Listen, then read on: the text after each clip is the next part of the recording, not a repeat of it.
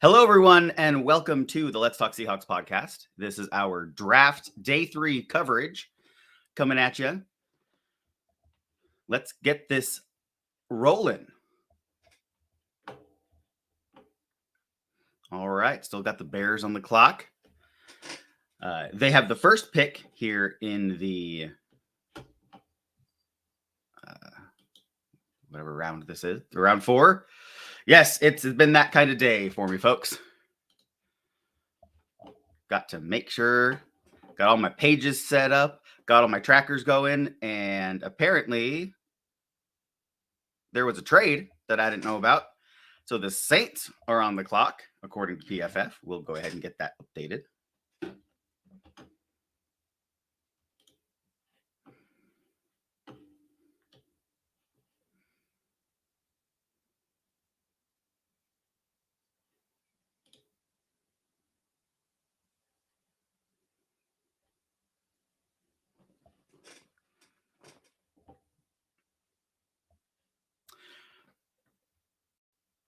So looking at what Seattle did, we know that obviously day 1 was an absolute home run, smash hit by the Seahawks, getting the number 1 corner as well as the number 1 wide receiver in this class. And it's tough. I really like what they're going to be able to do with Devin Witherspoon. I think he's a very Seahawks style player with his athleticism, his work ethic, the fact that he didn't even play football until 5 years ago, and he's parlayed that into such a high draft profile. So absolutely stoked with the first round. Second round, I actually really like the players that we took. The problem I have is the positions that we took in those picks. I think we're a little more depth and not necessarily going to be impact guys for us right away. Now, that doesn't mean I don't think that Derek Hall and Zach Charbonnet are going to be bad players. I nothing against that. I actually really like both prospects. To me, it was more positions of value. There were players who would have had an immediate impact on the team who were available at those positions. And so for me, I just questioned it from a team building stand. I like the players individually. I think they could have really good careers. We just need to see how all that's going to turn out. All right, let me get NFL Network up here on my phone so that I can be following along with the draft. All right, got to know when to throw those picks up. And just so you're aware, we will be saying the names of every single pick, regardless of if those players have actually been announced on the network broadcasts. I believe that every player needs to have his day in the sun, right? They need to hear their name. It's a dream for most of these players. So I want to help make sure that everybody gets their name called and that their friends and family can see that. I know that the player gets the phone call from the coach and the GM, and that's a special moment. But I think the networks kind of do these players a little dirty here in the late rounds by not giving them their due.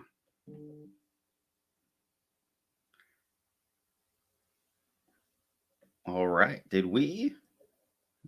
me make sure that this order is right yet again. All right.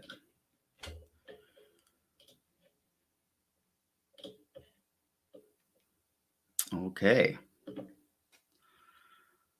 So this definitely was a trade. I'm not finding trade compensation for this pick. I imagine it was either a 3rd round pick next year, possibly couple that with a 5th or 6th this year. The Saints moving up with the Bears, potentially coming up from pick 115 to do this.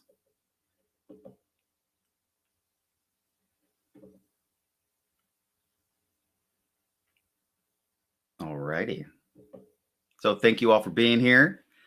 We will get started just shortly. I know the draft is about to kick off and get underway.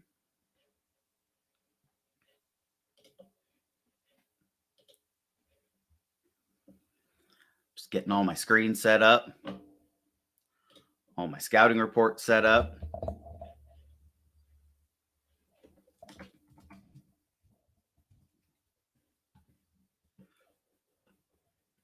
And honestly, just trying to find a nice scouting site that doesn't hog all my computer memory.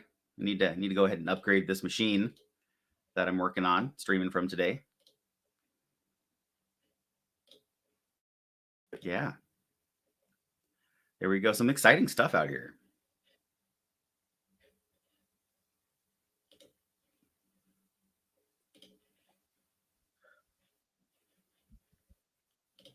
What's going on? Howdy, howdy. Now here we go. We got our co-host that has the gift for gab coming out for another 4.5, 5 hours of draft coverage today. Here we go.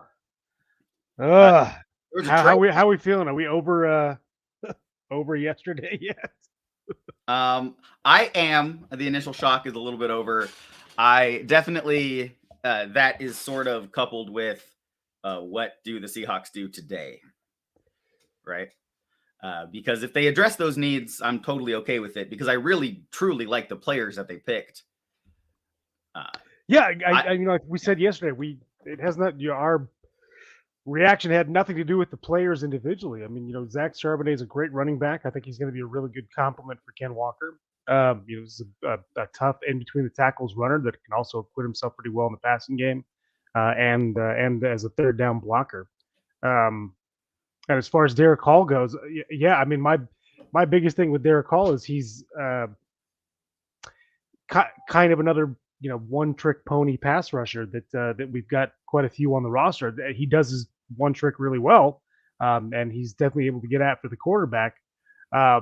But it already seemed like we had those guys on the roster. So yeah, again, nothing to do with the players. I think these are going to be very successful players in the NFL. It's just about whether or not that was the right player to take then. No, 100%. 100%. And as much as if you watch the press conference about the draft picks from yesterday, Pete Carroll and John Schneider are all excited about Hall's run, the ability to blow up the run and stop the run. And I think they're just trying to speak it into existence because if you watch the film and you look at scouting reports, his biggest deficit is in the run game. So yeah, I mean, they may have seen something we don't, that they're professionals. They get paid to do what they do and they get paid very well. So we will see. But myself and basically every other scouting analyst in all of the world seems to think he has some issues with run defense. He was graded out as a 61 run defender by PFF. Now he had an 82 pass rush grade. I mean, he is a pass rusher, which is why I equate him as the next Darrell Taylor. So we'll have to see. We'll have to see. I did kind of chuckle at their press conference when they were hyping him as a dominant run defender, because that's 100% not what he does. Is there another Derek Hall in the draft that we're not aware of that maybe that's the guy that they meant to put the card in for? Maybe. It's a common name. All right, Adam, you got that ticker ready? I didn't even. Momentarily, folks. Momentarily. Got to get it ready. Delete the guys from the third round yesterday. Yep, I was gonna say yeah. I've almost got it ready. Just gotta do it from the beginning. But yeah, other than that, totally ready to go. Sorry, folks. Technical difficulties.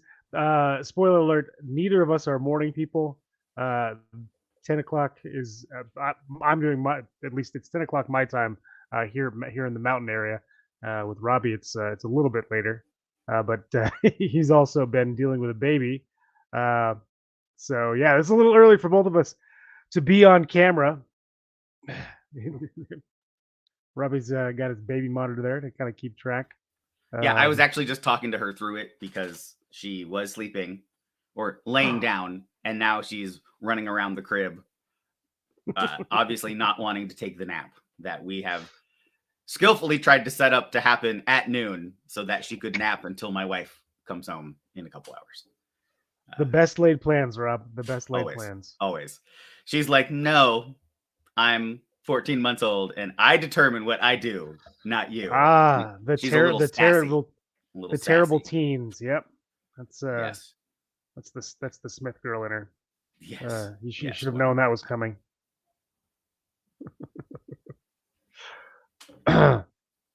So yeah. Is it New Orleans officially on the clock? Is that what we've got up right there? It is. They traded with the Bears. You can see the Bears I was gonna say there was at 1:15, I believe.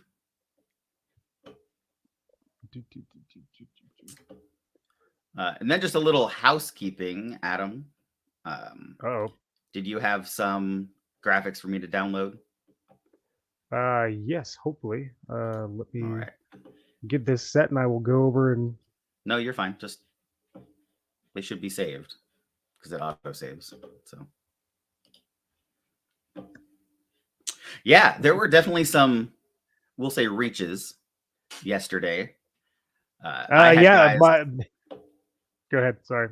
No, I was gonna say I had guys who were squarely in the third round. Not third round, squarely on the third day of the draft. And we're talking like 6th, 7th round undrafted free agent guys who ended up going in the second round and the third round. So that definitely messed up a little bit of our graphics. Quite a few people were really bagging on the DJ Johnson pick out of Oregon for the Panthers. Oh yeah, he's a late round undrafted guy. Yeah, definitely. He's somebody you spotlighted. Actually, I did look. He's a super athletic player. I think that they got a good one. A guy that can definitely come in and excuse me as I sneeze again. Sorry, still got the.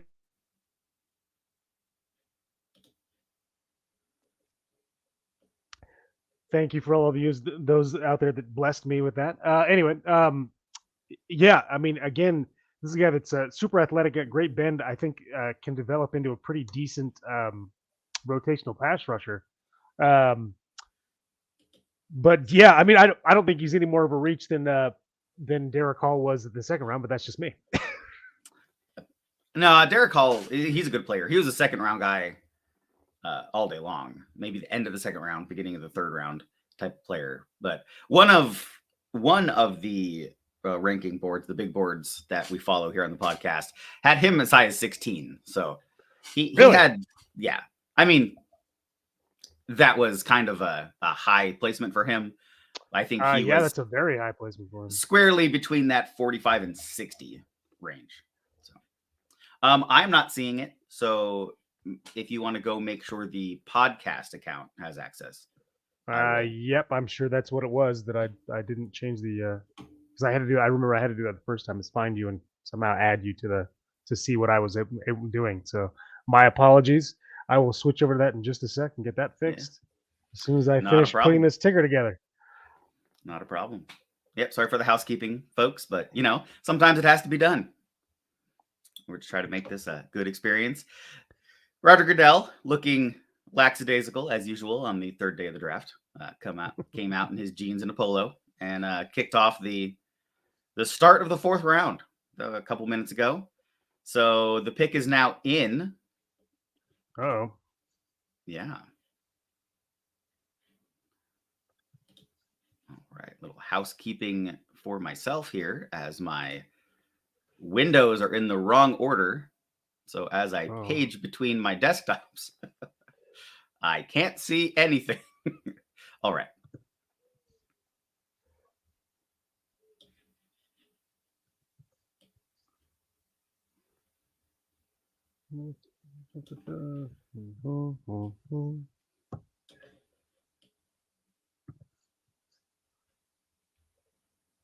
All righty.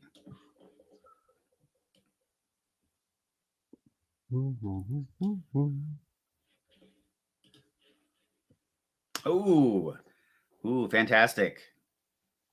Oh yeah, they kick it off. I don't know if they're going to announce it, but I love this pick. Kicking it off with a good one. All right. Yeah. I'm going to give them a chance to announce it. But if not, then I will quickly go grab these guys after I sort.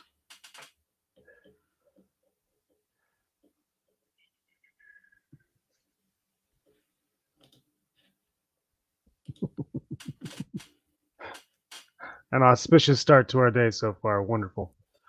Yes. Well, it's the third day of the draft. Apparently, it's casual Saturday.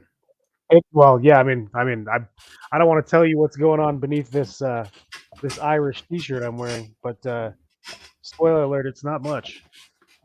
I will be honest. I'm not going to even dignify what Adam said, but I am sporting some Seattle Seahawks gym shorts and a polo so that I'm business in front of the camera and relaxed on the chair.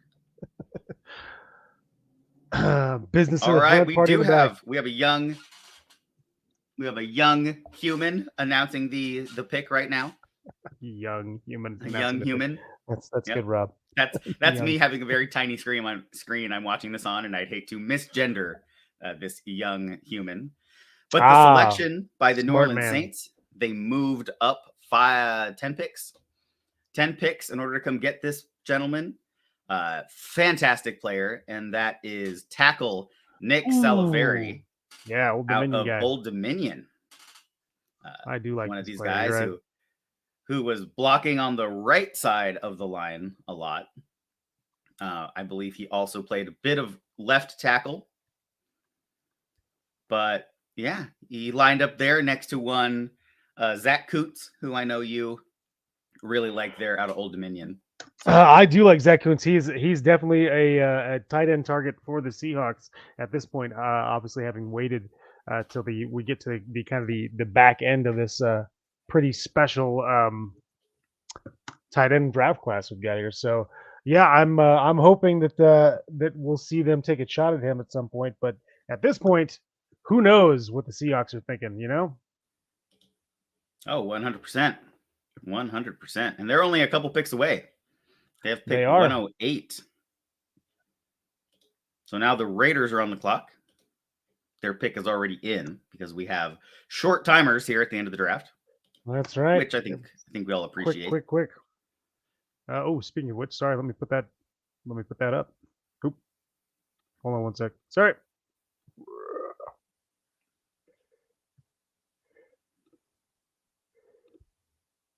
There we go. There is the ticker officially up for today. Outstanding. Well, with all these trades, your order is going to change. So yeah, no, I imagine it's going to change probably 4 or 5 times before I get back to it. So, oops. All righty, I'm going to tilt this camera a little bit so that honestly I can slouch a little in my chair. Well, we had 6 hours of this. You got to be ready. You got to be comfortable. There's another super fan, looks like, announcing the Raiders pick. Ooh, this is a good pick. This is a good really pick. Good pick. I do not have a graphic for this one. No, I did not get him. I did not get to him today either. So, all right, so this is corner Jakorian Bennett out of Maryland. Big fan of this pick. This is somebody I thought could have gone earlier in the draft. Oh yeah. Let me pull up some notes real quick. Once my computer decides to load. I mean, his running mate we saw go in the first round, and I think this is a steal getting him here in the fourth. This is a lot like a not quite to this level, but kind of a Sauce Gardner, Kobe Bryant sort of situation where you've got a corner that's just so lights out talented that you can kind of see him shine on the field, and so he kind of overshadows his running mate, who's also a very solid cornerback in Jakorian Bennett. So. Yeah, and this guy is one of those just defensive back prospects. He's not really a corner or a safety or a nickel. He'll play all three of those positions. He'll play all three of them well. He's got a really high football IQ. This guy, position versatility. He'll also work on special teams. This guy is definitely a baller, real good player that the Raiders just took with this pick in the 4th round. Yeah, look, I mean, there's still quite a few guys that are on the board right now that could be potential day one starters. So I like it. We talked about this in the lead up to the draft when we were doing our position rankings. This is an incredibly deep draft. I think there are certain positions where you're going to be able to find a contributor, even all the way into the 7th round at this point, because we've got some guys that were really slipping down draft boards. So yeah, and I think Bennett's one of them. I think this is a guy that is probably going to find a position, at least a rotational position on that defensive backfield right away for the Raiders. So good pick. Yeah, absolutely. All right, Adam, were you able to square away the permissions there? Oop, one sec. I haven't actually not switched over. Still, I'm lagging a little bit here, guys. Updating my draft board. My apologies. You're fine. You're fine.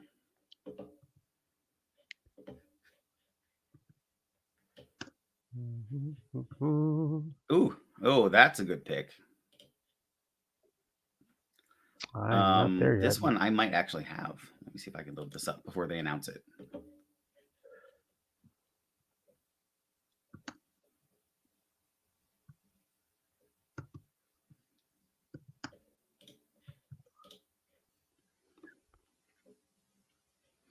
All right, this is the Philadelphia Eagles. Their pick is in, ready to go. I don't see it yet, but oops.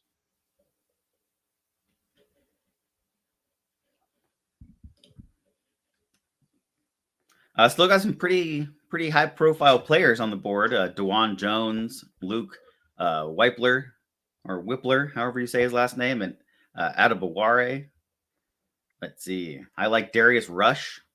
Speaking of high profile, this is a perfect Eagles pick here. Yes, it is. And they're announcing it right now. So let's see. With the 105th pick in the 4th round, the Eagles select Kelee Ringo, cornerback out of Georgia. So yeah, look, go ahead.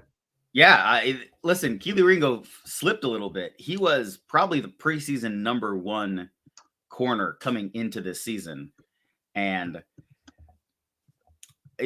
he fell over the course of the season in the pre-draft process. He's a little tight in the hips. That's why I have him as my number 2 safety in this class. But he could play corner. He could play safety. Has amazing instincts. I mean, this guy is above average in diagnosing the play, reading what the offense is going to do. He can get in there and shoot in to break up screen passes. Highly athletic, former track guy, which means he has that same track trait of the inability to throttle down and then change directions, which is why I think as a safety, him being able to see the field, react, and explode with that athleticism towards the play is probably where he can succeed most. So I like him. I think the way they use him will be key. I think the Eagles got a good one in Kelee Ringo. Yeah, look, I was super high on this guy still. Yeah, all the instincts you could possibly want in a defensive back. He's also super aggressive, real physical guy, can definitely come up and run support, but also is got great sideline to sideline speed. So yeah, I think this is a no-brainer pick for the Eagles. Yeah, I honestly forgot that Kelee Ringo was still on the board, and to get him here in the 4th round, this is officially the first steal of day 3. I agree. What the heck is going on with this stupid? I had a 3rd round pick on a 3rd round grade on him, just because of the position change that he's probably going to change. Yeah. Kind of his hips, but good player. He has 1st round instincts. So great player for the Eagles as far as scheme fit too. Here's the Colt selection. I don't have a graphic for this individual. But once again, a player that we liked, someone who was the combine warrior at his position. Oh, yeah. Ooh, this is a great that's pick. Offensive tackle Blake Freeland out of BYU. highly athletic guy, a little raw. It definitely needs to get in the gym and add a little power. Probably a little mass up top. He's kind of thin framed. If you look at his arms, chest region, I would love to see him add 10, 15 pounds of muscle up in his upper body. But he is somebody who has a ton of potential. I like what he can do. Has a tendency to get over his feet a little too much in run blocking. But yeah, really like Blake Freeland.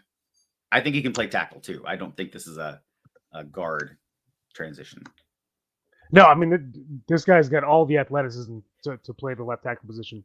A former basketball player, standout in high school, as a matter of fact. I had mentioned, when you look at him on the field, he stands out because he is just a different body type compared to the rest of the meat that was along the BYU offensive line. Really tall, athletic kind of build, not one of those big, heavy offensive tackles, and just about 2 inches taller than everybody else along the offensive line at 6'7".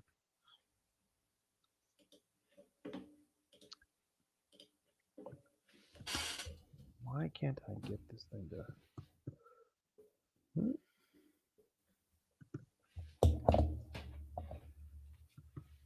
Here, I even put defensive back next to Mr. Keely Ringo just for you. Well, thank you for that. I mean, that's just what I see. You know, I coach defensive backs. That's sort of my area of expertise. And that's what I see from him. So that's all I can do. I can call it how I see it. It does not mean I know what other people are thinking, right. But Robbie's got that Major League Baseball umpire mentality. Look, I just call balls and strikes. It's not an opinion thing.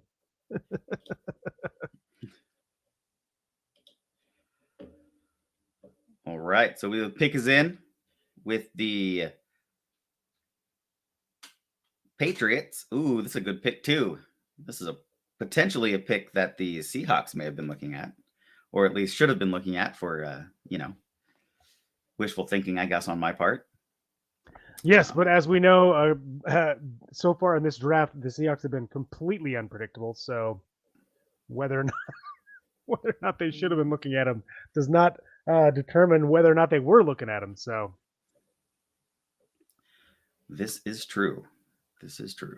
All right. I don't have it yet, but as soon as I do, I'll change that little banner up, because I certainly don't have a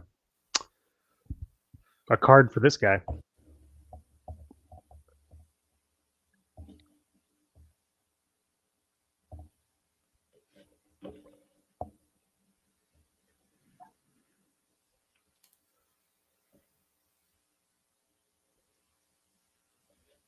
What's going on here?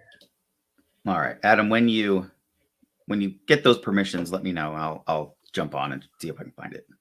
Because I looked up from both accounts and I couldn't find your document. So. Yeah, so I'm over on my thing right now, and usually when you go up to the top, you can pull down the access that has my name and then other people that you can see, and for some reason your name doesn't immediately pop up.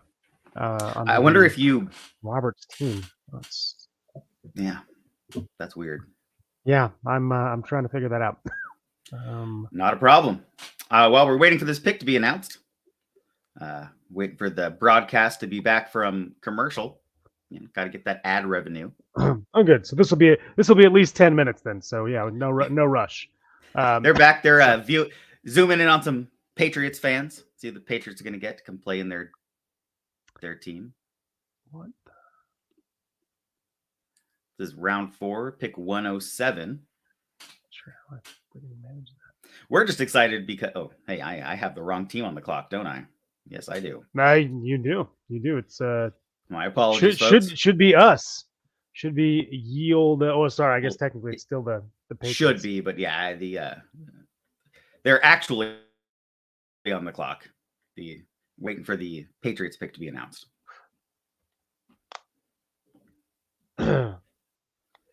So yeah, while we're waiting for the Patriots pick to be announced, the Seahawks are going to be up on the clock pretty quick here.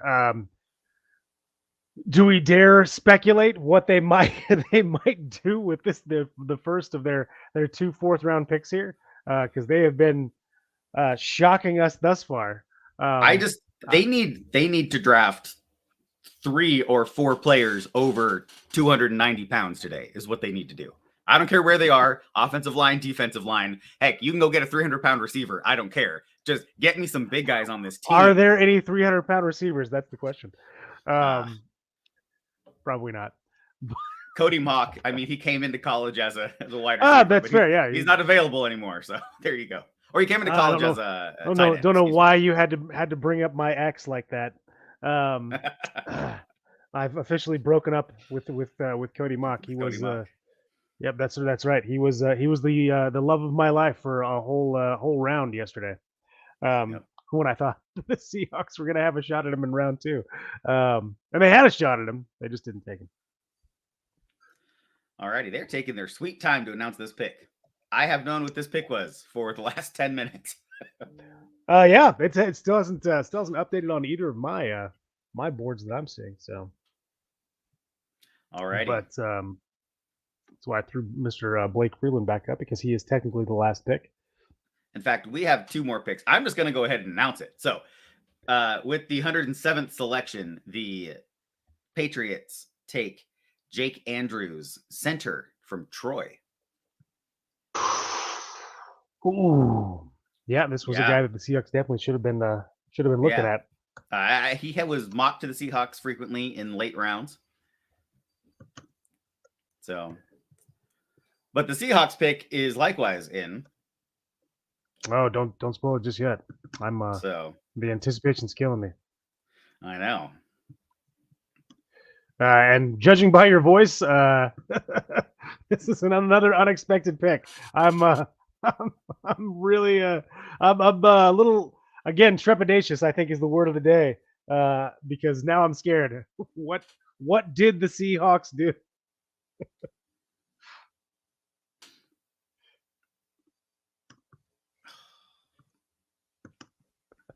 Oh, now he let out a breath of air. This is going to be a disappointing pick, guys. All right, the pick is in. We're going to go ahead and call it, because I want to make sure we talk about everybody, and the broadcast is probably going to be skipping players, because that's what they tend to do, because how nice of them. They're dumb. So, with the 108th pick here in the 2023 NFL Draft, the Seattle Seahawks select Anthony Bradford, guard out of LSU. So there you go. Seahawks finally got somebody who can play a position of need here on the on day 3 of the draft. Wow. Very happy they addressed the line. I would have liked somebody with some center versatility, but Anthony Bradford is a player who I think has some skill, has some need. I think he can come in there. He reminds me a lot of Phil Haynes, the way he plays. So we'll have to see how that shakes out there with the depth chart. But yeah, so there you go. Finally got an offensive lineman. Let's see 3 more of them, and I'll be happy. Yeah, I mean, this guy, obviously a true guard. I do think there were potential starters still available, and this guy, I think, for me, projects to be a versatile backup. I think you can play either one of those guard spots. A little bit more of a right guard, kind of a run. A guy that acquits himself a little bit more in the run game. Real strong upper body.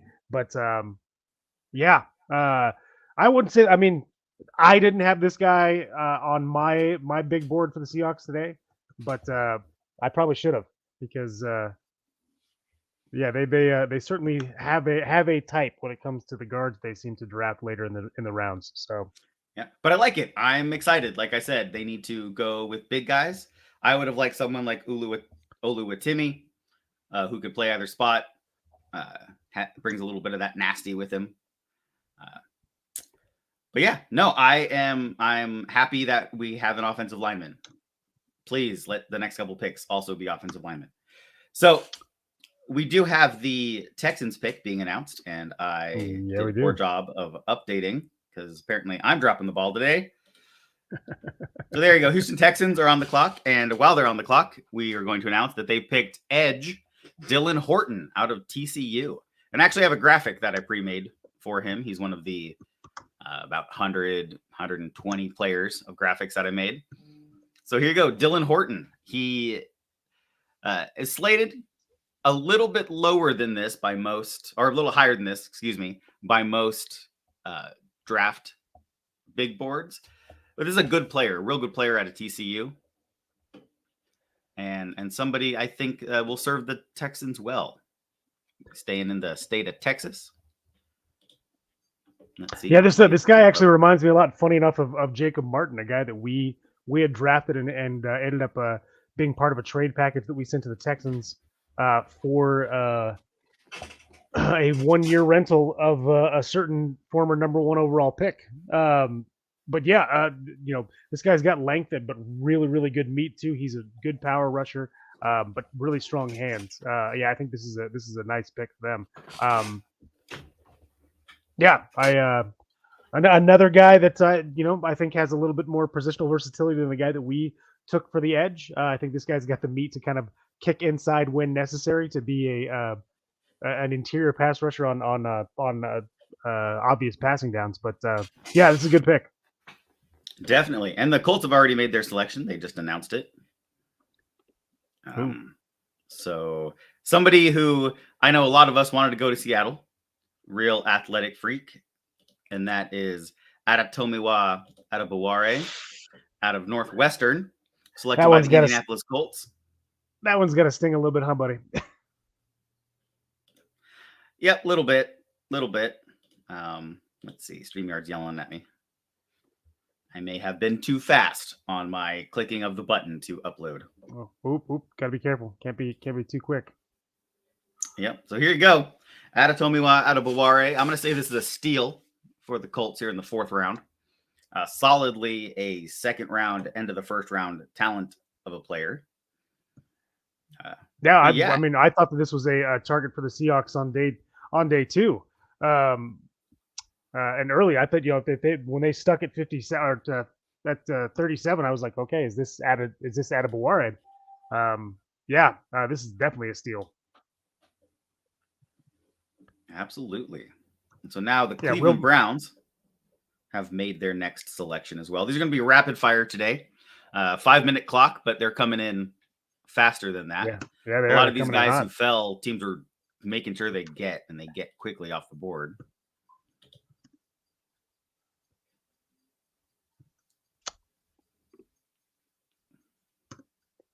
All right, this is a player I know. Adam, you're a little higher on than I am. And that is DeWand Jones, tackle out of Ohio State. Yeah, I think this is another steal. Mountain of a man, 6'8", 350 pounds. I mean, he's hard one to move there, and the Cleveland Browns just took him more than likely to protect the right side of the massage predator out there in Cleveland. Your favorite nickname. Hilarious.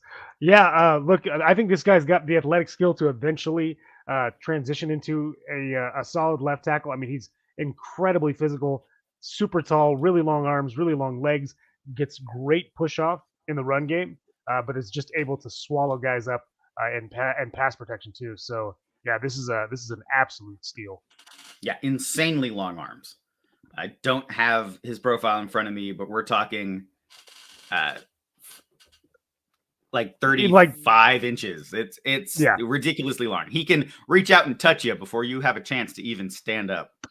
Great pick. We have another one that's been announced by the New England Patriots. Who?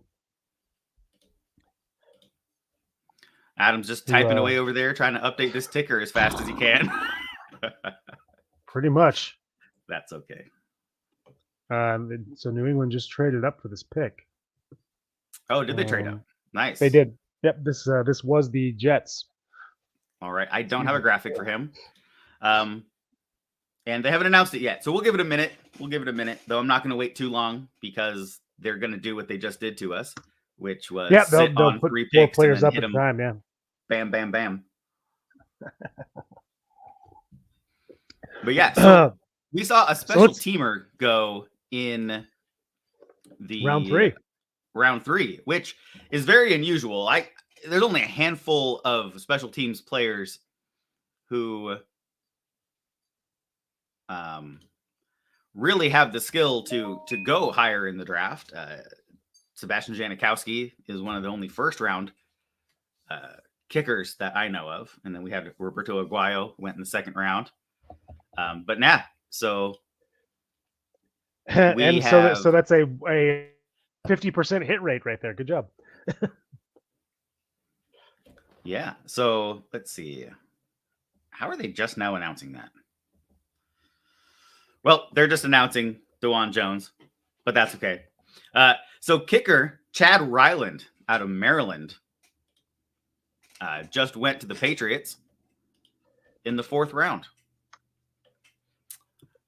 which is awesome.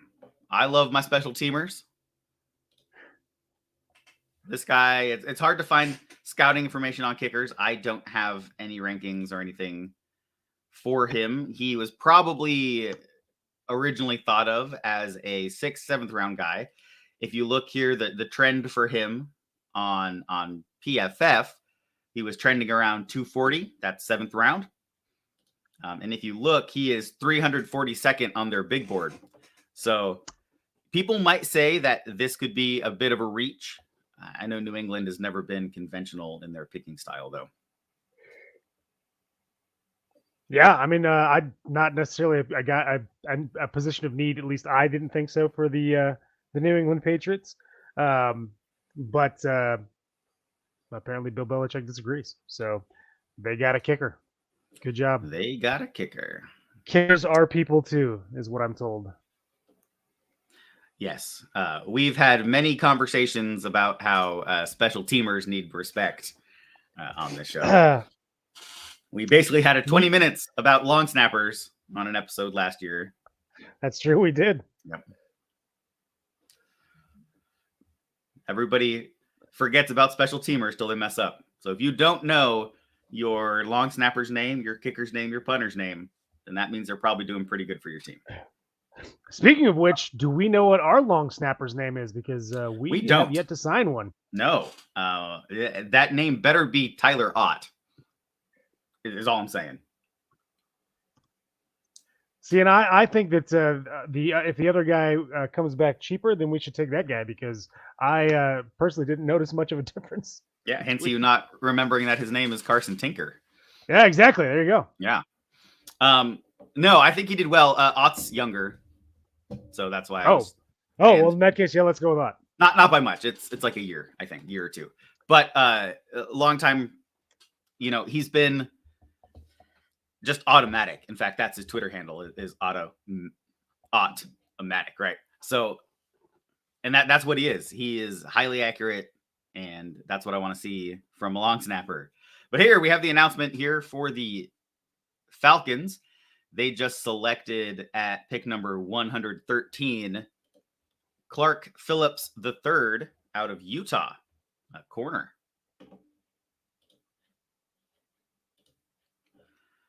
So what do you think about Clark Phillips?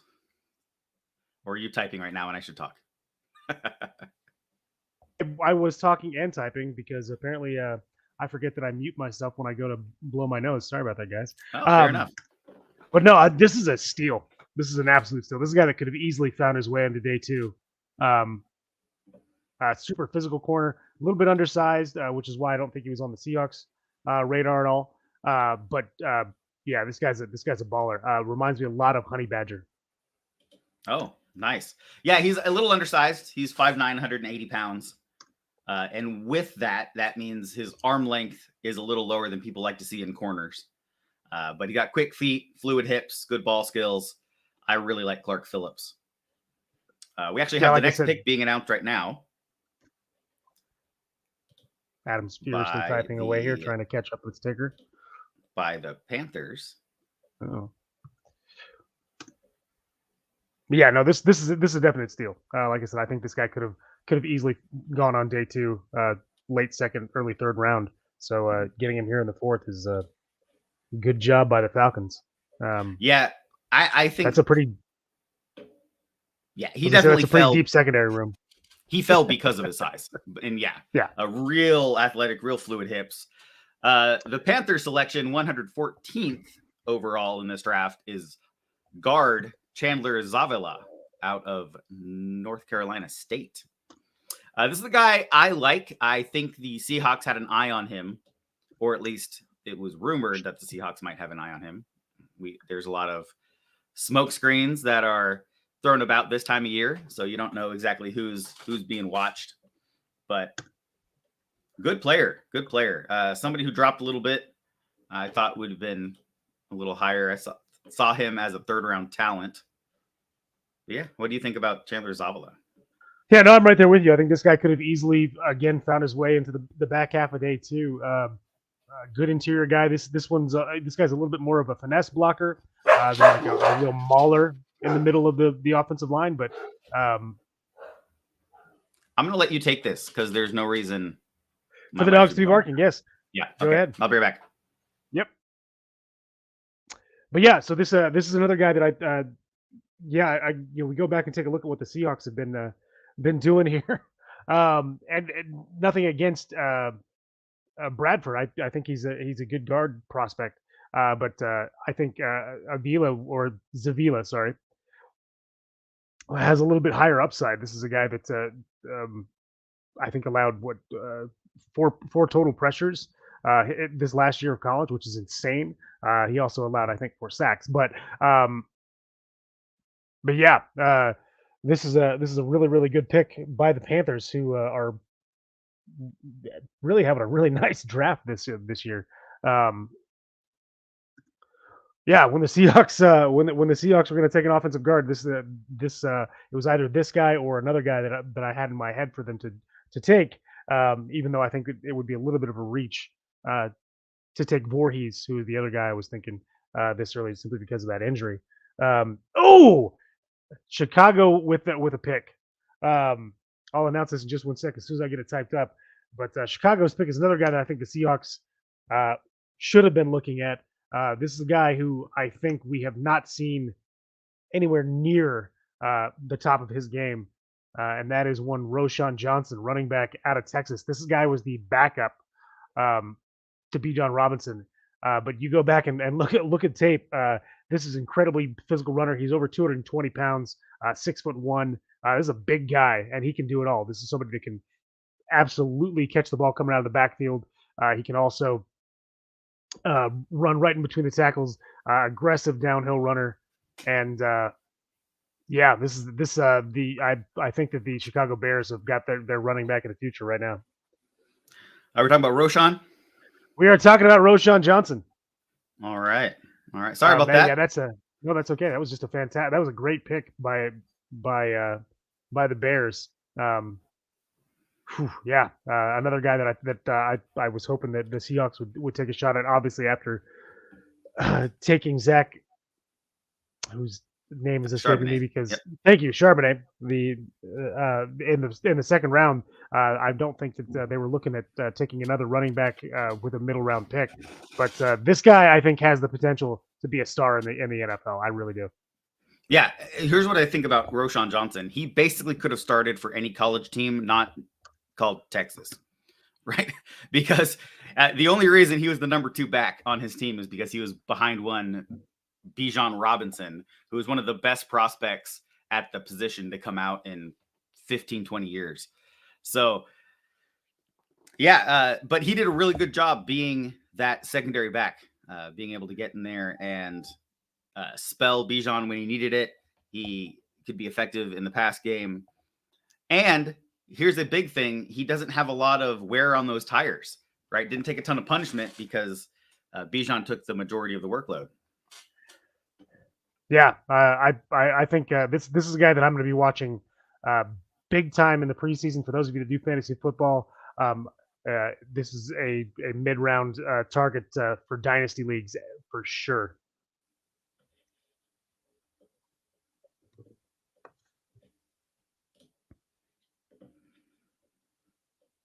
All right. They're coming in fast today, which is good. Yeah, they are. We have 200 picks to get through today. So, or 150, I think. A lot. We got a lot. We've got a lot.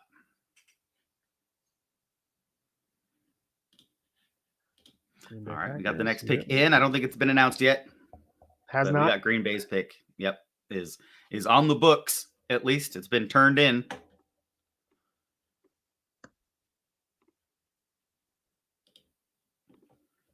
What is going on here? Let's see if I got some scouting data on him.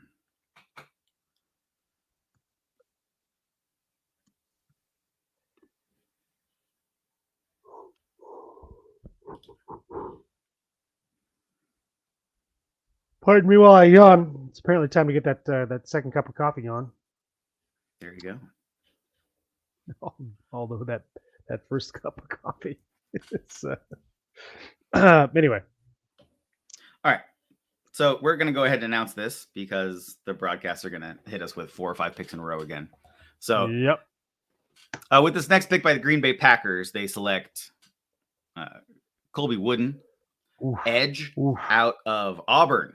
Now, this guy's a little undersized. This is about the spot in the draft I thought he would go. So not a reach, not a steal. I think this is pretty slated to where he's at. And a lot of that's due to positional uncertainty. He played, they're calling him an edge. He actually played inside their defensive line at Auburn. He stood up a couple times, but a lot of times he was rushing from the inside. But he's only 75 pounds, right around there. So 6'4", 275. Excuse me, I'm dropping 100 pounds off these guys again. Go watch our defensive line episode. I was making everybody skinny. But the Diet King, Robbie is. Yes. But yeah, so he's somebody who's definitely going to need to bulk up a little bit. Real even in his grades. I think he's a little better of a pass rusher. He had a really good 2021 production, kind of fell off this past year. But if that's the player you're getting, then they're getting a really good one. Even if they get the 22 player, then he's still a pretty solid pick here. Yeah, I like this guy. I mean, this, obviously we, if you were going back and having to rewatch tape like I was of their first second round pick of the Seahawks first second round pick, you got to see some of this guy's highlights too. And I think that size helps him kind of weed his way through guys along the interior of that offensive line. Got good bend for his size, and yeah, I think this is a pretty nice pick for the Green Bay Packers. I think this is going to be a rotational guy for you right away. Oh, for sure.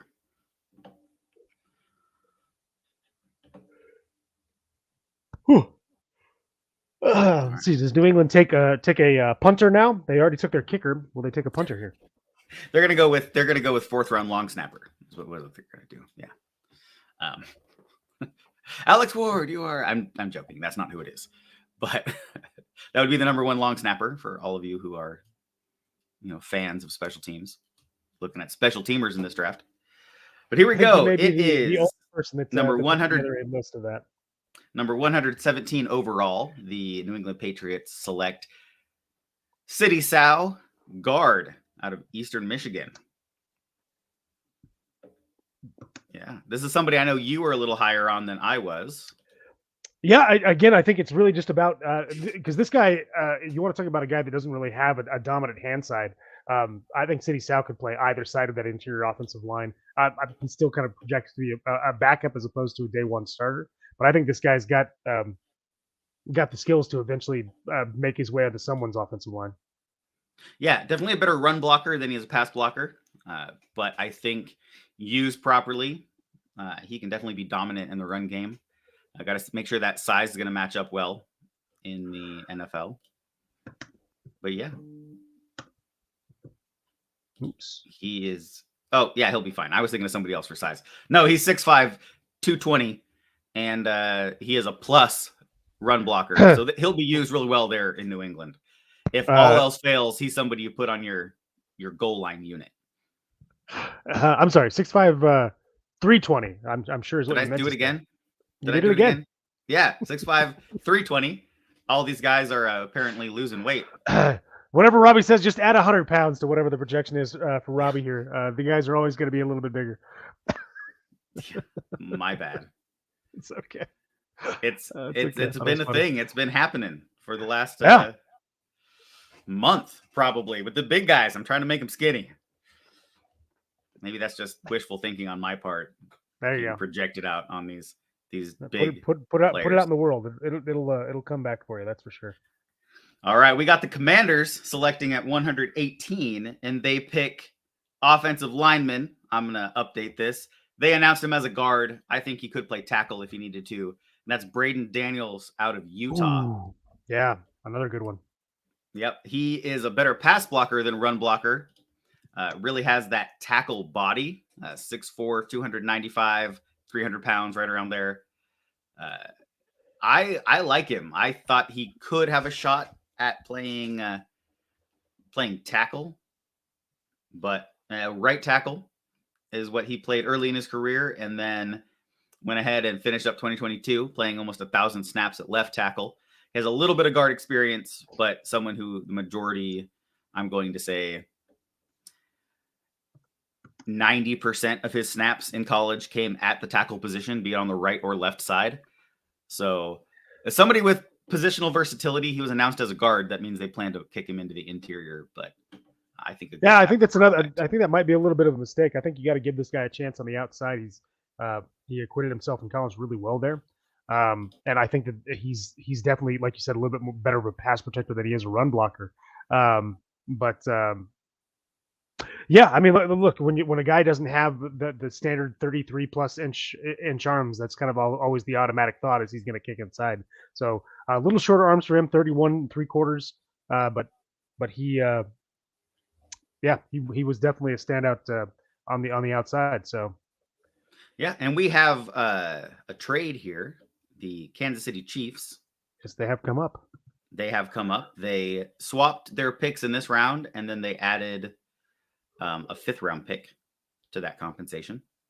Oh, wow. And it's no longer available to me, but I think that was a 5th round pick next year. So let's see who the Kansas City Chiefs pick.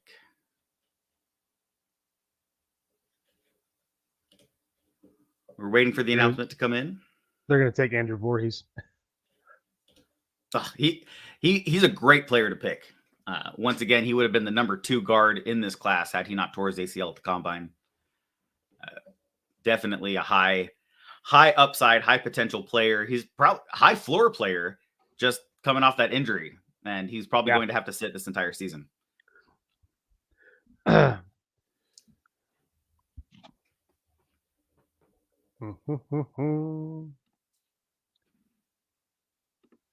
All right, we're walking out to the podium to deliver the pick.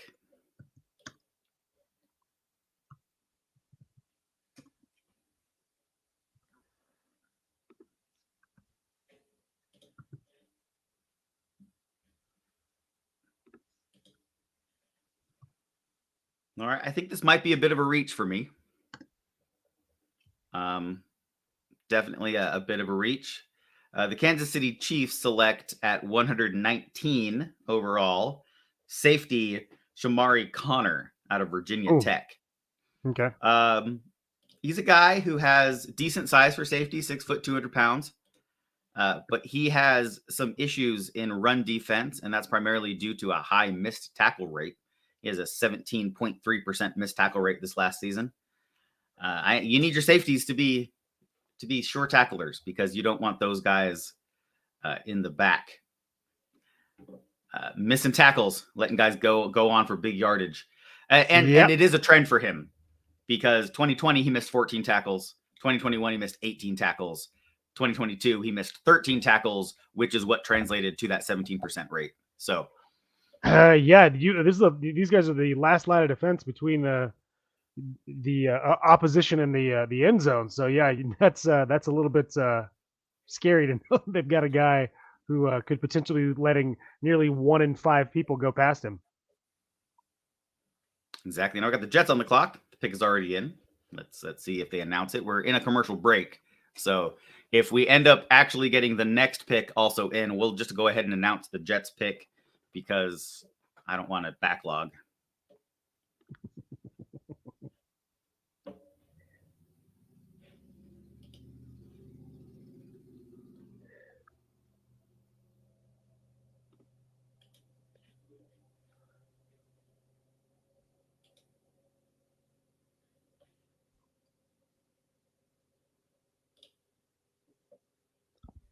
I kind of forget when I'm fooling around with my other screens here. You guys can still see me, so sorry about that if I was getting really, really close to the screen. Sorry, I'm trying to figure out why I can't seem to pull up and share these graphics that I stayed up till a little bit past 1 working on. Oh, I hear you. I can take a look again. Well, it doesn't give me the option of sharing it with the Robbie team, and I'm confused as to why.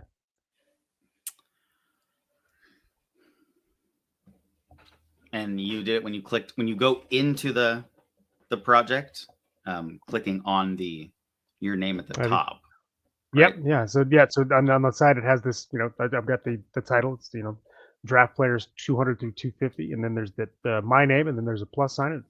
And usually, or at least last time I did this, and was adding you to see it, it simply popped up your name, Robert Smith's team, and it gave me the option of sharing or not sharing. But it's not giving me that right now, and I don't know why. So I'm wondering because let's see, I put in an email. There's the Let's Talk Seahawks one. What if I do that? That's fine. I can get on that one too. Nope, no option to share it there either. Okay, it'll pull up the email, but it won't let me because the graph. For those of you who don't know, we use Canva, which is a great resource for people that are doing live content on YouTube. If you want to manipulate graphics or do graphic design, and yeah, it's being unfriendly to me today.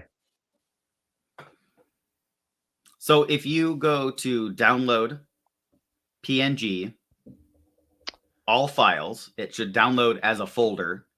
Upload that folder to Google Drive. Oh, okay, yeah. And I will pull it down from there. All right, that's a good idea.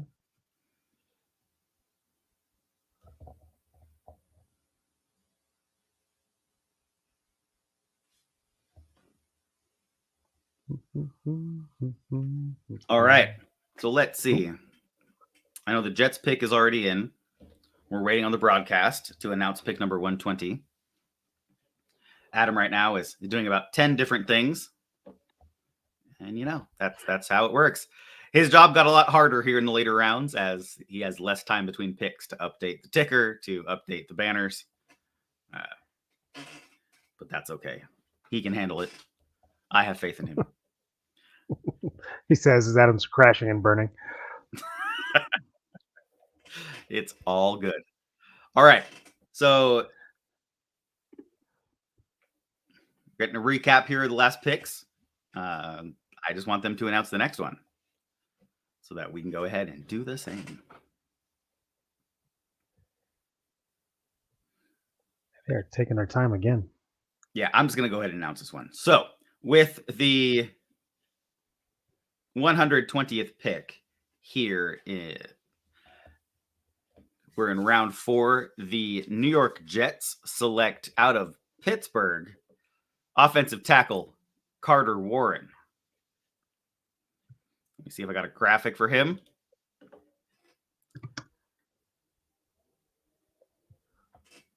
And I do not. So Carter Warren is somebody who has improved steadily over his time at Pittsburgh. Real toolsy guy. He has 35.5-inch arms. I mean, this is another one of those guys who can reach out and touch you before you even get out of your stance. 6'5", 310 pounds. Shortened season due to injury, which I believe is why he fell. But definitely a player, I think, with high upside. I would have him as a tackle. I would work him out at tackle. I think that's where he needs to go. Definitely a higher pass blocking grade than a run grade. A player I like out of Pitt. Somebody I thought, once again, would go a little bit later. I had a 5th round grade on him, but him going middle of the 4th, I have no problems with. Yeah, look, with those kind of arms, this guy's going to be able to acquit himself pretty well in pass protection. It's all about making sure that you get your hands on the defender before they can engage you. And there are a few guys on the defensive side of the ball that have that length. So, yeah, him, DeJuan Jones, those guys have that length, and that's what we're seeing out of these tackles. Go grab that guy who can reach around and touch somebody, so to speak. So, yes, I heard it when I said it. It's all good. Reach out and touch somebody is the phrase. That's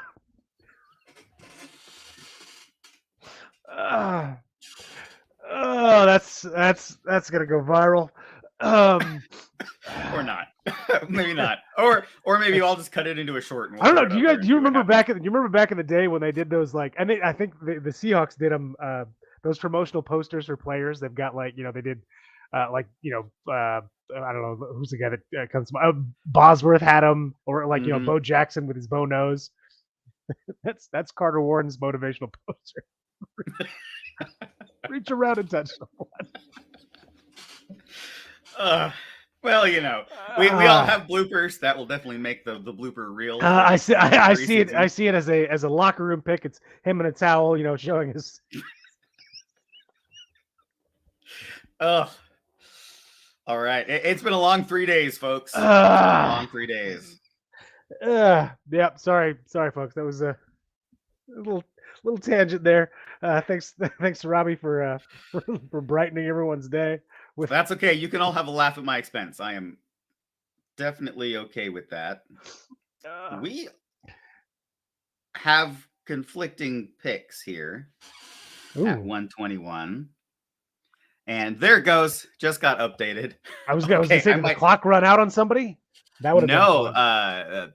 PFF reported a different player than was here. So let's see. We got the Seahawks coming up.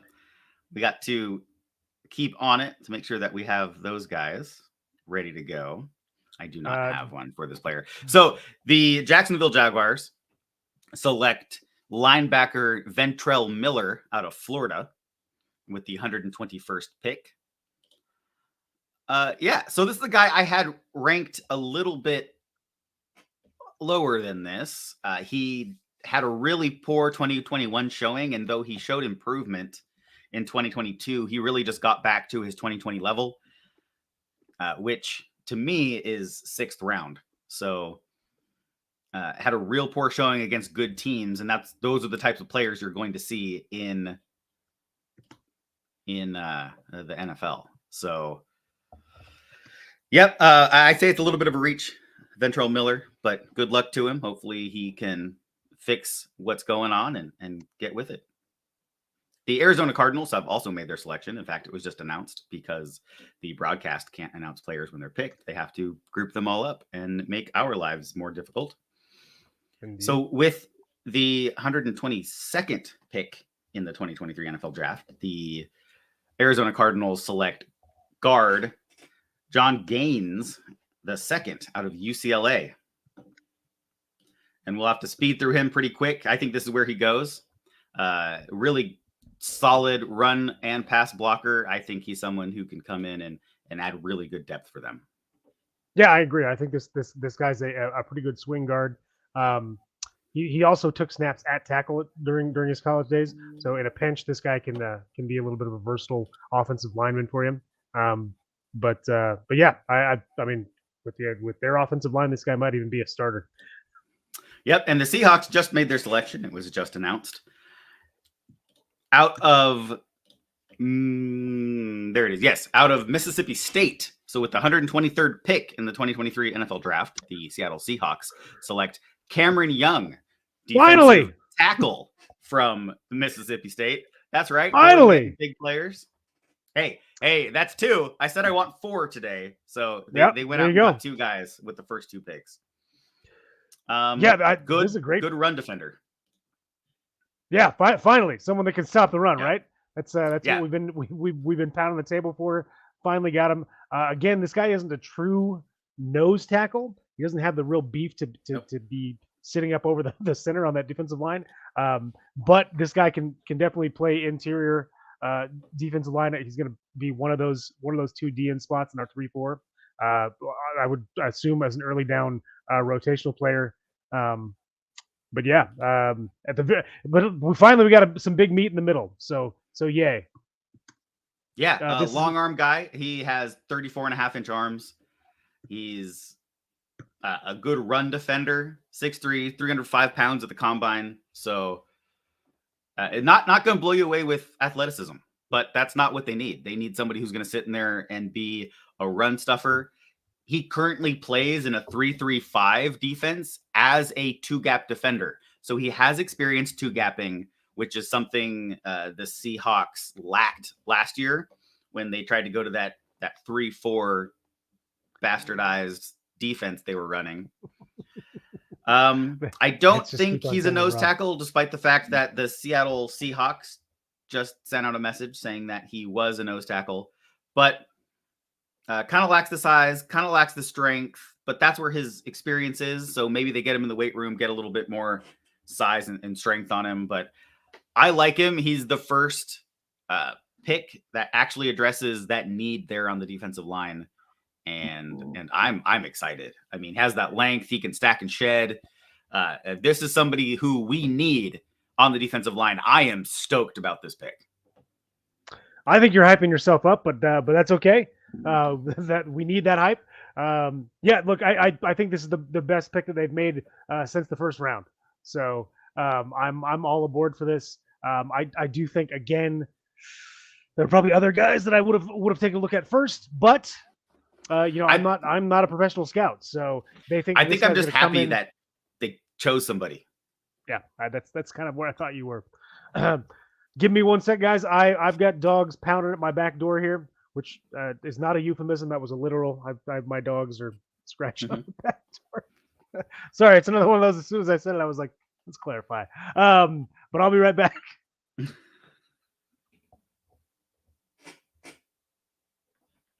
All right. So, yeah, I would like to see another offensive lineman and probably another defensive lineman with size go to the Seahawks. I think that could help solidify some of the depth issues that we have at both of those positions. So here we go. The Baltimore Ravens, their pick is in. We're awaiting the pick announcement. If we already have the pick in for the Chargers, who pick right after them. So if we wait too long, we'll go ahead and announce it early.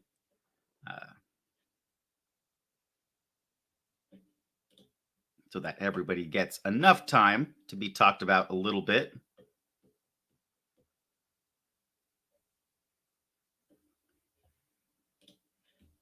And I actually have a graphic for this individual. So I'll go ahead, give Adam about 30 more seconds to come back before I talk about him.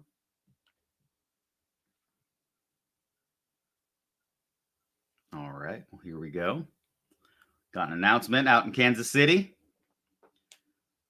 Got a Ravens super fan out there announcing this pick. Oh, what a dream, right?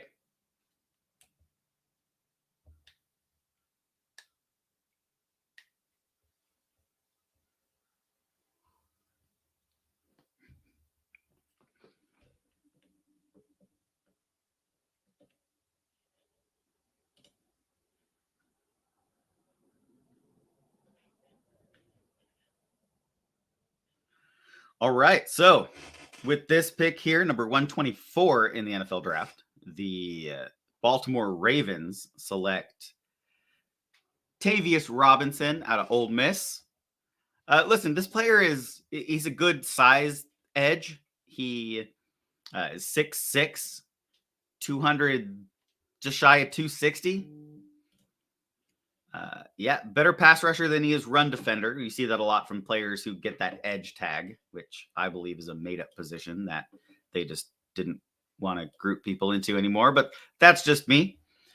He went out there. He had 21 hurries this year, and that's pretty huge for a player who's not a real high-profile edge defender.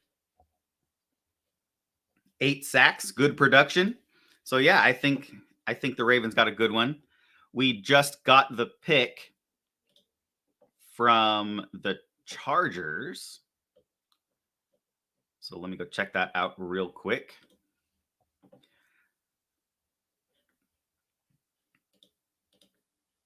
Nope, not what I wanted. Okay.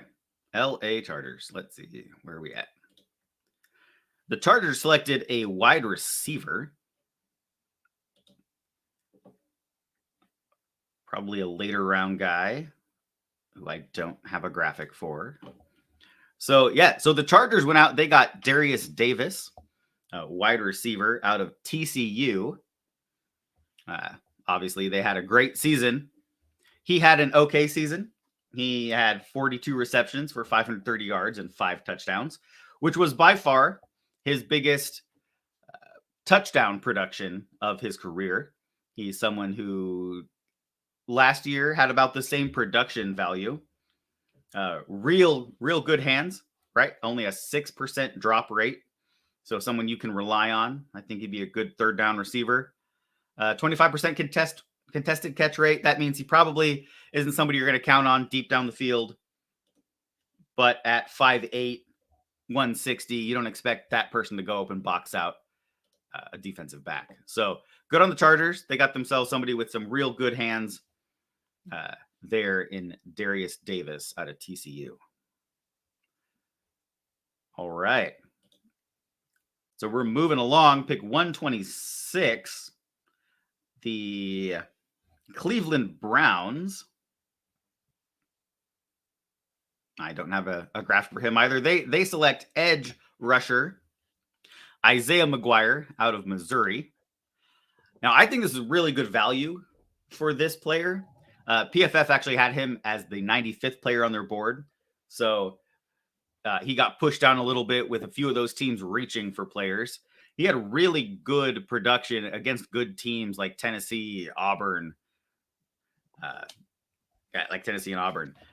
He also played well against teams who were not so good this year, like Vanderbilt and Florida. So that tells me that this is a guy who goes all out and can put production up where he's needed. Good pass rusher. Had 7 sacks this year, 21 hurries. I think this is not quite a steal, but definitely 4th round, I think, is where this guy goes. And Isaiah McGuire to the Browns. The Browns having a sneaky good draft here, I think. Yeah, the Browns are having a really good draft, especially on their defensive side. They've reloaded big time in this draft. Yeah, I agree. I think that was a pretty nice get for them. Sorry, updating my ticker here for you guys. Apologize about being gone so long. My big dog had some little goat head burrs in his paws, and sometimes those are kind of sticky to get out because he's got those big old Pyrenees paws with fur everywhere, so they're hard to find. Oh yes, I've got a Samoyed, who's a northern sled dog, and they have that fur coming out to protect those paws, and I can agree with you on that one. We don't have the big goat head spurs like you do out there in the desert, but when she gets into the sticker bushes out here, we're hunting for days to find them out of her coat. Yep, that is pretty much where I'm at. I think there was just a trade because it was Jacksonville, but now I see New Orleans Saints on the clock. You are correct. There was a trade. Maybe we can get some details of that trade. Oh, love this pick. Love this pick. They haven't announced it yet. You are going to love and hate this pick all at the same time. Yep, I'm going to love it because it's a player I'm sure I like, and hate it because it's not a Seahawk. That is correct, though a great situation. In fact, I want to talk about this player, and they're not going to give us time to do it. So, with this pick here, the Saints moved up to get, I'm going to say, their quarterback of the future, and that is one Jake Haener out of Fresno State. It's really interesting, actually, because Derek Carr is in New Orleans right now, correct? He is indeed. And Jake Haener broke all of the Carr brothers' quarterback records there at Fresno State. So a couple of Fresno State Bulldogs getting together to quarterback the New Orleans Saints.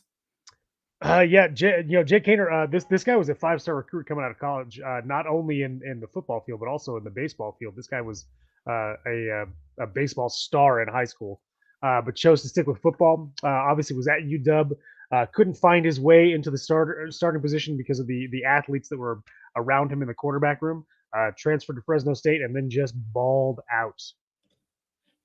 Yeah, and he had a 96% on that S2 reaction test everybody's talking about, which once again doesn't predict somebody's going to be a superstar, but it doesn't hurt. So I believe the quote from that random unnamed GM was, it won't predict success, but it will 100% predict somebody who has trouble if they don't do well on it. So he did really well on it, scored really high. Little undersized, just under 6 foot tall, but I love the way this guy plays. I mean, he is a gamer, and he will go out there and fight every step of the way. He is going to push Derek Carr in practice, though, because of the situation. He's not going to have the pressure of needing to come in and be a starter right away. So I really like the situation that he went into there in New Orleans. Yeah, I think this is a great pick for New Orleans. I do think, I agree, there's a chance that this is their QB of the future. Nothing against Derek Carr, but he just hasn't been able to put it all together at the next level. And I think Hayner's definitely got the head to do it. All righty. The Los Angeles Rams are on the clock. The divisional boo! Yeah. Boo, Rams, boo! Let's see where they end up. They've another team that's done a pretty good job of reloading in this really deep draft, and they needed it. I mean, they're you want to talk about teams that are right up against the cap? They have no space, but they've been able to utilize what few picks they do have in this draft to get impact players right away. And there are a few guys still available that I think could easily be impact starters for the Rams right now. So, oh, I agree. They came into this offseason with, I believe, negative $30 million in cap space. And that's not good, right? Negative is not good in the cap space situation. It's not golf. You don't want negative numbers. So gotcha.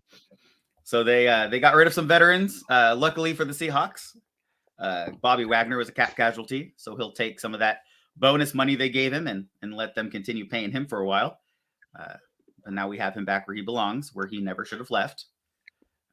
One of the biggest front office mistakes by the Seahawks in the last, I'm going to say in the franchise's history, was letting Bobby Wagner go for the 2022 season.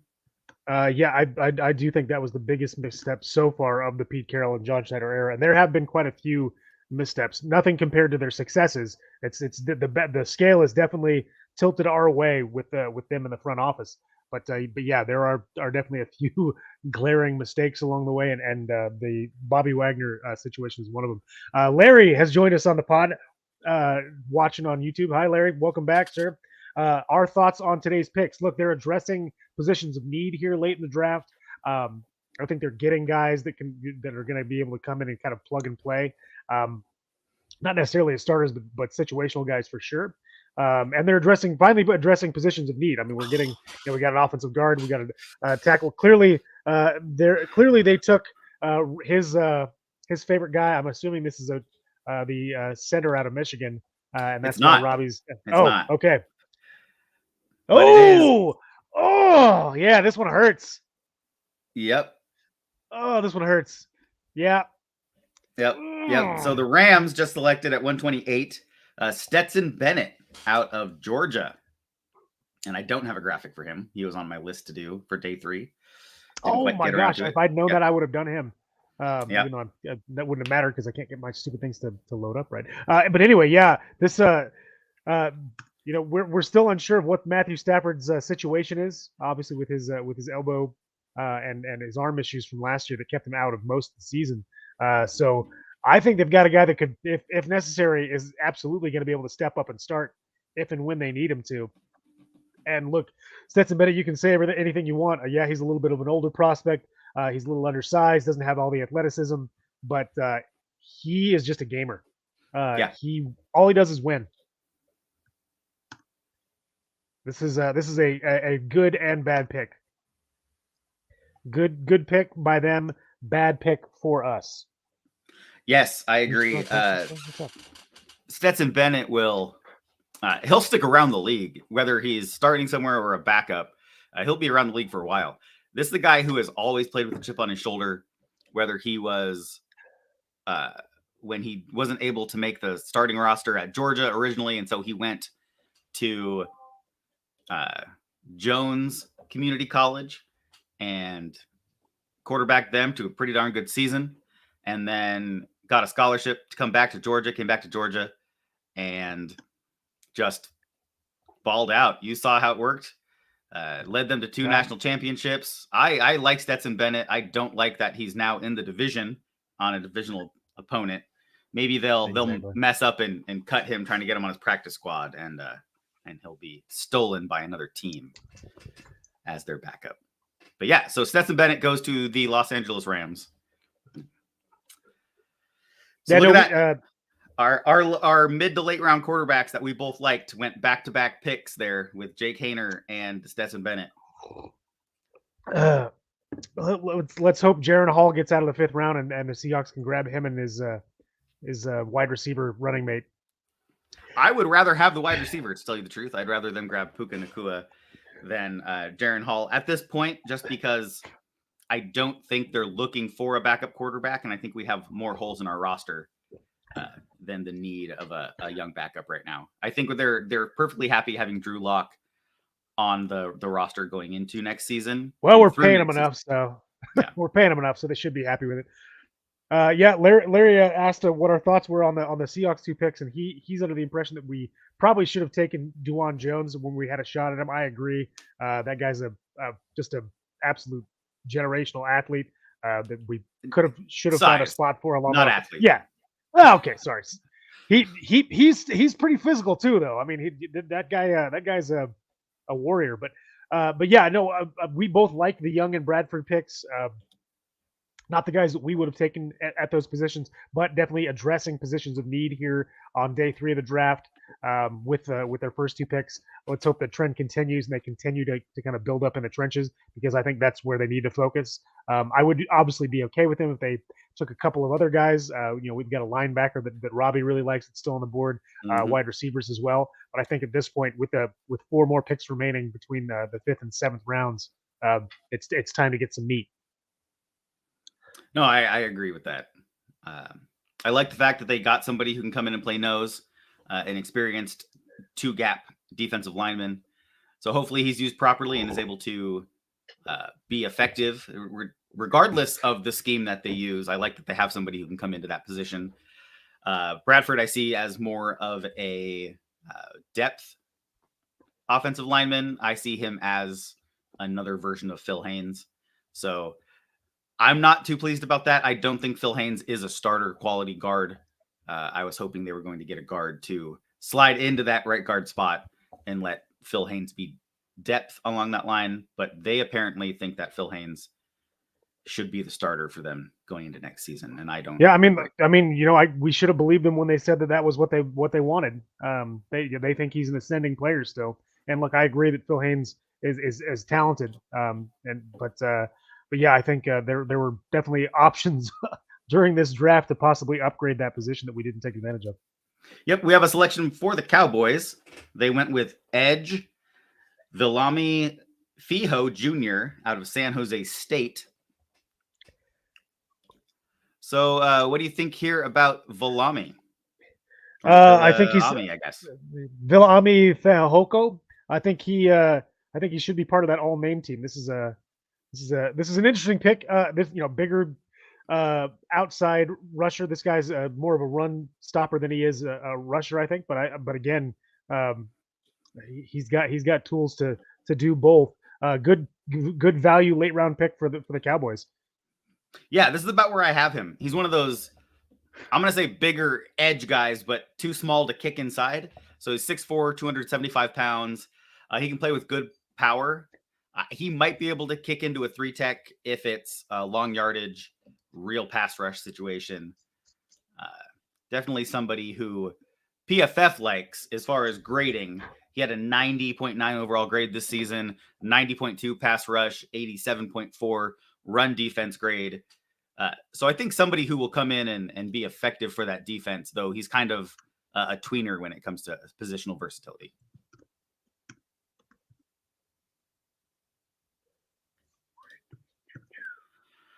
All right, the Jags are on the clock, waiting for the announcement.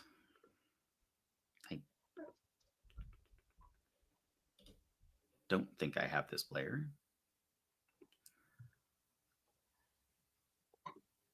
I don't.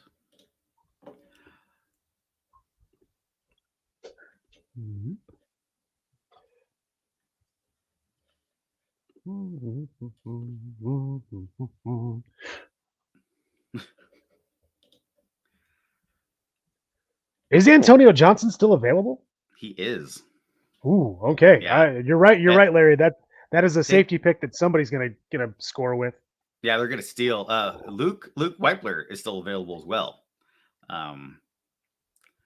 Darius Rush, Tyler Scott, wide receiver out of Tennessee or Cincinnati, is still available.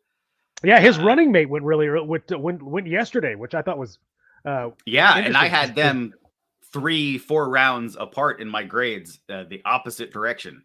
So Yeah. I don't know why he's falling so much. Tre'Vius Hodges Tomlinson is also available. There's still some there are still some ballers out there that could come in and contribute day one. Some of these guys are going to be starters in this league that are going to be found here. Looks like even into the 5th round, which is great. Not in the positions that I'm really hoping the Seahawks focus on, unfortunately. So we're probably not going to get a bunch of starters like we got last year in the later rounds, but it's still possible. Yeah, the only good thing about these good players falling is that Seattle is becoming a destination players want to go to. And if these players fall out of the draft, undrafted free agents, the Seahawks have a really good shot at getting their pick of the undrafted free agents just because they're a highly desirable destination with the way the team is being built. Oh, that's a trade. That is a breaking news worthy trade graphic there. We have a trade alert. The Lions and the Eagles have a trade. The Eagles sent a 5th and a 7th round pick to the Lions for a 7th round pick and DeAndre Swift. Wow. There you go. One of the first players to move today. Well, I mean, again, after the Eagles selected Gibbs. a running, took Jamar. After the Lions took Jamar Gibbs, DeAndre Swift we knew was expendable. That is a steal. DeAndre Swift is incredibly talented. The Eagles now have an insanely talented, albeit injury-prone backfield between him and Rashad Penny. If either of those guys can stay healthy, then they've got runners. Larry's pounding the table for Jackson Hellberg, which is another one of those guys that's got positional versatility along that offensive line. So yeah, the Seahawks are still looking at possibly getting a center prospect. That's a guy that they can and should be looking at. Yeah, and so the Jacksonville Jaguars selection was just announced, and that is edge Tyler Lacey out of Oklahoma State. It's a guy has 11.5, 12 sacks over his career. Got good size.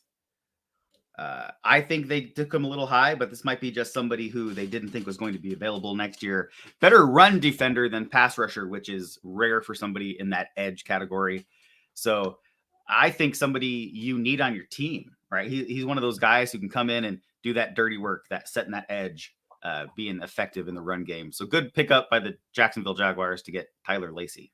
Yeah, I agree. Another guy that has the skills that I think the Seahawks should be looking for at this point in the draft. Yep. And then the Bengals selection is being announced right now because the broadcast can't be bothered to do these in any sort of order that, No, why would they want to make our lives easy, sir? Well, that's because their analysts don't actually talk about players at this point. They just let it happen. All right. So the Pittsburgh Steelers now on the clock. The Cincinnati Bengals selected a wide receiver, Charlie Jones, out of Purdue. Okay. Yeah. 5'11", 175. He's another one of these slot receivers in this really slot deep receiver class. I would like him to be a little more athletic, but he runs clean routes. He has a 2.7% drop rate, which is insanely low. So he might not be explosive athletically, but he's not going to drop the ball. He's the guy that you really want to go to on third down. He's reliable. And even at 5'11", he still had a 52% contested catch rate. So real excited about this guy. I think he has a chance to be one of those late round guys who makes a ball club. So Yeah, no, I agree. I think this is a really good pick for them. This is a wide receiver that has a skill set that that complements what they've already got on offense really well. They've got those explosive guys. They've got those red zone threats. This is a guy that's going to come in and help just move the chains for them down after down. Yeah, this is a really good pick. The Bengals, yeah, I mean, they were my pick for the to represent the AFC in the Super Bowl last year. Obviously, they came within one game of that. And I think what they needed was just a reliable target on third downs to help them get over the hump, and they got him here. So yeah, really good pick. All right, and then now we're waiting on the Steelers pick. I actually have the graphic for this guy, so I'm excited about that one. Hey, it's the little things today, guys. It's the little things. Yes, that get you coming in. All right, so the Steelers are on the clock. We will give them a little bit of time to announce it. If it looks like they're going to cut to a commercial break and shorten us with time, I'll just go ahead and kick off. Yeah, we're doing our best, or Robbie's doing his best not to spoil stuff for you guys. While he was away for a quick minute taking care of his kid, I was happy to spoil the 3 picks that we got back to back, just because because I get very impatient with the broadcast when they like to cut to these commercials. Look, I know that they need to make their money, and obviously, me and Robbie have not monetized this platform yet. So I don't want to jinx it by saying that they really should just focus on doing what they're doing rather than trying to make a buck. So like I said, I'm not going to say something like that. So all right, well, I'm going to go ahead and spoil this one because I like the player, right? And it gives us a little chance to talk about him. And that is with the 132nd pick, the Pittsburgh Steelers went out and got themselves a ball player, and that is Nick Herbig, an edge rusher from Wisconsin. His evaluation's all over the board. You can see it here. ESPN had him in the 90s. Draft Network had him in the mid 100s. But then PFF and NBC Sports both had him really there at the end of the second round. I'm a real fan of Nick Herbig. He's got real good size, right? 6'2", 240, kind of what you get from that old school, like outside linebacker. They're now kind of showing him as an edge, but he's kind of small for that. Can he be one of those guys who can drop into coverage? I don't know, but effective pass rusher. Had 11 sacks last year, had 9 sacks the previous year. So that shows consistency in production, which is a very telling trait going up to the NFL level. He had 17 hurries, 6 hits. This guy can get after the quarterback. Pretty solid in run game too. Pretty solid. This is a fantastic pick. This guy lined up opposite TJ Watt is going to do some damage. While that offensive line is going to have to focus and double team TJ, this guy I think is going to sneak in, being able to dip underneath a guard or between a tackle and put some pressure on the quarterback. This is a really, really good pick. Very Steelers-like pick too, because like you said, this is a bit of a throwback player, just stylistically. But again, as much as I look, this is a Seahawks podcast, and I am a Seahawks fan. It is really hard for me not to be super jealous of some of the guys flying off the boards here in the 4th round for other teams, because there are still some really good players out there. Yeah, I agree. And this is definitely one of them. He's a guy who I think fell way too far, but gave value to the Steelers, which will make my wife happy, as she is a diehard Steelers fan. I just try not to bring up the Super Bowl in 2005 there. I would avoid that at all costs. I'll bet she loves bringing it up though. All right, we're dating ourselves with those references. Super Bowl 40 wasn't that long ago. Come on now. No. Only 18 years ago, Adam. Oh, here you go. It's an adult. It was only an adult ago. Yeah. It's finally legal. Here, did you see this pick just coming down the pipeline for the Chicago Bears? Let me see. Oh, fantastic selection. Let me see if I got a graphic. They just announced it, so let's go ahead and talk about him. This is that player we talked about earlier, and that is Tyler Scott out of Cincinnati, going to the the Bears. Yeah, another one of those guys that this is being a fairly slot heavy draft. This guy's got a little bit of versatility. He is a primarily slot guy, I think. Has the skills and certainly the short area quickness to acquit himself really well in that position. But he can also go outside and take some of those fades. This guy has fantastic body control. This is a sneaky good pick, and the Chicago Bears are trying their outer best to make Justin Fields really, really happy this year, and they're doing it. They are fantastic. I love this pick. He was my number 6 on my list. That doesn't mean number 6 true value. That means he was my first player in the mid-round tiers that we spotlighted during our top 10 wide receivers episode. Good separation to route running. He uses the route to help create separation. He's an explosive athlete. He's somebody who we thought could have run a sub 4.3. He did not, but just one of those athletes who looks as fast on film as he is in person. He's a raw wide receiver prospect. He's a converted running back. He plays with that running back mentality. He is fantastic. Great slot. I think Justin Fields is going to love him there in Chicago.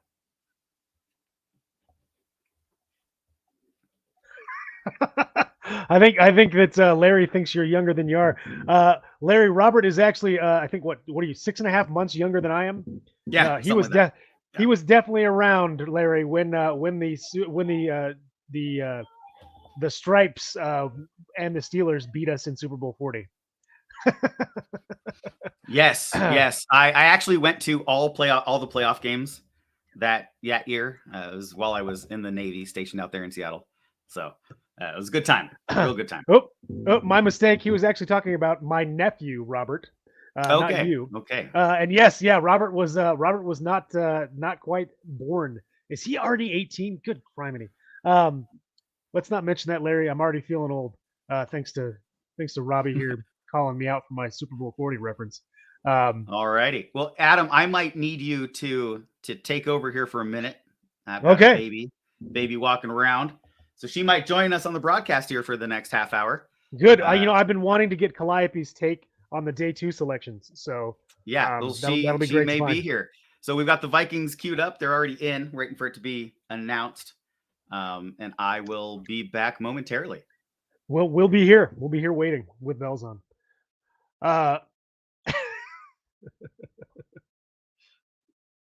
Well, I will. Thanks for the shout, or thanks for the mention there, Larry. I will have to shoot Robert something on social media, which is, I assume, the only way to communicate with him these days. Wishing him a happy birthday this next week. But yeah, look, like I was saying, it is tough not to get jealous of some of these picks by these other teams. This one included. The Vikings pick is in, and they have. Let me preface this by pulling up my. Uh-oh. This is what I get for not practicing on Robbie's slides here earlier today. And we've got a trade. The New England Patriots have traded down with the Las Vegas Raiders, who are now on the clock, and I believe their pick is in. But let's get back to the Vikings pick. So the Minnesota Vikings, as soon as I find my... All right, we'll just do this my way. As I fumble around here. Really good pick here, and I think a position of need for the Minnesota Vikings. Finding a guy who I think can come in and be a contributor for them right away on special teams and possibly crack that lineup, certainly as a rotational player. But that's safety Jay Ward out of LSU. Really like this guy, versatile, long safety that can cover ground really, really well in the backfield. Not necessarily a true high safety, but he does have that sideline to sideline speed. And just a baller. This is another guy. I mean, LSU Tigers always find a way to get these guys that love balling out in the backfield, and he is no exception. That is for sure. Pop this up here while I continue to update my ticker, which I've been slacking on today. My apologies. So there you go. The Raiders pick is in. Let me see if I can find some graphics to kind of pull up for you on this guy.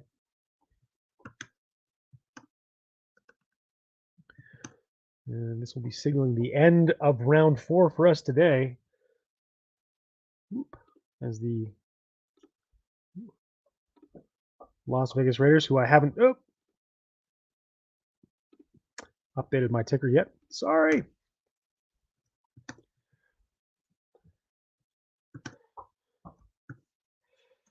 All right, I'm gonna try and pull a Robbie, and I'll let them get to announcing this pick before I spoil it for you guys. Of course, they've gone to commercial because why wouldn't they go to commercial with one pick left in the 4th round?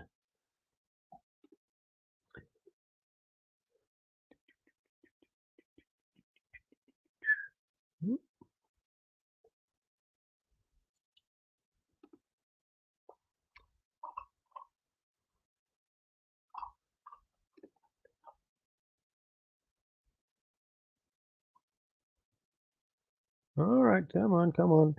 Getting back from commercial break here. We should have this pick in just a second.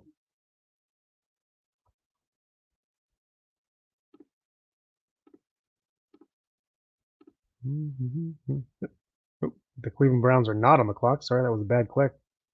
It is still the Las Vegas Raiders.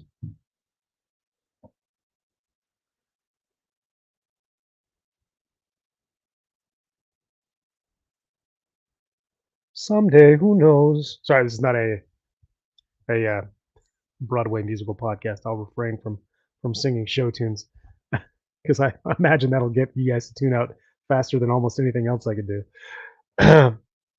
We are here at the very end of the 4th round, and man, they're just taking their sweet time announcing this pick.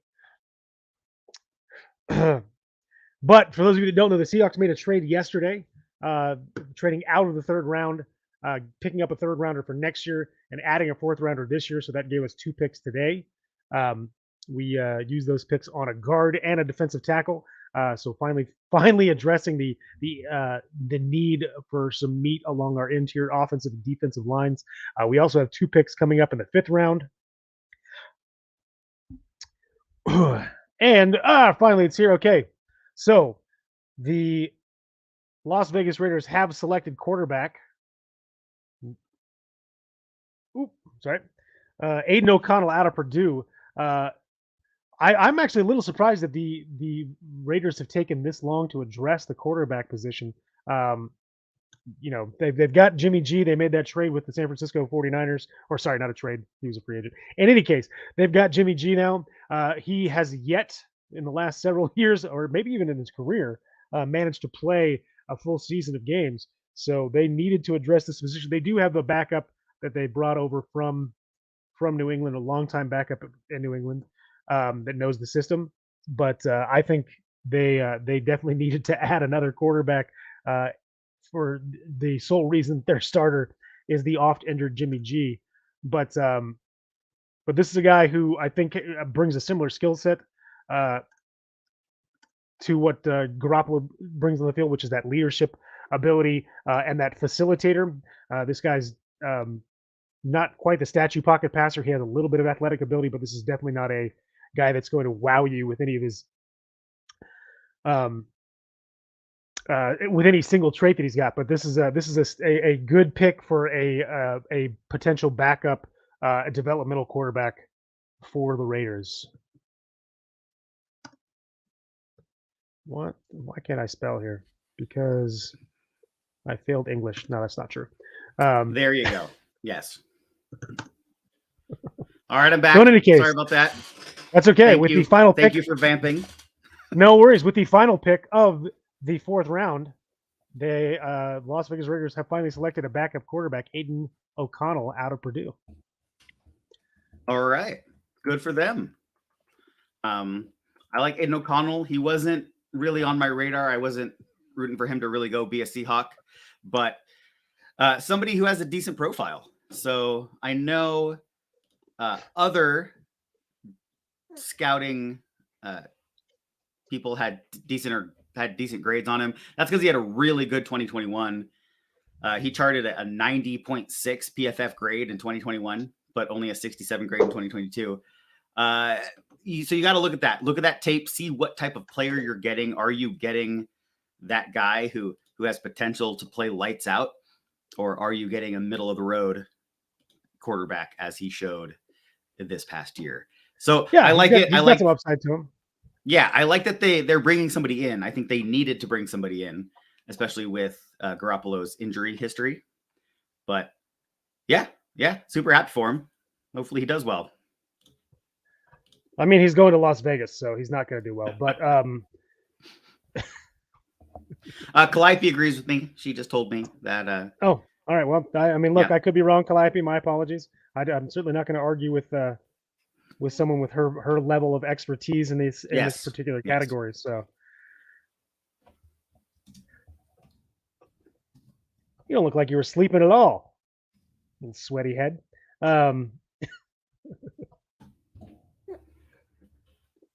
Exactly. Naps are for suckers. Naps are for suckers. All right.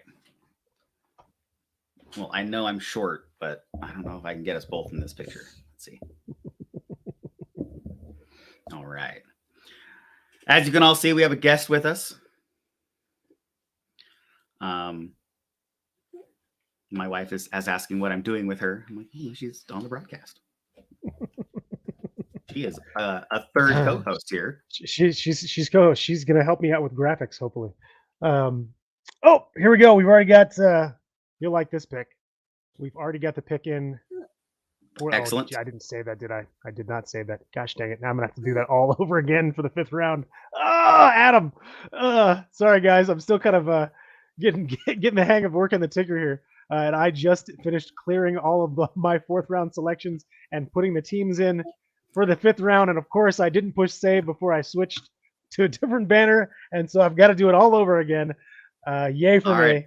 It's practice. It's just practice. That's all it is. All right. So the Jacksonville Jaguars selected Yasir Abdullah, an edge rusher out of Louisville. I think this is exactly where he needed to go.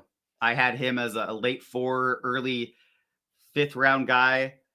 He's a bit undersized. Is 6'1", 237. But yeah, I mean, he's athletic. He's explosive. He had basically a 91 pass rush grade by PFF. Went and had 11 sacks last year, 9 sacks the year before. So he knows how to win in the pass rush. He has a 21% pass rush win rate. That's a tongue twister. He's a little subpar on run defense, but that's probably primarily due to his size. He's going to be blown up by blockers. Not sure he can set the edge against a pulling guard. But yeah, a good pick. It's going to be primarily dependent on how they use him. We don't have many coverage stats for him. So I think he's definitely going to be used primarily in surefire passing downs. But the thing about this guy is he is a relentless motor. This guy is going to go whistle to whistle, and he's going to find a way to win, whether it's against a pulling guard or not. He'll eventually, if given enough time, find a way to get around that offensive lineman and put some pressure on the quarterback. So, nice, good rotational pick for Jacksonville for sure. 100%. My computer's freezing, so we have the next pick, but I can't do anything about it at the moment. So I will 1 second. I'll flip over and get it. This is the guy that I highlighted when we talked about our edge rushers. So I'm kind of stoked on this pick. This guy was a running mate of a guy who was a standout player at least a couple of years ago. He was like all players at this college. Or actually, unlike the rest of the players in this college, this guy didn't actually have a downturn in 2022. His numbers went up from 2021. I think so. The team went down, so the overall profile went down. Exactly. But that is one. I don't know if you want me to say it or not, but I'm gonna go ahead and This is the Colts pick, right? No, this is the Washington pick. Oh, the Washington before the Colts. Okay. We're behind here on this broadcast. Apologies. Yes, we are. I'm sorry that I am not. I'm not quite as versatile in getting all these number up. But yeah, this is the Washington Commanders pick at number 137 overall. KJ Henry out of Clemson. KJ Henry. Yeah, I like it. I think this is borderline steal. This is somebody I had a 3rd-round grade on. He really elevated his game between 21 and 22. Good pass rusher, solid defender as well. He had defending the run. So a real good, well-rounded guy. Good size that you're looking for at edge. He's 6'4", 250 pounds. Little bit older. He's 24. He'll turn 25 probably right at the end of the season. But yeah, I really like him. He's somebody who fell off a little bit, came in as a 5-star recruit. But I think this is a good spot for him. I think good value right here. Yeah, absolutely agree. He was a guy that I thought could sneak into the 2nd round. Honestly, when we were talking about him, I think he's got that kind of upside. But yeah, this is like you said, borderline steal here in the 5th. So good for them. Yeah, and we'll just keep rolling through. So yeah, we've already got the Here you go. This is one I know you're gonna love this pick. Yeah, so the Indianapolis Colts selected at pick number 138 overall Darius Rush, a corner out of South Carolina. In my opinion, though, Cam Smith had the higher floor. I think Darius Rush has the higher ceiling. He is a former wide receiver. He's only been playing the position for a couple years. He has great ball skills.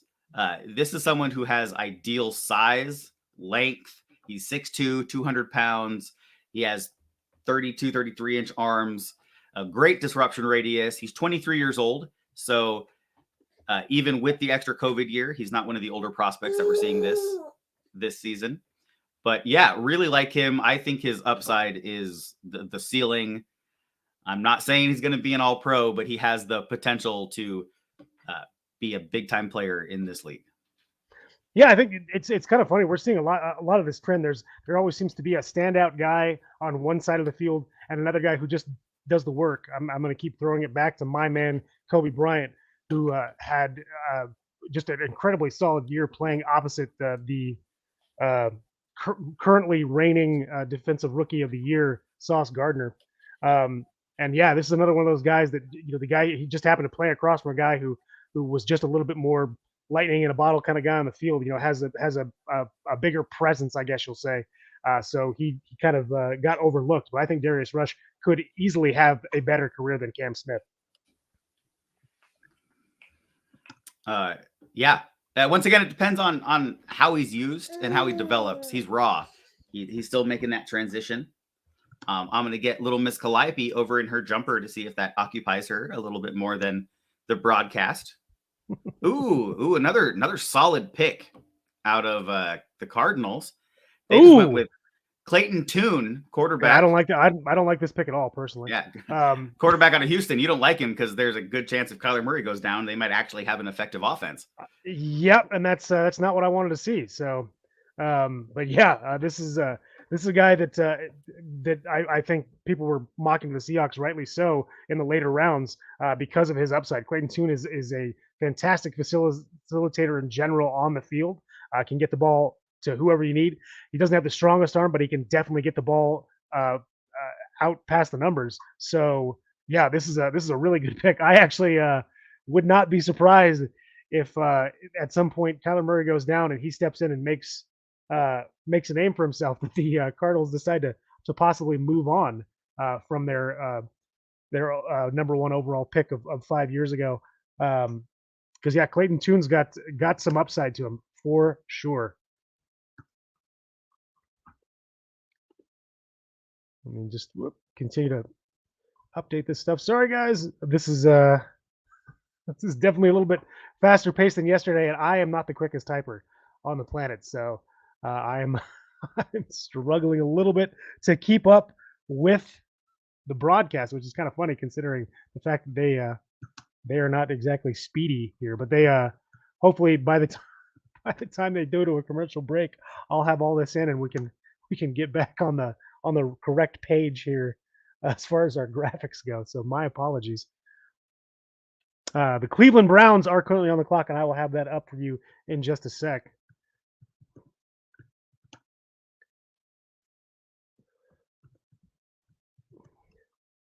Oops. As I learn how to spell the word Houston.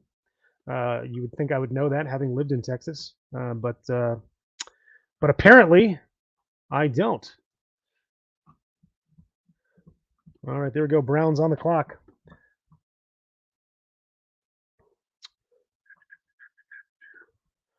Ooh, wow, I didn't do this very well, did I? Apologies again.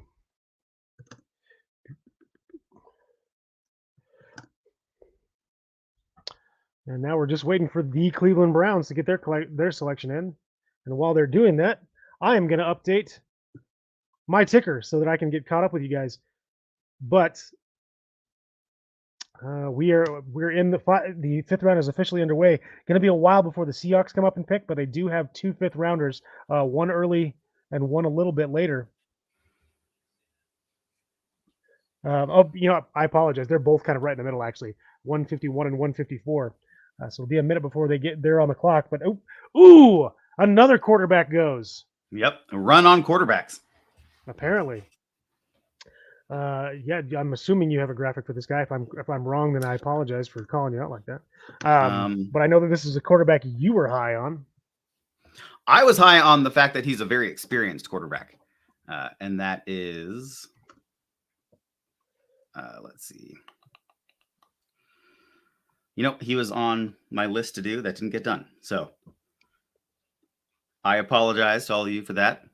But yeah, so this is quarterback Dorian Thompson-Robinson out of UCLA. He's a guy who Calliope's throwing her 2 cents in as well.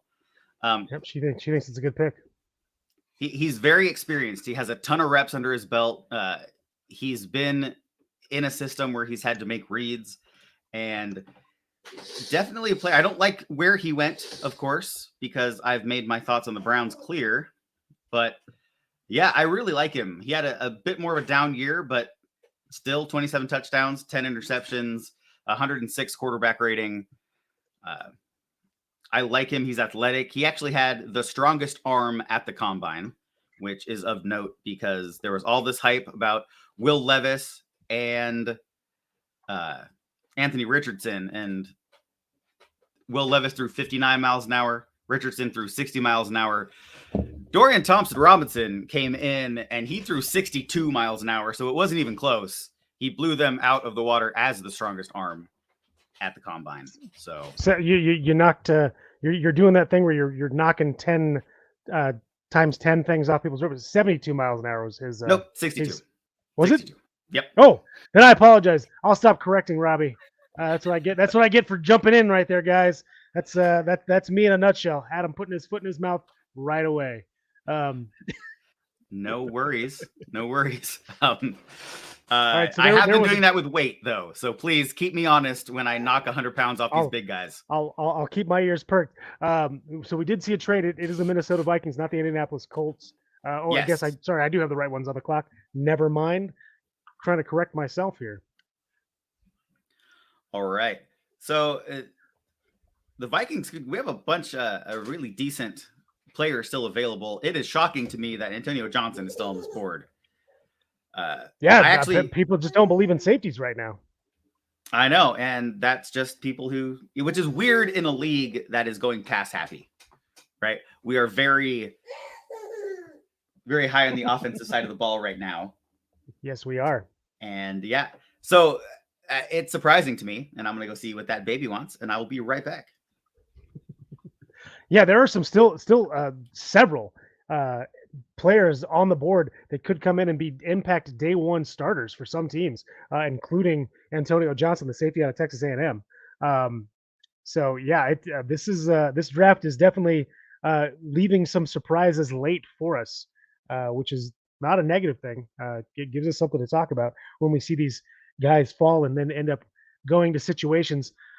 I actually, when you mentioned your thoughts on not liking where Dorian Thompson-Robinson went, I actually think that's a fantastic situation for him because I think there's a chance that we're going to see him start at least a couple of games for the Cleveland Browns. Now, obviously, that has nothing to do with the injury proneness of their quarterback. Watson has been fairly healthy for most of his career. He did, however, get injured a couple of years ago and have to sit out a few games. But I think it's more about some of his off-field concerns that could possibly lead to us seeing Dorian Thompson-Robinson getting thrust into that starting role sooner rather than later.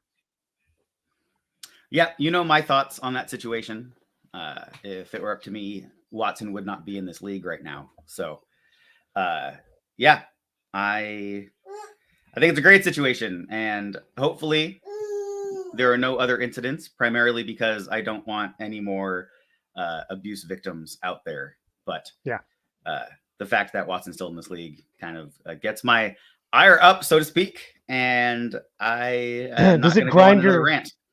Does it grind your gears? Does that really grind your gears? It really grinds my gears. Oh, I haven't heard that reference in a while.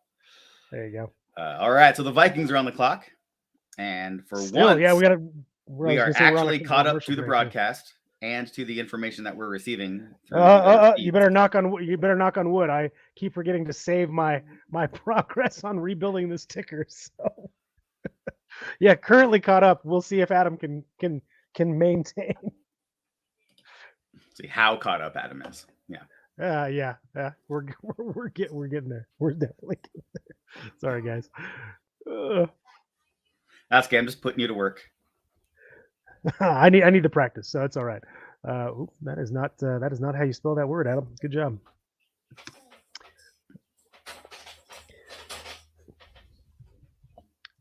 Weird.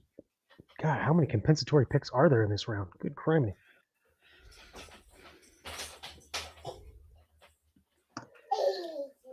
I just got really confused, and then I realized that my page reloaded, and I went back to the first round because I was like, "What? CJ Stroud? There's no way he just got picked." No, Rob, you're in round 1, not round 5.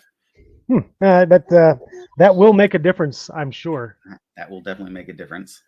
So the pick is in.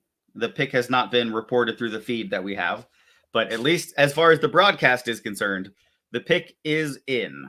Oh, God, for the love. Another guy that I think the Seahawks should have been taking a look at this point in the draft. All right. I have yet to have an update, so I'm sure I will have a similar reaction. Yes, you will. This is one of those guys that I think is a physical freak along the defensive line. Is going to definitely add some pass rush ability to that Minnesota Vikings D line. Yeah, this just updated. He has been mocked to the Seahawks several times just due to need. A player who I was not impressed with at the combine, but when I watched his tape, I was more impressed than when I watched him work out. So, and that is Jaquelin Roy, interior defensive lineman from LSU. He's got good size, 6'3", 305 pounds. He's a younger guy. He's versatile. I don't think he can play nose in the NFL. He did play nose at LSU this past season. But I could see him as a 3 technique in the NFL, maybe slide over to nose in a pass rush situation. He has better pass rushing numbers. Came up with 2 sacks, but hey, if you can get 2 sacks from your nose tackle, that's a really good year. 20 hurries, though. So he is still collapsing the pocket, giving pressure up through the middle, giving centers a bit of work. And that's impressive. Yeah, definitely a good grab for this late in the draft, because I do think that this is a guy that could come in and possibly add some starting power, could possibly add some pass rush right away for you up the middle. Man, I cannot talk. And I am missing a line here. What am I missing? Sorry. Still trying to update. This is I'll go ahead and just announce the next pick for you. The Cleveland Browns have selected at 142nd overall out of Northwestern corner Cameron Mitchell. Oh, that's another guy that I really liked. Yeah, well, these guys are going because it's a shame that these guys are available at this spot. So teams are getting some pretty good value. Let's see. Cameron Mitchell, he was 111th on PFF's big board, so they got good value getting him 30 picks later. 5'11", 190 pounds. right in that size you want to see for a corner. Not necessarily the Seattle really long corner type of player, but he's good in coverage. The thing he brings to the table, though, is he's a really good run defender. He's somebody who is not willing. I mean, he's not somebody who will shy away from sticking his nose in there and doing the dirty work, blowing up a screen, getting out and run defense. Really like this player as far as his tenacity. And he's kind of had a big mover here the last month or so, grabbing up on draft boards. So yeah, Cameron Mitchell, a big fan of this pick. I think the Browns once again are having a really good draft, which is a shame because of the team. Yeah, agreed. Look, I just figured out why it is that I was freaking out thinking that I was missing a line. For some reason, ESPN has their draft list going from pick 1 to pick 3 here in the 5th round. Apparently, there's no second pick in the 5th round. No, it was forfeited. It was the Houston Texans. There you go. That would be why.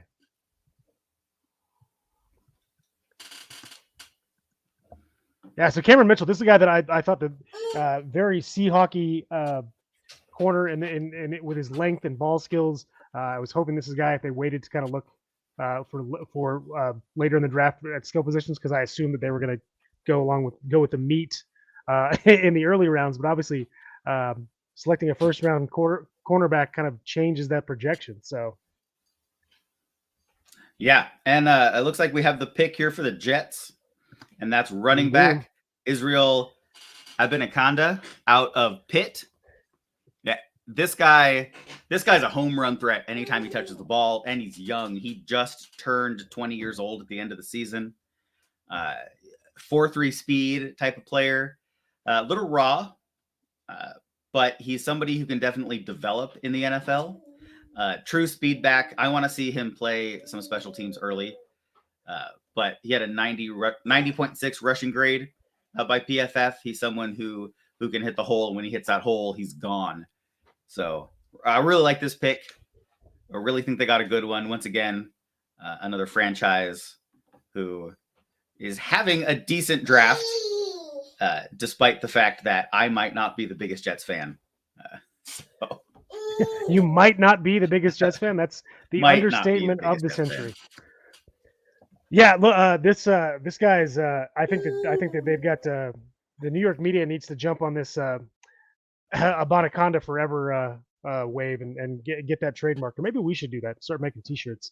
Yeah, exactly. But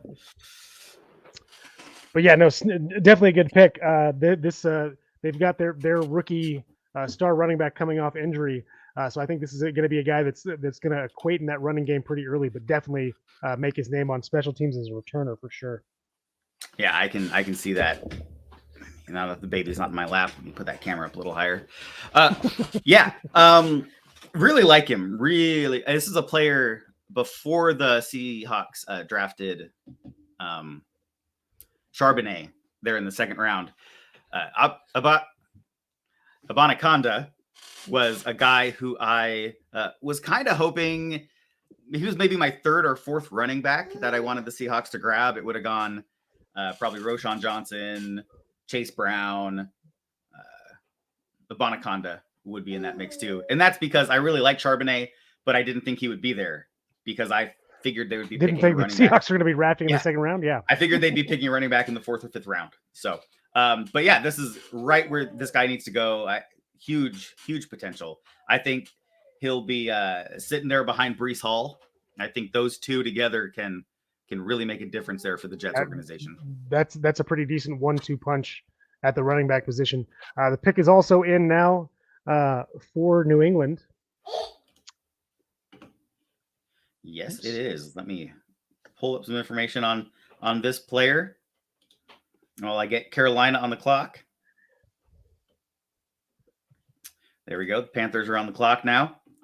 The pick is in for New England, and that's Antonio Mafi, guard out of UCLA. This guy is one of those old school guards, right? 6'4", 340 pounds. He is that road grader. He's the guy you want in a run heavy system. Put him on your power side and just run power behind this guy because he is going to blow people up. He got an 88.3 run blocking grade by PFF.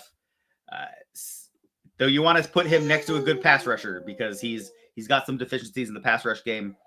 I really like him in the run game. If you want to get a little more physical, this is the guy you bring to the party. Yeah, no, I really like it. This is another guy that I think reminds me a little bit of like Bruno Giacomini, in that he's just a really mean guy in the run game. Really good pulling guard too. This guy's going to open up holes for that running back.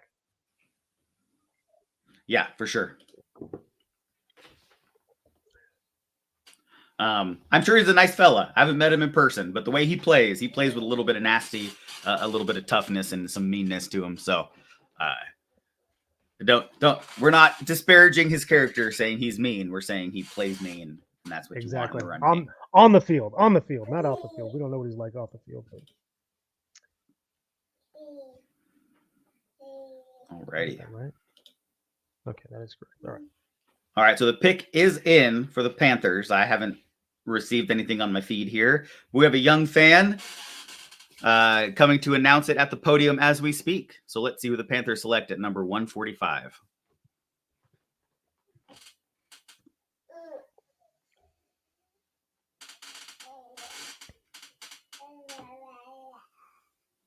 And we got a young fan in the room too. I don't know if you can hear her talking over there. I can. We're getting her updates on the picks, which I think is great. We definitely needed to hear from the younger generation. So yeah, and I hit the wrong button. I actually have a slide for this individual who the Panthers just took. One of the ones I created for our day 2. Well, he was on my list. Let's see. There he is.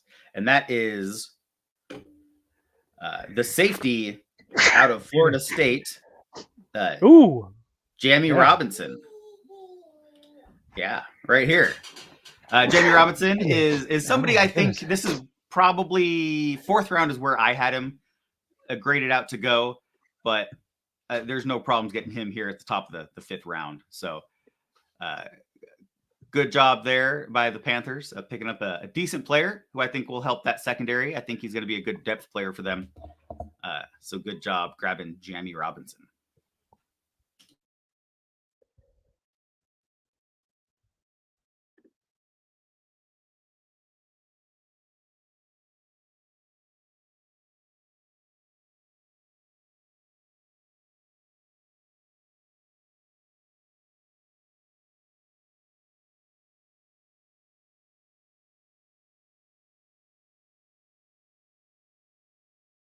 Didn't realize Robbie stepped away for a sec. I'm leaving you guys hanging. But yeah, this is another one of those guys that I think is going to be able to come in and possibly even start for them for the Panthers. This is a really versatile safety, kind of that modern hybrid safety in the NFL. Certainly a guy that can come up and run support, but is also has the speed and athletic skills to sit back and be that single high safety in coverage. So really, really good pick. There are still guys you're going to find even now as we get into the later parts of this 5th round that have a chance to come in and start right away for certain teams, and this is no exception.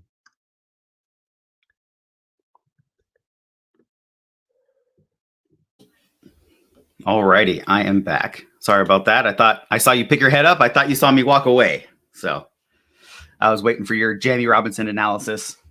I had to go put a new show on for the baby. That's why she was yelling at me over there. So, there you go. That makes perfect sense. Yeah, no, I was just saying that this is one of those guys that I think is pretty much a perfect example of the modern NFL safety, a hybrid safety who can play both strong and free safety spots. So yeah, and I think that's what a lot of teams are going to. So a good run defender as well. Yes. So have him come up and play in the box. In fact, yeah, he's a guy who also played slot. In fact, last year he was a primary slot in 2021 and 2020 for Florida State. And then in 2022, he split his time probably 50% as a deep safety, 30% in the box, and another 20% at slot. So he's somebody who can play all over the field.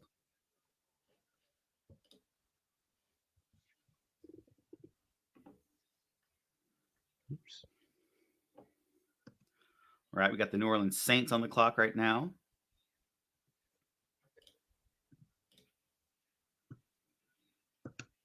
Seahawks coming up in what, 5-6 picks? 151, and then once again Yep, at 151. Yep, that is the next Seahawk pick.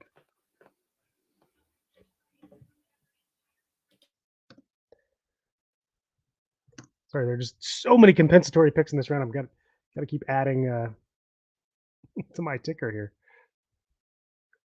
We're going well into the 40s for picks in round 5. So yeah, round 5 is a big comp pick. So is round 7.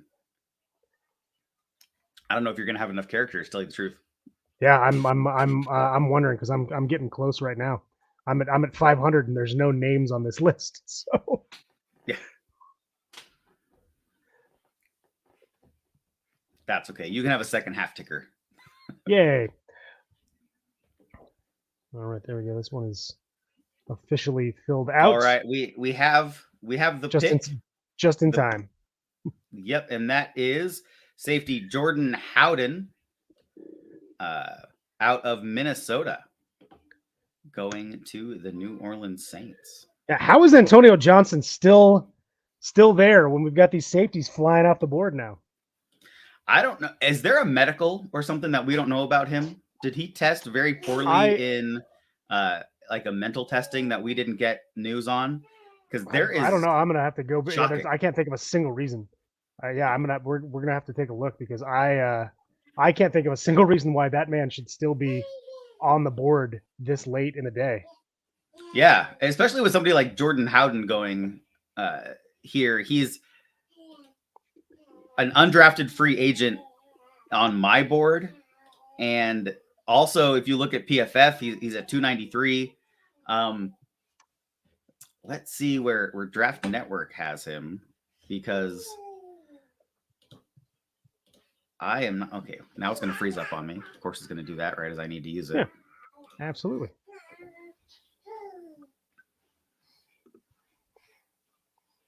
Let's see.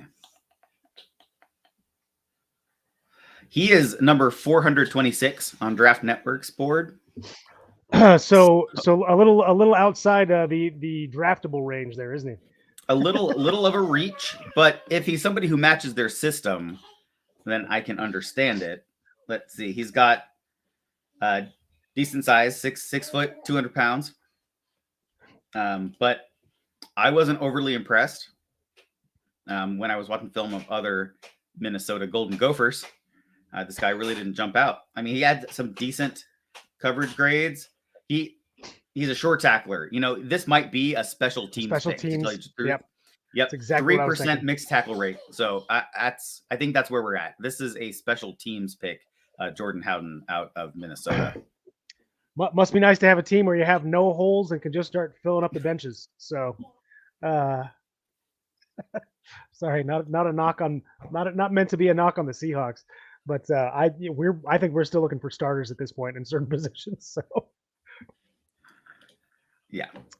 So as much as I would like, if Antonio Johnson's there, as much as I would love the Seahawks to take him at 151, because that would be a freaking steal. I don't know that we need the help at safety. So yeah. We've still got some name guys out there, especially at positions of need. Look, Jared Clark's still available. I have a late 5th round grade on him. I'm not sure exactly where you had him, but I think that would be a fantastic pick coming up for 151 for the Seahawks, because that guy can absolutely play nose tackle. We've still got the center out of Michigan, whose name I will not butcher. I'm gonna let you do that. Yep, that's the guy. He's still available. We've got Puka Nacua, who I think is an offensive weapon. Would love to have him come in to complement what we've got as probably the best 1-2-3 punch now at wide receiver in the NFL. And I don't think that's a stretch. Ooh, speaking of stretches, and this is not a stretch as far as the player goes. I think this is a really good selection by the Tennessee Titans. This is another guy that I thought the Seahawks should be keeping an eye on as a late round pickup, because this guy is kind of has potential to be a do-it-all at the position. He's definitely more of a of a bigger wide receiver type. Sorry, I'm spoiling. In case you didn't know, that was a reference to this guy being a tight end. But yeah, and that's tight end Josh Whale. I think it's Whale. Out of Cincinnati. Yeah, we liked him. We had him both on our tight end list, I believe, in the mid to late round guys. He had a really good 2020. And then a sort of very consistently average for the 2 years after that. 3% drop rate, so he's got really sure hands. Real solid tight end. 6'6", 250, so a bigger target. And still relatively effective in the blocking game, scoring about a 70 blocking grading from PFF. So Josh Whale is going to be somebody who can come in and at least be effective when he hits the field, and that's basically what you can ask for here. I think this guy's a pretty good pickup for a backup to Evan Ingram. There in the not Evan Ingram. He's not in Tennessee.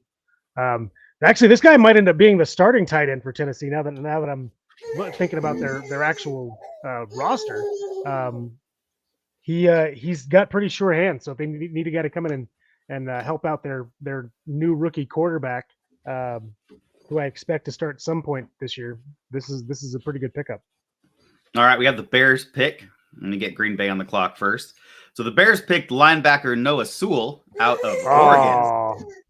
Oh, of course they did. Why wouldn't they? This is somebody I know you were higher on. Why don't you go ahead and talk about him real quick? Look, Noah Sewell is one of those kind of old throwback linebackers again. This guy's just a big plug the middle kind of linebacker. Great in coming up and run support. Again, probably needs to work a little bit on his tackling. But yeah, just a big guy in the middle. I think this guy probably projects to be a little bit more of a single middle linebacker in a 4-3 scheme, which the Bears obviously run. But he's probably going to be a backup for them. But I think this guy's a good locker room guy.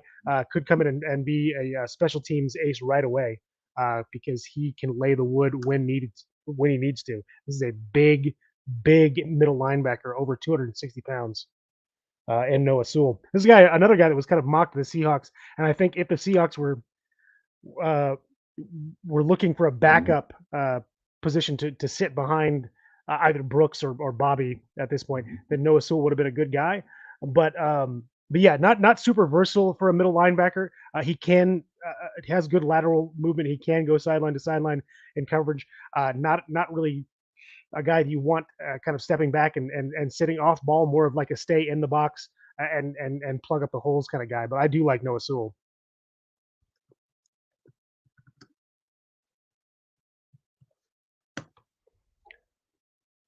So I think this is a really good pickup for the Bears. They've kind of in the business of picking up these tough-nosed guys. Oop, and we've got another QB coming off the board for Green Bay. I'll have that pick up for you guys in just a second.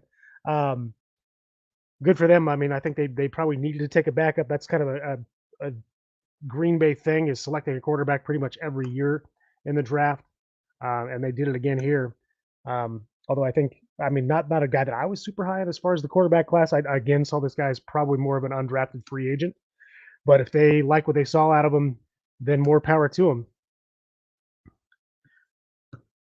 And let me just get that up right now. Thank you, Adam, for giving your thoughts on Noah Sewell. And did you? I haven't announced it yet, but if you want to go ahead and announce who that pick by ye old Green Bay Packers is. I did mention it was a quarterback. Yeah, so the Green Bay Packers went out and got Sean Clifford, quarterback out of Penn State. Actually, somebody I have not done much work on. I hate to say that I did not get a lot of. I didn't think he was going to get drafted. So yeah, I was right there with you. That's exactly what I said. I said for me, this was an undrafted free agent kind of type of guy. But apparently, the Green Bay is kind of known for always taking a developmental quarterback every year, and this year apparently is No exception. Exactly. So let's see. He does hold Penn State's all-time passing yardage record, and has one of Trace McSorley's touchdown records as well. So, he's a guy who was effective in college. I don't have a ton of information on him. But yeah, this is kind of a scouting report for him going into in his college. So he's a mobile guy. Maybe that's something they're looking for. They know they have a young quarterback already. So somebody they can use kind of with that RPO run game to come on in. So, hey, good job, Sean Clifford. Congratulations for getting drafted. You proved me wrong. I did not think that you would make it on this list, let alone 5th round pick. So congratulations to him, quarterback out of Penn State, going to the Green Bay Packers.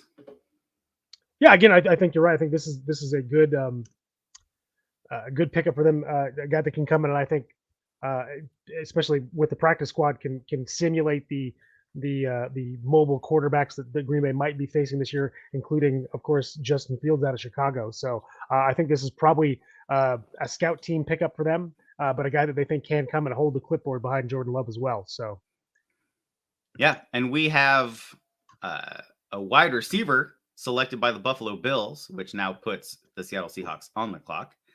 And there's a guy that I really like.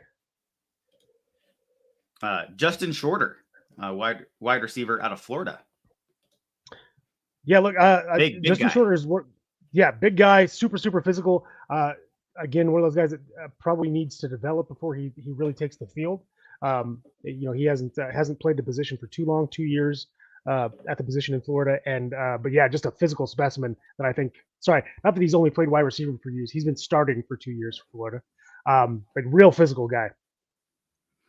Yeah, 6'4", 230 pounds. He has a 50% contested catch rate, meaning he's that X throw the fade up to in the red zone type of player. Good call there for the Bills, giving Josh Allen somebody to throw to. And there you go. I actually remember Josh Allen's name today, unlike yesterday, where for the life of me could not remember. I remembered everything about him, just not his name. But yes, so Josh Allen, Buffalo, got a weapon today. Seahawks are on the clock, and they just selected someone I know you are pretty high on. Oh, thank goodness. And that they finally got a tight end. No, they did not. But oh, come on. Oh, all right. Well, this guy's okay too. Yeah, they picked up edge Mike Morris out of Michigan. Now, Mike Morris is somebody I see more kicking inside. He did not test very well athletically. The only problem with that is he's played all of his snaps outside of the tackle. So I'm torn a little bit because I don't know if he can actually kick in to 3 technique and be able to rush from the inside. I think he's a 4-eye type of guy. So if we stick to the 3-4, he's somebody I would like to see kick into a 3-4 defensive end.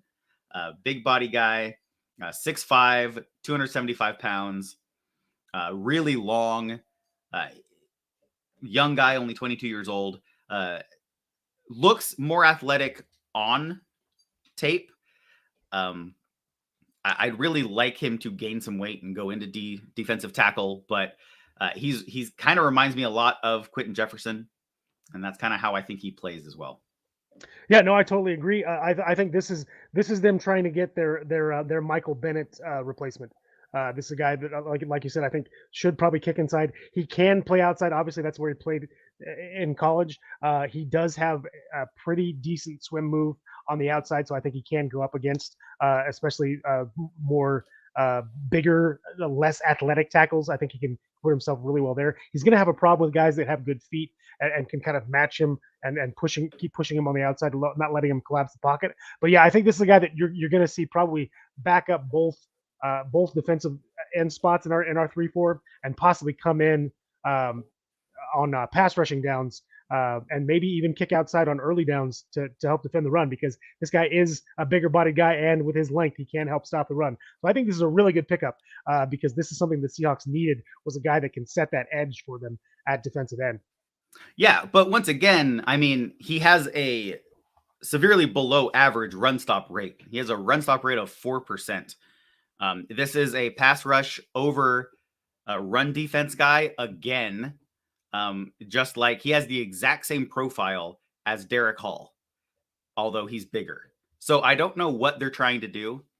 As far as that, they basically grabbed the same guy. It feels kind of like a let's throw some spaghetti at the wall and see what sticks kind of pick. He's a good guy. He's a good player. I do like the player. We'll continue talking about him. We'll come back for the Lions pick. But yeah, Mike Morris, he's somebody I was really excited to watch. And then at the combine, he did not impress athletically. He tested as if he were an interior defensive lineman and not an edge. So I've been projecting him inside all along. Let's see if that's where he ends up. I think at 290 is actually what he weighed in at the combine. I think it was listed at 275, but I think he weighed in at 290. So, yeah, somebody I'd like to see inside. I'm going to count him as a defensive tackle for the Seahawks until they. I think you're right. I think in our scheme, he is going to get a kick inside. I do see him as possibly being, like I said, because of his length and size, them possibly posting him up in that ostensibly what would have been the elephant position for us back in the day. Yeah. And so just to keep up, let's quickly acknowledge the Lions pick while I put Tampa Bay on the clock. So Tampa Bay here is on the clock. The Lions went out and got a defensive tackle. They got an offensive tackle, offensive lineman, Colby Sorsdahl out of William and Mary. So going down to the FCS level, I believe. I don't have a ton on him. Let me quickly look him up because PFF doesn't even have available information on him. So let's go to tackles. Do you know anything about Sorsdahl? I know he's a taller, more athletic style offensive tackle. Not one of those like big meaty guys. A little bit like Blake Freeland that we mentioned. It's more about his length and athleticism at the position. But yeah, that's all I really got on him. All right, I think this guy projects to be kind of a swing tackle is where I kind of see him at. But definitely an outside guy. I don't think this is the guy that's going to kick in the guard very much. All right, yeah. So somebody kind of not on the radar. Let's look through 3 separate scouting sites and have not found him anywhere, but that doesn't mean he can't come in and be a player. So let's see how this pans out. These guys know what they're doing. You're going to love this next pick. Am I going to love it or I'm going to hate it? You're going to hate the player, but hate the pick? Exactly. That's what I meant. Oh, yeah. All right. So the Tampa Bay Buccaneers, the team that many in my family root for, went with linebacker Servassier Dennis out of Pittsburgh. This is the guy who I like. This is the guy who I put in that gamer category, a much better run defender than pass rusher. But I think that's kind of what you need with this pass rush heavy scheme that's going on in the NFL. Let's see. He had a 92 run defense grade by PFF. Primarily played in the box, as you'd expect. I think he's, let's see if I can get this page to switch. He's slightly undersized with 6 foot, 226 pounds. I think he could be a box safety in the NFL. Let's see how they use him there in Tampa Bay. And as I said this, I just got word on who the Seahawks are selecting, and I'm about to just lose my mind over here because holy moly. Let me load some stuff up. You have anything you want to say about Servassier Dennis while I'm trying to contain myself over here? I good versatile linebacker. I think this is a guy that they're going to want to bring in, especially on passing down, so he can kind of fill that almost in the box safety kind of role. But they can also use him as an interior pass rusher. He's got the skills to kind of get in between the tackles and shoot that gap get some pressure on the quarterback. But I know you were really high on this guy. Oh my goodness! Speaking of really high on this guy, I'll wait for you to announce this pick because I know you want to. All right, this is probably my favorite offensive lineman in this draft. and that is center from Michigan, Olusegun Oluwatimi.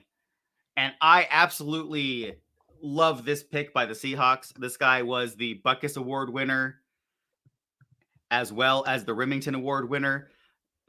Now, wait, was that Butkus? Am I confusing my awards over here?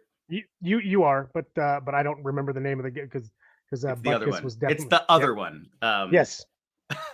So he won Best Center, but he also won the award that goes to the best interior lineman, either offensive or defensive lineman, which means he beat Jalen Carter out for this award. He's tough. He's physical. He's a plus run blocker. He is a solid pass blocker. This is somebody who is going to come in. He started his college days at Virginia, I believe, and then went over to Michigan, and he had success everywhere he went. He has been a center only. Like, he is someone who knows that position, and that is definitely a position of need. I am absolutely 100% stoked to have Olusegun Oluwatimi on this team. Let's go Seahawks. Yeah. Yeah, I knew you'd be super, super high on this pick. Look, I think this is probably the best pick they have made since day one. It may be the best pick they've made all draft because this is a guy who I do think is going to come in and challenge right away for that center position with Evan Brown. I don't know that he's going to be able to overtake Evan Brown right away because Evan Brown is absolutely a game day baller. But I would not be surprised at all if Evan Brown gets kicked over to guard, making Phil Haynes back up again while Oluwatimi mans the center spot for the Seahawks at some point this season, if not right away. So yeah, I knew you were going to be super high on this pick, and yeah, I think this is their best pick overall of the draft right now. And I'd leave it to the Seahawks to have their best pick come in the 5th round. Very similar to what happened last year, in that their breakout player was a 5th round pick, and I think that might be the case this year too. Yeah, and I'm not saying he's their best pick of the draft. I think they hit home runs with their 1st round picks, but after the end of the 1st round, he's definitely the best pick for positional value and player value where they pick him. This is amazing. I am so excited. He was probably my 3rd center on the board in a really deep center class. So I probably would have taken him over some of the top guys if I were to have my true players I want on my team. He would be one of my guys if I did a my guys pick for this draft for sure. Yeah, I knew you'd love this one. Now I just need them to get Zach Kuntz with their first pick or their only pick in the 6th round, and I'll be happy. Yep. All right, let's see who's on the clock. We're gonna have to come back and probably do some catch up. Well, the San Francisco 49ers pick is in, and I don't know if you want to. I don't know if it's been announced, but it has been announced. So let's go ahead and throw them on the clock, and then we'll talk about that real quick. Let's see. Do I have Luther? Okay, I don't. So the San Francisco 49ers have selected at 155. They picked corner Daryl Luther Jr. It's not Luther. Luther. Sorry. There's no H in his name. No H. You're right. Daryl Luther Jr. out of South Alabama. Look at this guy. He's got good size, 6 feet, 190 pounds. A little early for me here. I had him with a 5th round grade. PFF had a 7th round grade on him. But good coverage. He's willing to step up and run defense, which you want to see.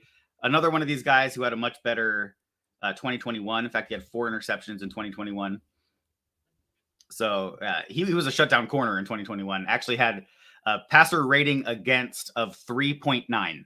So nobody wanted to go after him in 2021. Last year, definitely took a step down, but that's how you gotta trust your scouting and see if you're getting 2021 or 2022. What's the real player? I think they got a good one, which is a shame because it's the San Francisco 49ers. Yeah, I'm right there with you. Smaller school guy that was an absolute standout player there in South Alabama. And yeah, this is a guy who I think is probably going to surprise some people. I think he's going to make some plays when he's in on defense for the San Francisco 49ers, which again is unfortunate because it's the 49ers.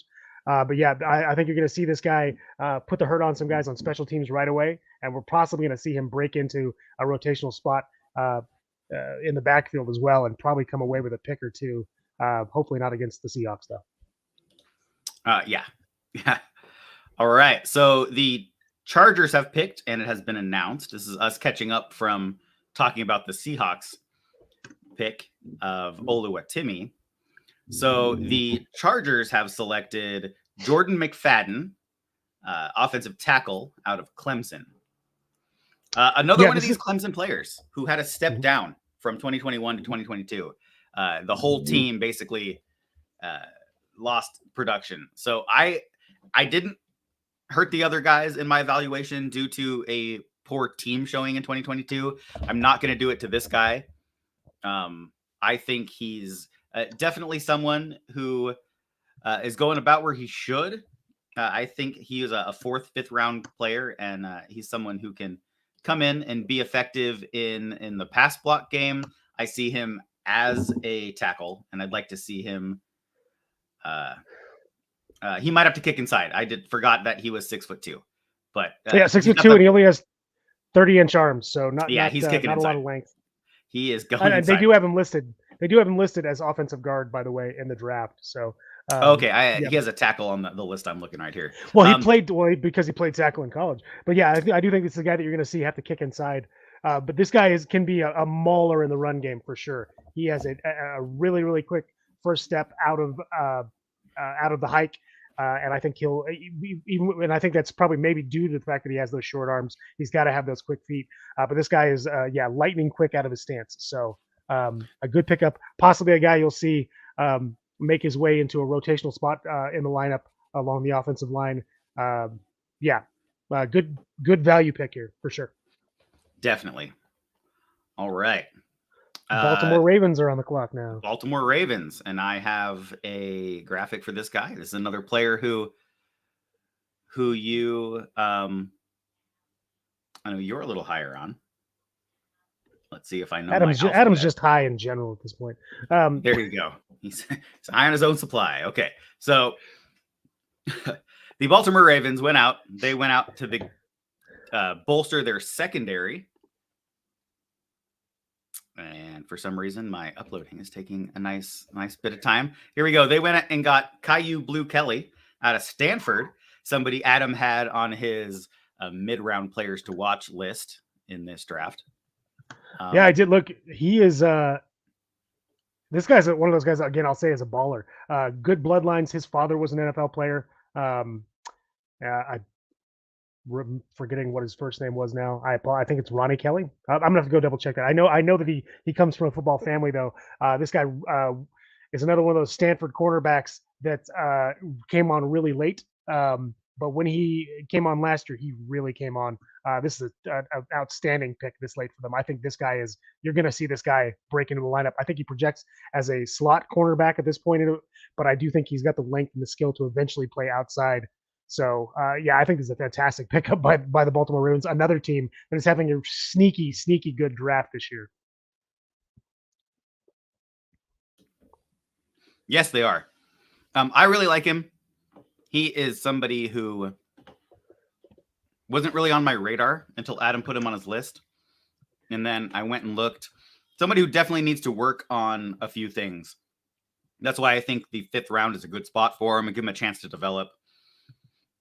He had a 50 run defense grade, which is not what you want.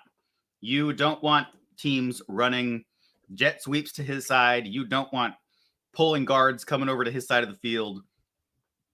But he has 4 years of starting experience. He's seen a lot of reps. He has really high football IQ.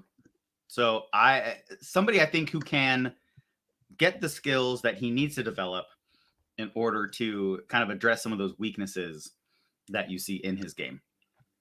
Yeah, which is why I said I think he's gonna start his career out as a slot corner again, because he's not one of those guys who can really come up and set an edge in the run defense, but really quick hands, good ball skills. This is a very physical cornerback, so I think he's gonna probably step into rotational along that interior defensive back position right away for them. All right, and then the Colts are on the clock now, or we're behind a little bit, but so we'll put the Colts on the clock. They selected another player that I am pretty high on, somebody who impressed me at the combine, kind of a workout guy. I have him down as one of my gamers, and that is someone who I can't find on my list right now. All right, and that is Daniel Scott, the safety out of Cal. Listen, this guy just looked really good in field work. There are some knocks at him. He's a little older prospect. People say that his floor is his ceiling, that what you see is what you get. But what you see is someone who has fluidity in his movements. He has athleticism. He has a decently high football IQ. And he is a fifth-round pick all day long. I had him graded as a fifth-round pick. That's what you get.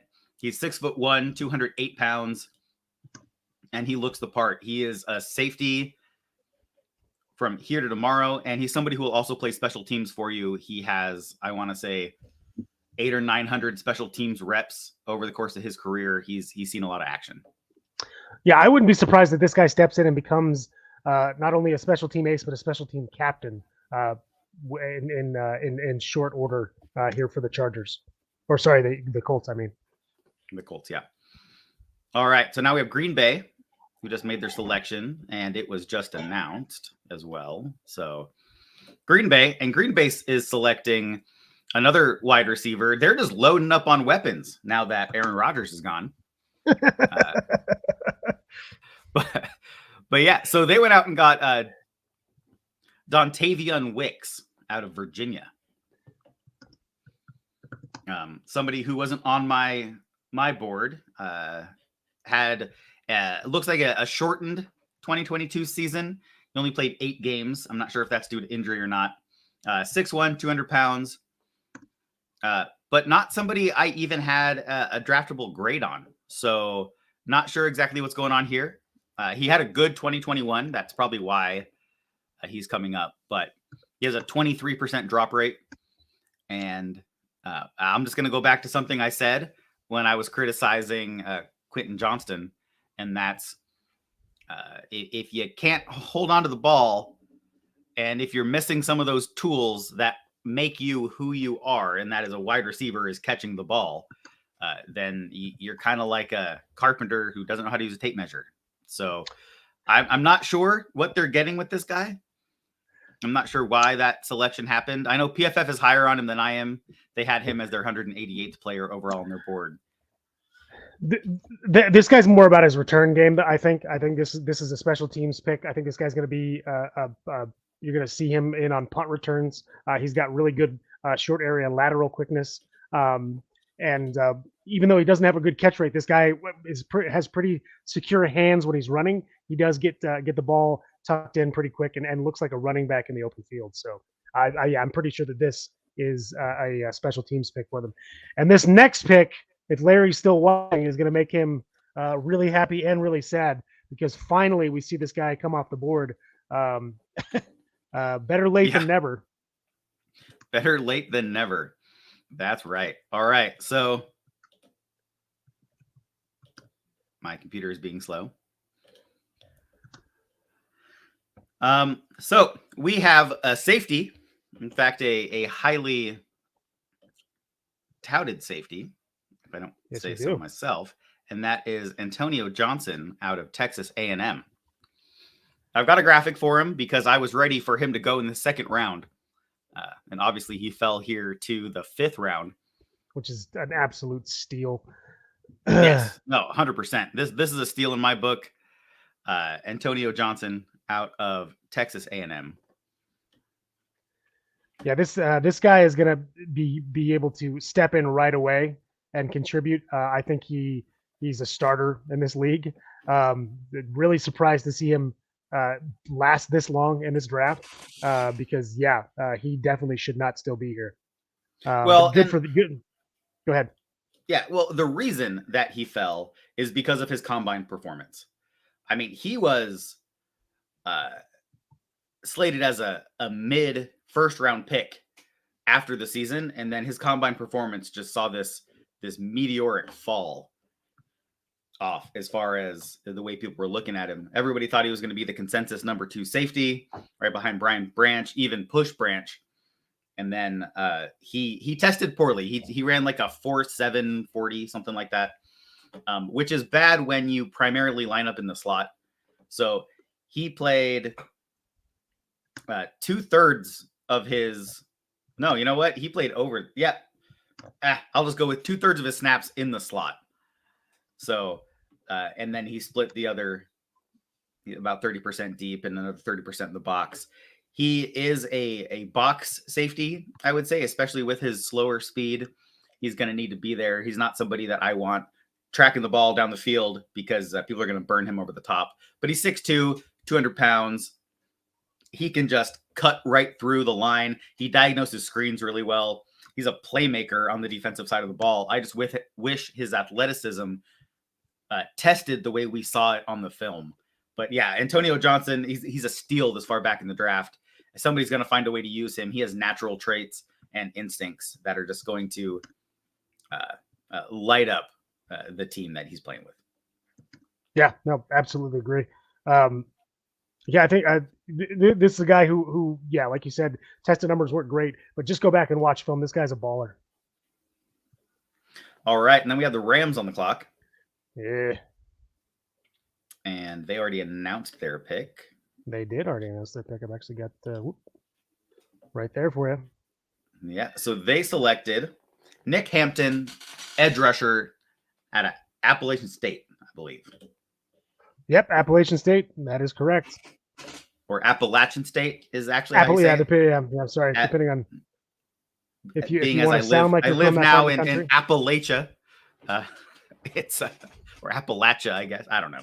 Listen, I'm from the north. I don't say things correctly, and I'm totally fine with that. So he is an undersized edge, 6'2", 236 pounds, good pass rusher, solid run defender, but against lower competition. So if you look, he didn't make it a full season. I don't know if there were some injuries that shortened his season this year, but when he played bigger schools such as Texas A&M, he did not do as well as when he played people on his own tier, such as Georgia State and Coastal Carolina.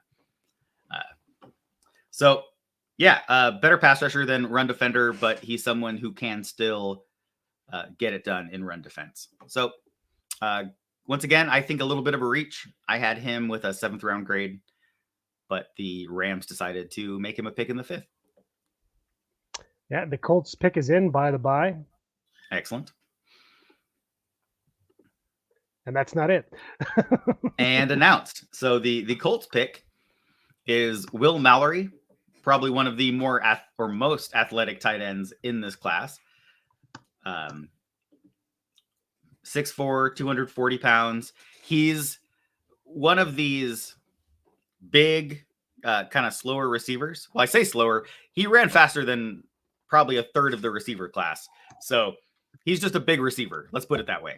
I'm not going to rely on him to block. In fact, I would say he's a liability, a true liability in the run game, posting a run block grade of 36 by PFF. So he is just a big wide receiver who happens to tell people he plays tight end. Indeed. And now, of course, the Cincinnati Bengals pick is in and announced. And I think you're going to love this pick. And I think he's a great compliment for what they've already got. I might actually have this one. Hold on. Let me see if I got this graphic.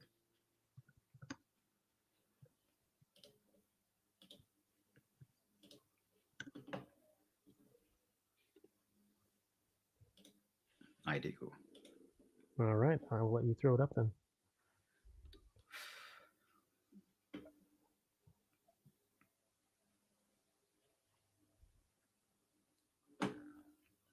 All right. So here you go. The Cincinnati Bengals select running back.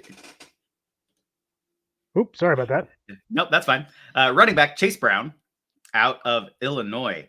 Listen, the Brown twins are just freak athletes. Both these guys, I think Chase Brown ran in the low 4.2s. His brother ran in the high 4.3s. They both have that same athletic profile. Really like this pick. Must be genetics. Yeah, funny how that works. Identical twins, both running fast. But he's hard. He runs. He's one of those like carry the load type of running backs. I like him. He was my sneaky pick to go to the Seahawks late in the draft before they picked Zach Charbonnet in the second round. But real good pick. Really like him. He has a lower half, right? He's stout where it counts for a running back.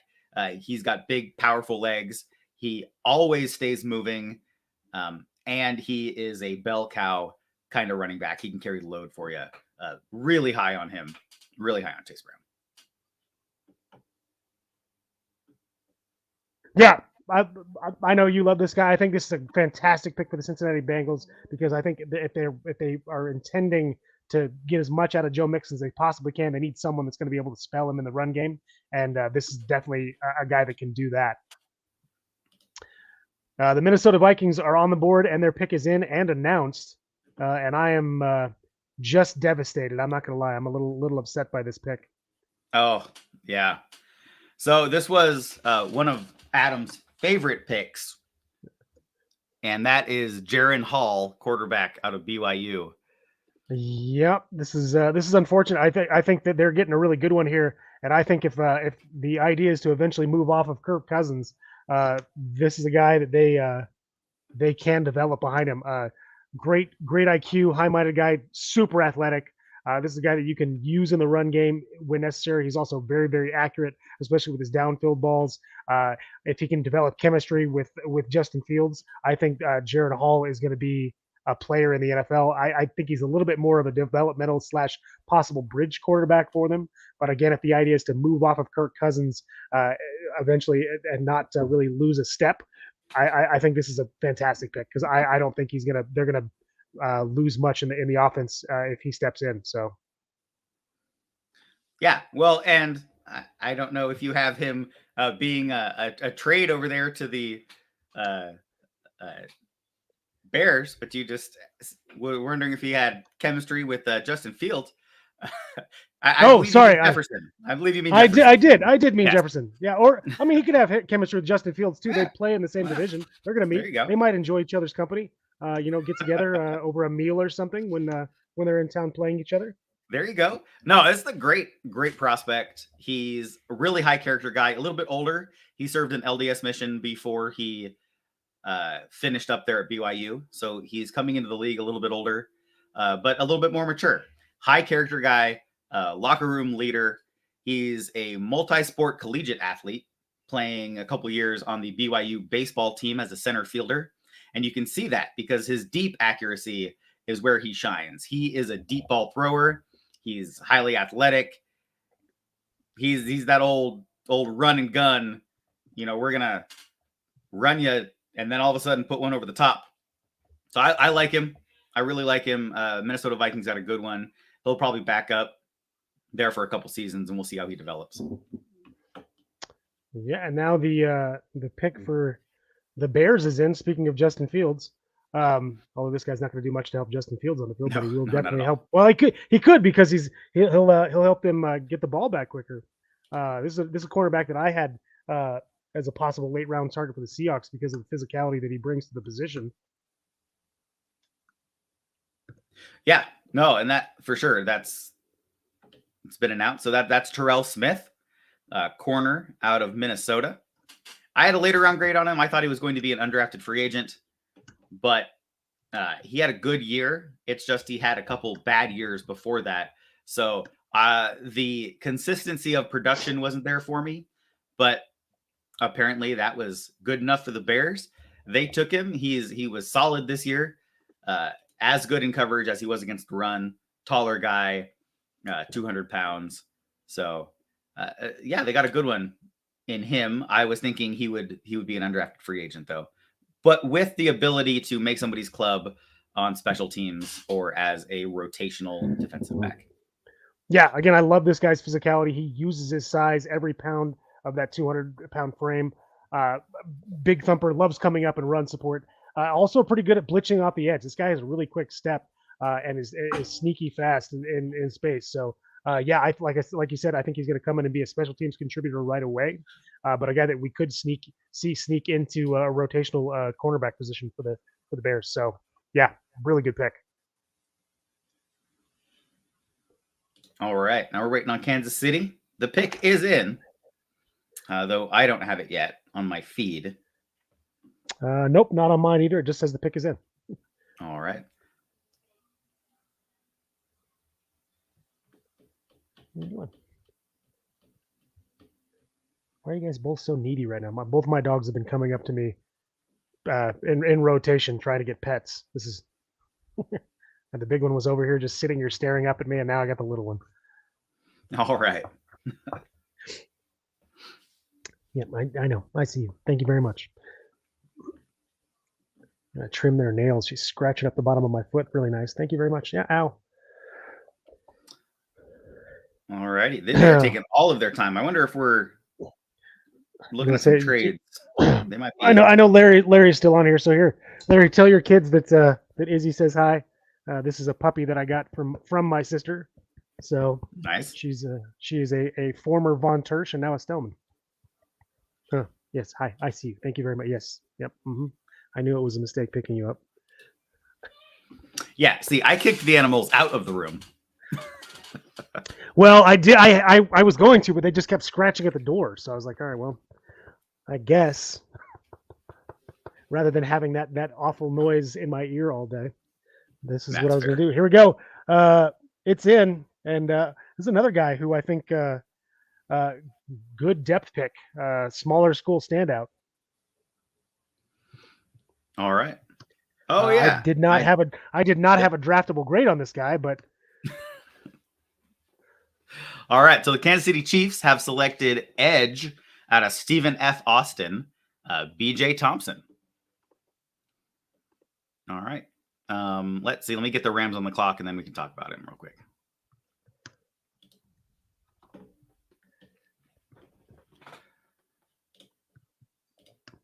All right. So yeah, I had this guy late 7th, late 7th, undrafted free agent kind of guy. Let's see. A really good pass rush. All right, not going to help you out too much. He had a 2.9 run stop rate, which is probably the lowest I've seen of any player drafted so far. But a pass rush grade by PFF of 92.7. So he can get after it. He had 5 sacks this year, 20 hurries, 5 hits. Primarily lined up outside of the tackle, which is understandable considering he's 6'6" and only 210 pounds. Pretty much a stick figure out there. But some NFL teams going to get him in, get with, professional quality nutritionist, get some weight on his bones, get him in the gym. He should be able to use those pass rush skills. He will be a situational pass rusher, and that's all I see of him right now. Yeah, this is another guy who is just relentless on the field. This guy does not stop. Really, really high motor, and that's how he gets to the quarterback. Because it's definitely not. He's not a bull rusher. This guy doesn't have a elite strength or anything, but he uses that length to kind of get his and bend to get out of the grasp of the offensive player or lineman that he's up against and get to the quarterback. Being lean like that does give him a little bit of an advantage because he's a little harder to get a hold of. So he's kind of slippery. Yeah, but when you get a hold of him, then he's done. You got him. Yeah, yeah. Or you draw holding penalties. So, which happens often. This guy gets his jersey grabbed more than probably any other guy in college. Again, because it hangs off of him slightly. So. Oh, this we got a trade here. Oh, okay. Houston is now on the clock. At 167. All right. Let me update that. As long as I can remember the alphabet. Yeah, sorry. I guess I overdid my number here. Apologize. I forgot that we had one forfeited pick. So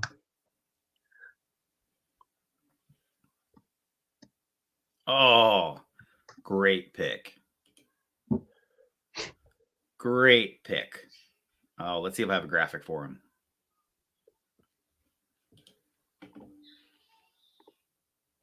If they hadn't gone little guys on day 2, and yes, I'm calling Derek Hall a little guy. This may have been a 5th round target for the Seahawks. You know, I like this guy. And I do have a graphic for him. All right. They just announced it, so I'll go ahead and do the same. And that the Houston Texans, you know, they have a coach very familiar with the Alabama program, played at Alabama. So he went back to Alabama and got a linebacker, Henry To'o. I really like this player. I think he's a 2nd, 3rd round player all day long. PFF wasn't as high on him, but definitely a day 2 guy for me. I really like him. Really like what he brings to the table, the leadership that he has. Stepped up this year, kind of fulfilled what we all thought he could be. One thing I think he needs to clean up is his wrapping up. He has a 14% missed tackle rate, and that's not going to fly in the NFL. But he's a very physical player. He can stand up to the punishment, even though he is slightly undersized, 6'1", 220 pounds. He is an off-ball linebacker. You're not going to see him up on the line of scrimmage too much. But yeah, really like him.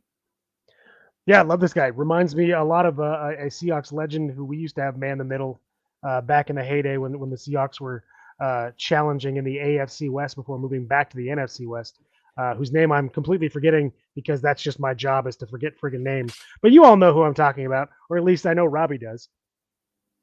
I do not. And Robbie, you don't. You're going to need to give me a little more in order to get that one. This was the best middle linebacker in Seahawks history before Bobby Wagner came along.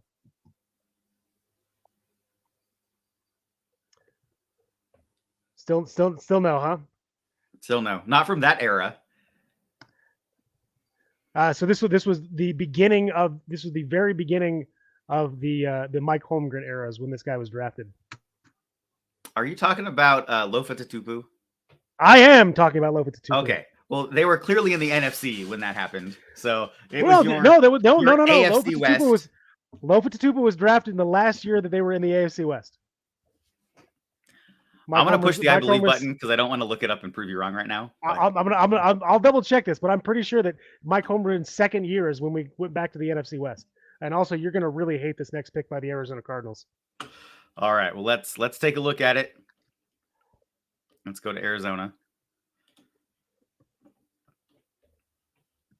Oh, yeah. I mean, I love the pick. Hate the fact about that where he should be drafted. Though. I don't think I have a graphic for him. Let me look real quick before we announce it.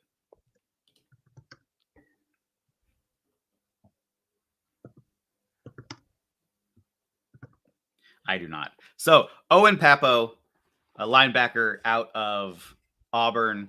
This guy is really athletic. He ran a 4.39 40. He jumped 40 plus inches in the vert. He had an 11-inch broad jump.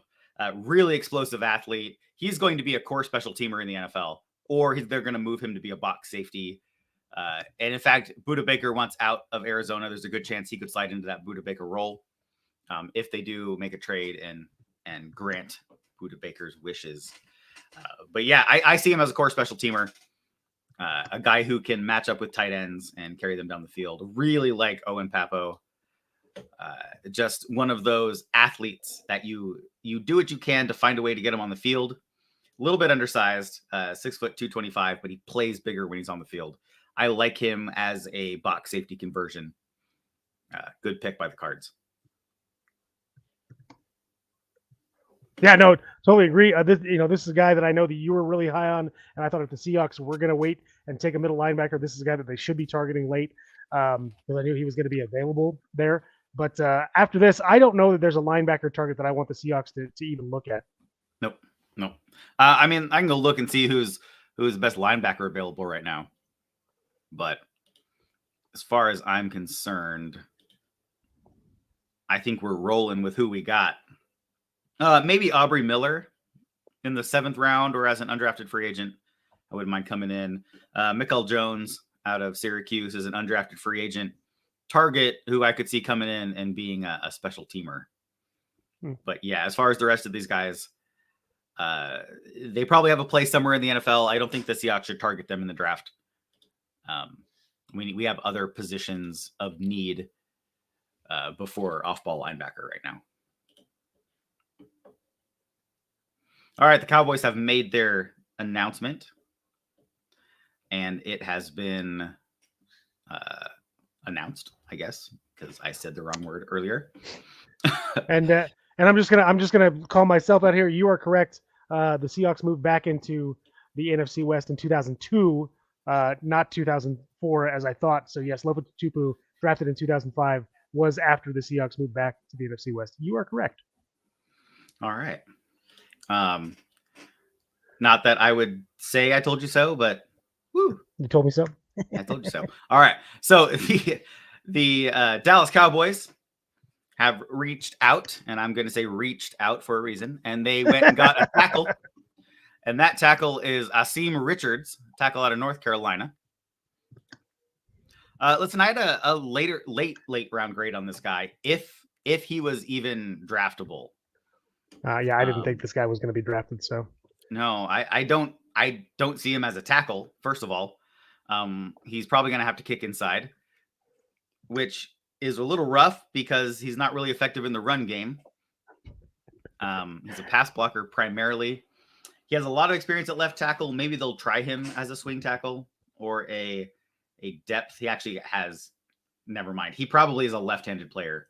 He has 2,500 snaps at left tackle and 49 at left guard, and then 1 at right tackle, which probably was an oh crap, we need somebody kind of fill in place for one play. But or some sort of gadget off center tight end moved into tackle type of play. But yeah, he's a left-handed player, better pass blocker than he is run blocker, and by that I mean his run blocking grade is atrocious. So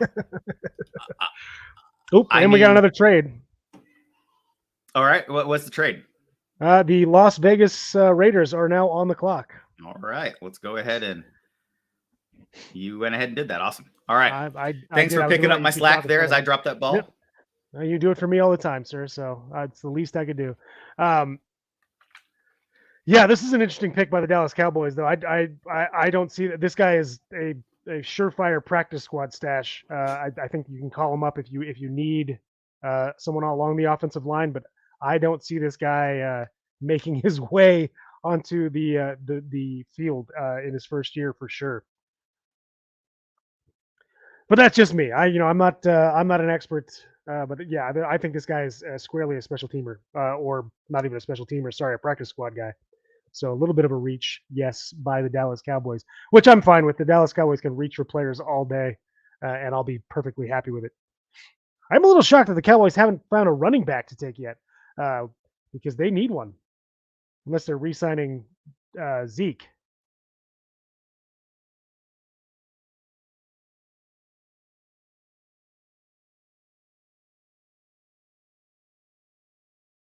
Sorry, I had to sneeze again, guys.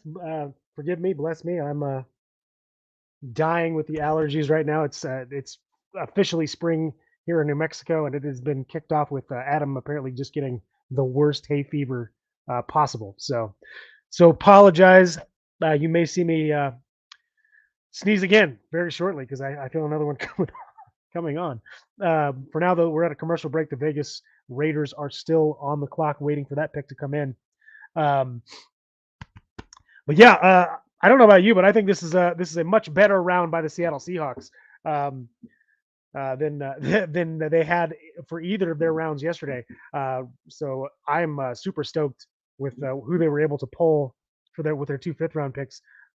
2 Michigan guys that I think will come in and acquit themselves very well along the Seahawks interior defensive and offensive line, respectively.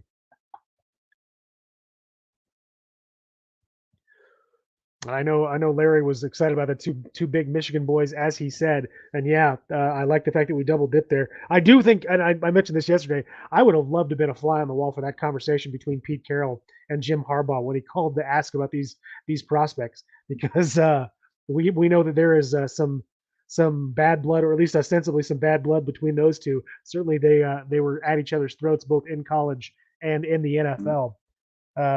But the pick is officially in for the Las Vegas Raiders. All right, let's take a look at that. Thank you for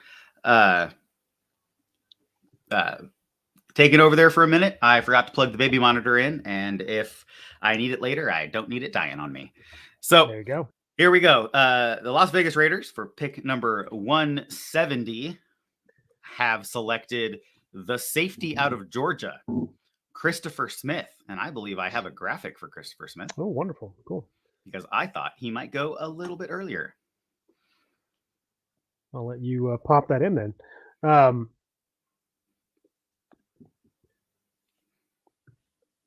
Maybe Christopher Smith the second. Let's take a look at this.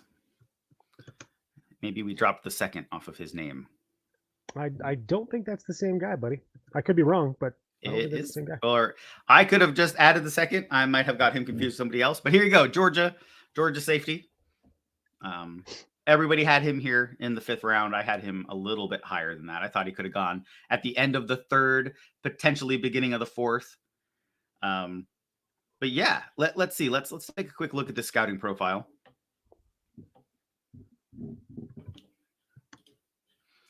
He's a little bit smaller of a safety, 5'11", 190. He plays bigger than he is.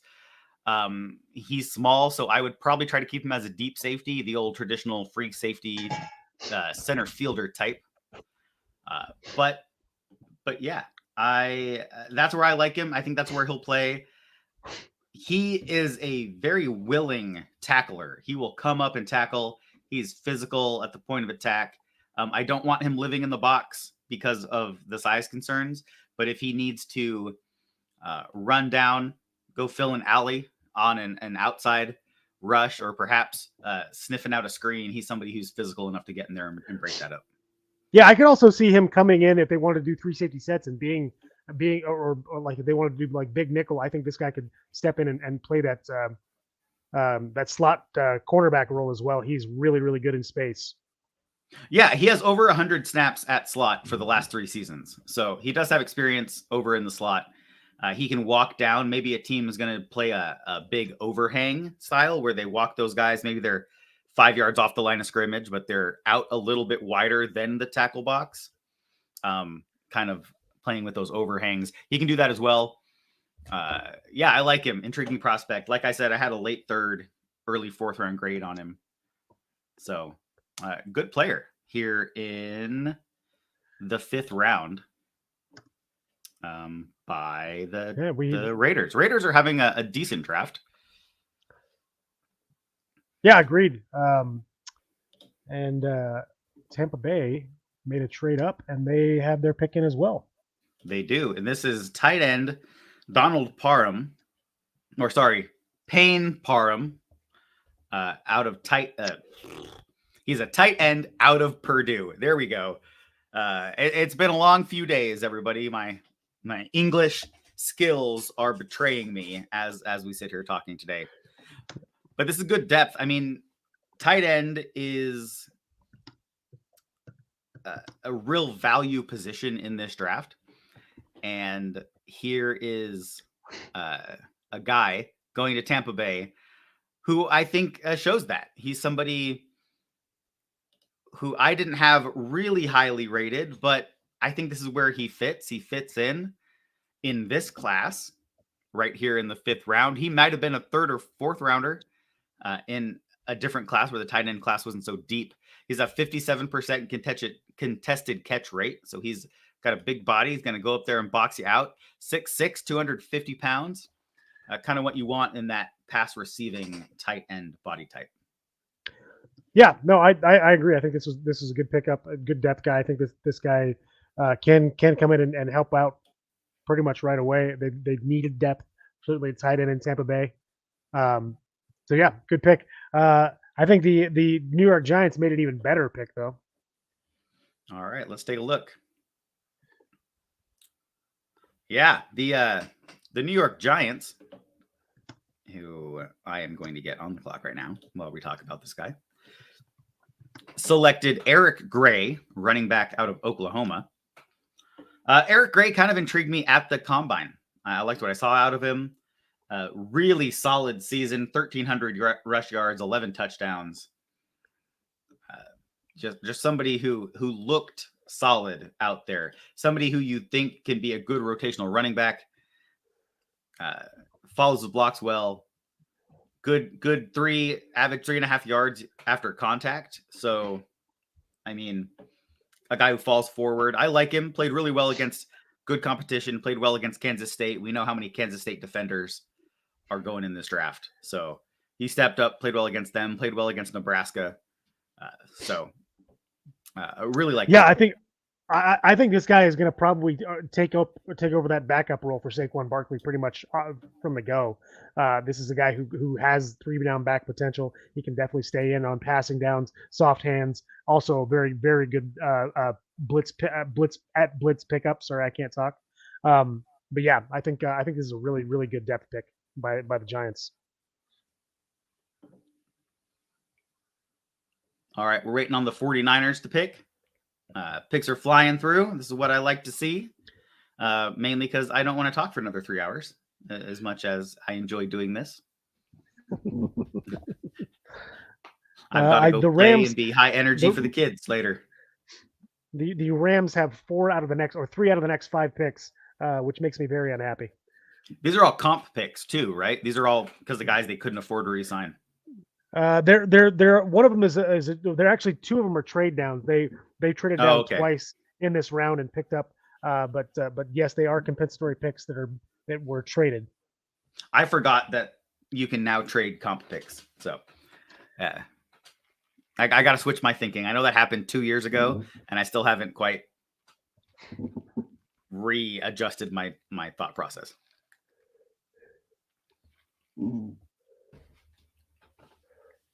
Oof, 2 rounds to go. Yeah. Oof, I need more water. Yeah. The vocal cords are definitely straining.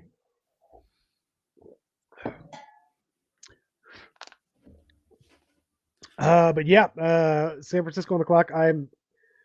I'll be intrigued because there are still guys out there that I think are potential day one contributors, and I really hope that they whiff on it on this pick. And then of course the Rams with their next 3 picks. I'm hoping for whiff. But we'll see. We'll see. Or how about this? I'm hoping if they do draft a good player that they misevaluate them and cut them in training camp. Look, we know that the Seahawks are fantastic at roster poaching. We've gotten guys to come in after the preseason that have come in and contributed right away. So yeah, I mean, look, DJ Reed is a prime example of that. So yeah, I agree. I am hoping that there are some misevaluations, and we were able to take some of these guys that we missed on in the draft because there are a lot of them. Yep, agreed. Alrighty, this pick is taking forever. It's in. It is in. It is not updated on my feed though. It is in.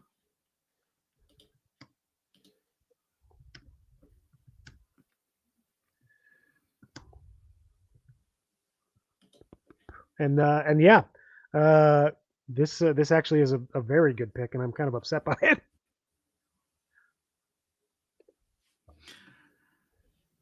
Oh yeah, yes. I don't like the idea of this guy coming in on as a pass rusher, as a rotational pass rusher along that ridiculous San Francisco 49ers defensive line. So yeah, not happy with this pick. Yeah, let me get the Rams on the clock. Let me see if I have a graphic for him, and then we'll let you go ahead and talk about him first. Yeah, so this is go ahead. Oh no, if you got him, go ahead. I was just going to say that Beal, one of those guys. So by the way, sorry, this is Robert Beal Jr. out of Georgia. Another one of those guys that was very good along that Georgia defensive line. Unfortunately, obviously overshadowed by two highly touted guys that were both picked in the first round this year by the Philadelphia Eagles, and Nolan Smith and obviously Jalen Carter. But this is a guy who was able to pick up the slack when they were getting double and triple teamed. And put quite a bit of pressure on the quarterback. Not a guy that gets home a lot, but a guy that can definitely help collapse that pocket. I'm not happy seeing him picked up by the 49ers. No, and PFF is not very high on Robert Beal Jr. They have him 365th on their big board. I had him a little higher. I thought there was a chance he could get drafted. What he is an average player on a really good team. So does that mean he wouldn't have been a standout on another team? We don't know. So he's somebody who is effective in every aspect, but he doesn't stand out in any of those parts of the game. Yeah, I don't think he's going to add a ton to the pass rush, but I do. Well, I shouldn't say that. I think he's going to add some pressure and not allow us to do a lot of one-on-ones with other guys, which is what we want to be able to excel at. So yeah, I think this is a guy that's going to make some of those other guys along that defensive line in San Francisco shine, just like he did in Georgia. All right. Let's see, the Rams are up, and then the Rams are up, and then the Colts, and then the Rams. So let's see. Hopefully these picks fly in, or we get a pick that we really like that we can talk about for a while to kind of keep this moving along. Let's continue to talk about what the Seahawks are doing in the 5th round. Finally doing some serious work along the trenches. I mean, let's take a look at the Seahawks picks. We're gonna see exactly what they're doing. Let's just do a full recap. Right, round 1, we had Devin Witherspoon and Jackson Smith and Jigba. Fantastic picks. Derek Hall, Zach Charbonnet, great players. Questionable as far as team building for those picks in the 2nd round. And then no picks in the 3rd. The 4th round today, Anthony Bradford, Cameron Young coming in on both the offensive and then the defensive line, respectively. Those are players who are going to be effective, maybe a little bit of a reach for Cameron Young. I thought Anthony Bradford went where I had him graded. But yeah, and then sticking with big men from Michigan. Mike Morris, edge out of Michigan, with our first pick in the 5th round. And then Olusegun Oluwatimi, my favorite center prospect in this class out of Michigan, there with their 2nd pick in the 5th round. So at least they're finally addressing the trenches. I love it. I would like to see another offensive lineman to kind of beef up the depth that we have there on the offensive line with one of these last couple picks. But yeah, really like what the Seahawks are doing. What are your thoughts? Yeah, I think that this has been a much more so far. This has been a much more successful day for me, at least, than yesterday. I think that they're knocking a lot of their picks out of the park. Finally building along the trenches and getting some good depth. And then I think they picked 2 guys in this 5th round who I think are going to make their way into that rotational starting positions in quick succession. So yeah, I really like what they've done in the 5th round. I like what they did in the 4th round. I thought that was good to get some depth along the offensive and defensive lines. Maybe not the guys I would have taken there, but still doing the work and getting the depth that we need. So yeah, I love what they've done today so far. Speaking of loving today so far, the Rams should be loving their picks today. I think this guy's gonna come in and battle for that right tackle spot along the offensive line. This is a tackle that I really liked. I didn't think it was a position of need for the Seahawks, but this is a guy who acquits himself very well in both the run and pass game. And kept Stetson Bennett pretty clean. And he played along. He primarily played right tackle, but this is a guy that can also, I think, switch over to the left side and has experience at guard. So this is a good pickup by the Rams, which of course makes me sick. Yeah, no, he's a good player. I like him. He was primarily a right tackle. You're right. He has 77 snaps at left tackle, so probably came in to to fill in for a game when somebody went down, which would have been Broderick Jones. Maybe he picked up a little ding, or they pulled him out because they got up on somebody, and he flipped over to the left side to show that he can do it. He has one snap at guard, so I'm not going to count that as experience at guard, but I'm going to say primarily a right tackle who can give you some tackle flexibility if you need him to either come in as a sixth offensive lineman or swing tackle there for your team. But yeah, I really like Warren McClendon. I think that's a good pick. And I also like their next selection, which just got announced, and that's Davis Allen, tight end out of Clemson, who is approaching steal level if you trust PFF's picks. I'm not going to call him a steal just yet. I'm going to say he's a very good value pick right here at 175. Another one of those pass catching, big-bodied receiver types. But he can be effective in the run game. He has what I like to call ridiculous box out ability, right? He has a 91.7% contested catch rate. I mean, this is the guy you look for as a fade in the end zone. Not a burner. He ran a 4.84 second 40, so he's not going to beat you down the field. But in the red zone, he can go up and take it away from just about anybody. And at 6'6", he's got the length. All you got to do is throw it up there near the crossbar, and he's going to come down with it, much like a Jimmy Graham body type.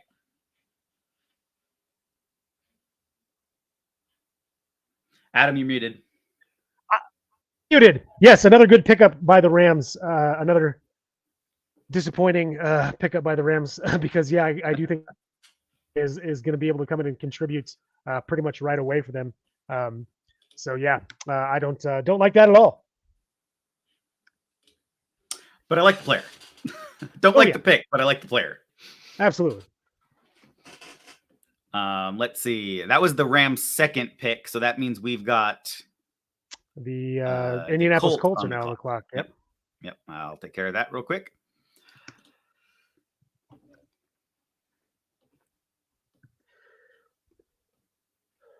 Yeah, I'm surprised. We're kind of getting to the end of where I really have a lot of draftable grades on guys. We're going to see a lot of randos, I think.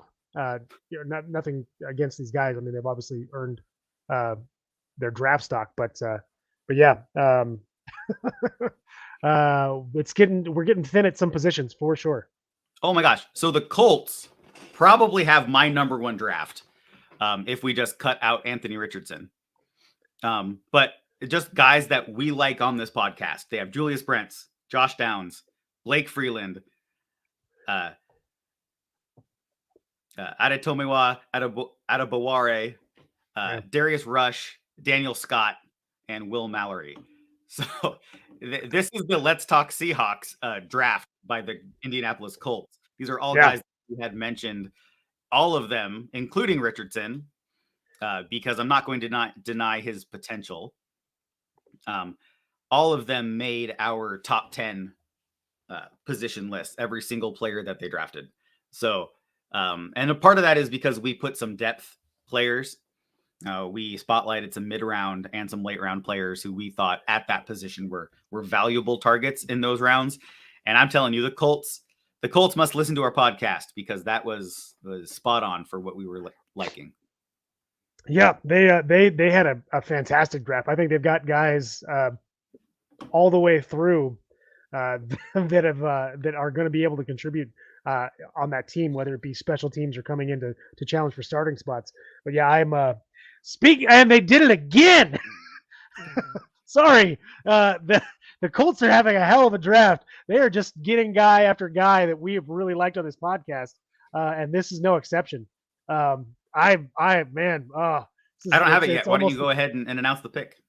Yeah, this is a guy that you really like. Yeah. I'm gonna actually type. I'm gonna type him in. If I don't know, do you have a slide for this? If not, I'm gonna finish typing him in before we actually get to talking about him.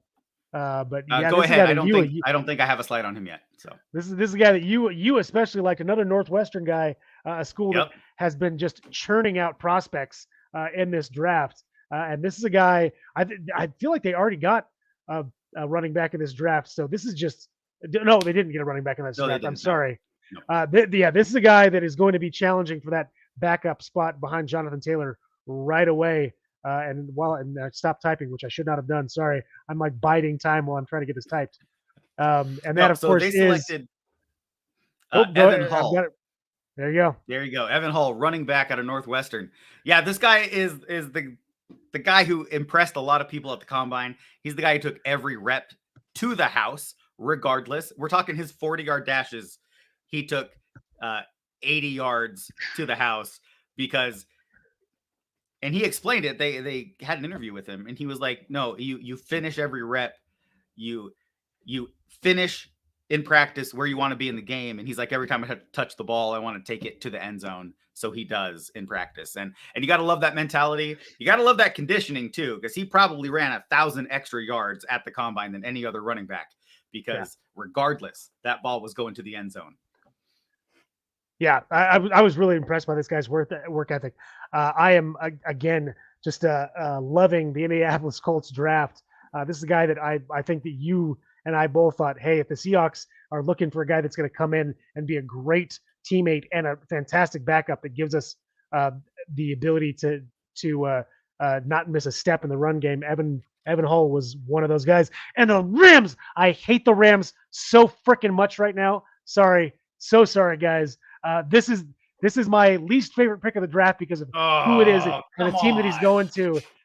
This is horrendous. I hate this. I'm not going to say it until I type it in because I've got to make it real for myself. It's already been announced. I'll complain about it while I have a graphic for it. please do. This is just upsetting. All right. So real quick, I'll touch on Evan Hall. The last thing I wanted to say while I'm pulling this graphic up. But Evan Hall is we wanted him thought the Seahawks might target him because he's a Seahawks type of player and that he's always compete mentality. He is high effort, high motor all the time, highly competitive, just a Seahawks type of guy. So they had a really good pick there in Indianapolis, and they have a fantastic pick here in Los Angeles. In fact, I see a lot of Cooper Kupp in this wide receiver that they selected here at the end of the 5th round.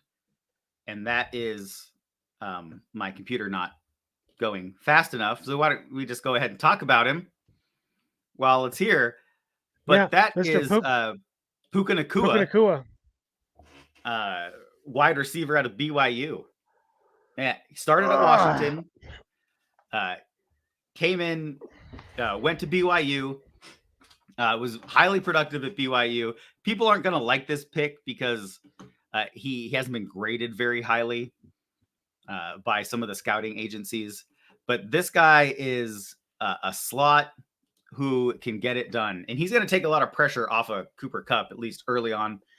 We'll see if he makes that roster. He had a 90 receiving grade. He only had a 5, just shy of 6% drop rate. He won 50% of his contested catches. I mean, this guy is a baller. He's going to go out there. He has route versatility. He's 6'2", so he plays slot, but he can also kick out to the outside if he needs to. Puka Nacua is a sneaky athlete. He took a lot of handoffs from the slot position, ran a lot of those jet sweeps. Real gadget player type of guy. I really like him, and I'm glad I get to see him. I just hate that I have to see him play against the Seahawks. Yeah, I'm not happy with this guy going to another team in the NFC West. After being really excited about the Seahawks 5th round, I am now completely pissed off because of the Rams 5th round. I'm upset. This was probably my favorite receiver in the draft. I got to watch him at his bowl game here in New Mexico. He took a pass. He caught a pass in the end zone. He also ran one in the end zone for their play game. This guy is an absolute baller. Lots of Deebo Samuel in his game. This guy is like a running back with the ball in his hands in the open field, but also knows how to use his length on the outside. This is a fantastic pickup. I think this guy is going to be a guy that we're going to hate seeing across the field in the NFC West for quite a few years to come. I agree with that 100%.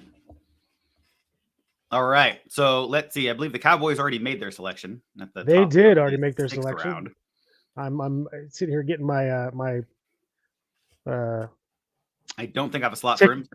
Ticker back together here, but I'll go ahead and put him up. This is another guy that you talked about, I think, during our positional breakdown. I don't think so. Oh, no, sorry. I lied. I was thinking of somebody else. I was thinking of actually Scott, the receiver out of Cincinnati. Oh, Tyler Scott? Yeah.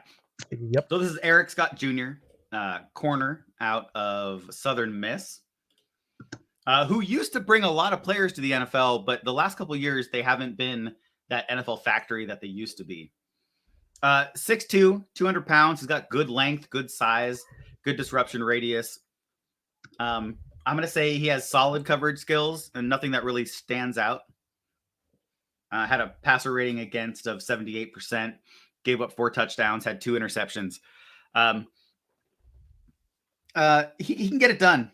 He took most of his snaps from the outside corner position. He doesn't really have any slot versatility. But yeah, so just somebody that's good depth in their defensive backfield. Yeah, no, agreed. Ooh, Green Bay. You see Green Bay's pick? I did. All right. So Green Bay just selected, I'm going to say a steal. They got a steal here with an edge, and it's an interesting edge. I don't know if I have him on my list of graphics, but I will look real quick.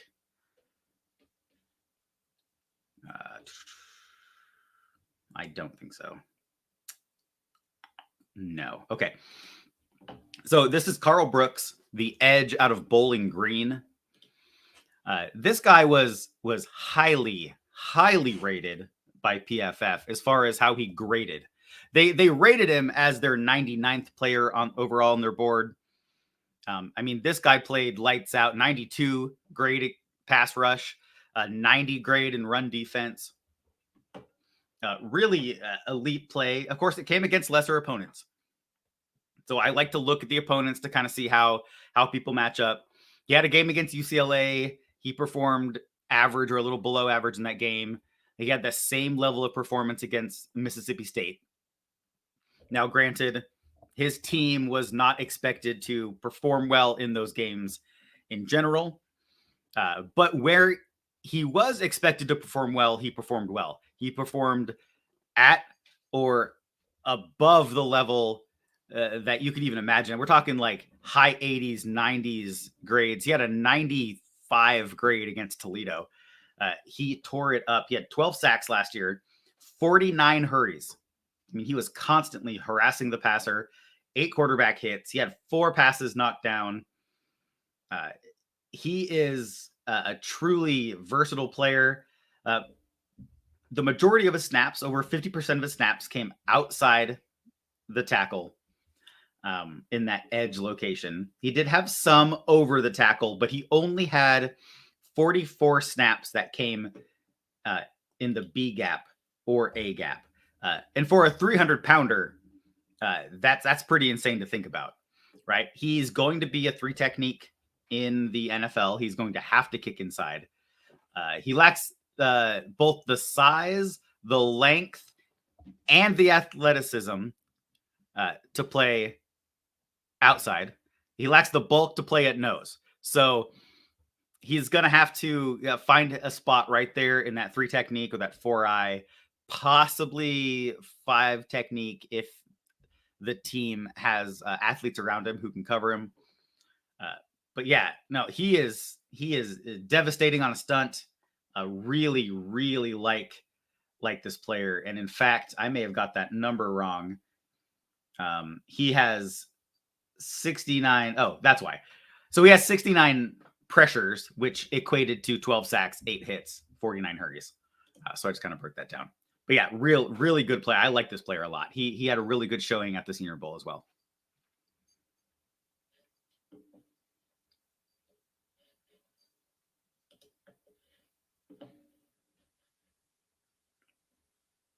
All right, Adam, you're still muted.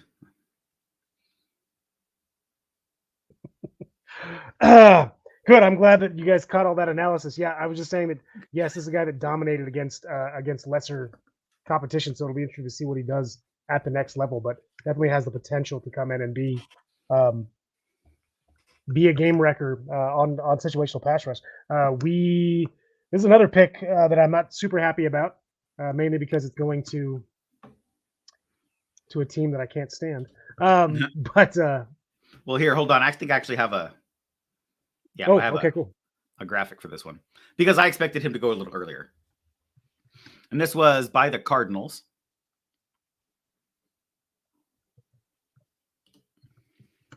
The Cardinals went out. They got some help in their defensive backfield.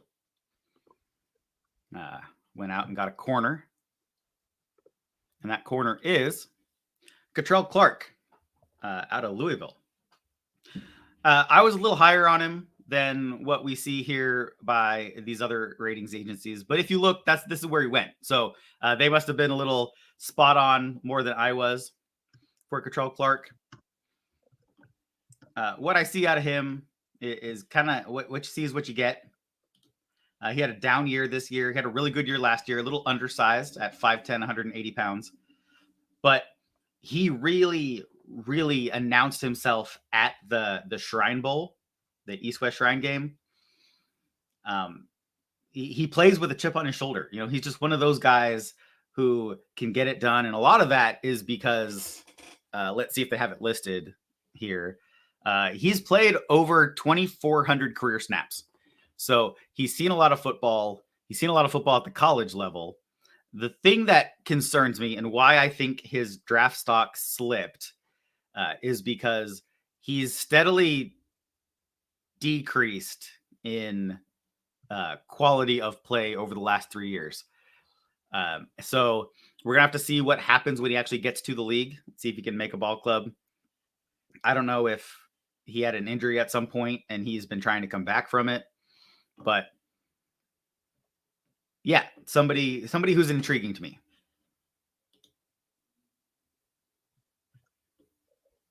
Yeah, I think you're right. Again, the reason I was a little upset because I think this is a guy that has the potential to be a baller. He's super aggressive. Loves to be in on everything. Loves to come up and run support. This guy is definitely a football player, and I don't like the fact that he's now going to be again playing opposite us in the NFC West, because this has been a sneaky good draft for the NFC West. Unfortunately, I think it's been a sneaky good draft for all the teams in the NFC West, especially our opponents in the division, which is not great.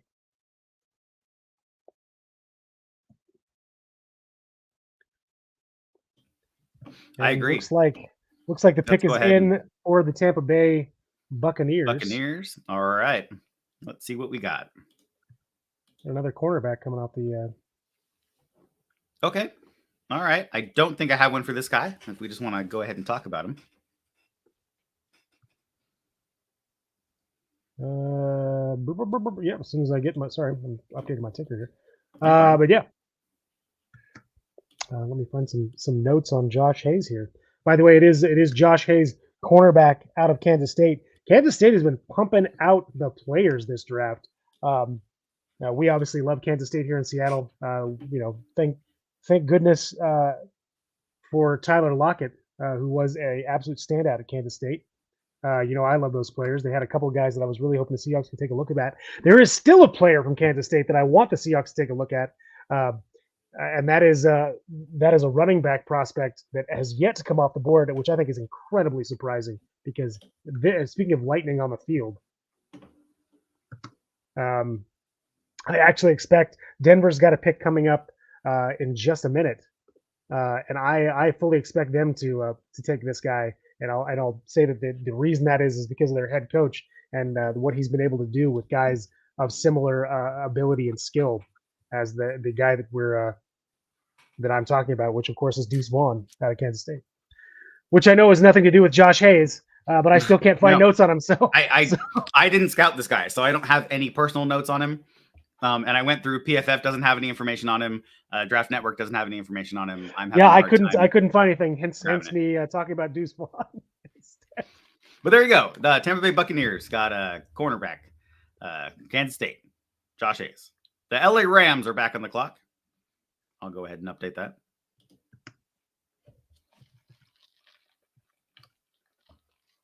I was doing a really good job with my fluid intake, limiting my fluid intakes until my wife decided to bring me a nice beverage when she came home earlier. Oops. So I'm going to step away from the broadcast for a minute and let Adam take it over. All right, Adam will take it over. The Los Angeles Rams are back on the clock. Their pick is not yet in because we are on a commercial break, and I'm going to use that opportunity to continue to update my ticker, which is just difficult to keep up with a fast pace of a lot of these picks. But I'm doing my utmost, folks. But yeah, like I was saying, there have been quite a few players from Kansas State that have been taken in this draft. And one standout especially has not been heard his name called yet, and that is Deuce Vaughn, who I fully expect to be taken at some point because this guy, even though he's 5'5", was an absolute baller in college, and I think could come in and help out quite a few teams here in the NFL. And the reason I said that I think that the Denver Broncos are going to take a look at him is because Sean Payton knows what it's like to have one of those little ballers coming out of the backfield that can kind of do it all, whether it's pass block, because he's Deuce Vaughn is a very willing pass blocker, loves doing blitz pickup, a little small and can be taken advantage of for that, but it's not because of effort. That guy gives 110% every single play. Sorry, still waiting on the pick to come in by the Rams. And like I said, while that's happening, I'm going to continue to update my ticker here. Got a few more numbers. There's so many compensatory picks that it's really, really difficult to keep up with this. I may have to hire a typist if we do this again next year. A typist, like that's still a position. But here we go. Looks like the Rams pick is in. Just waiting on it to get announced. And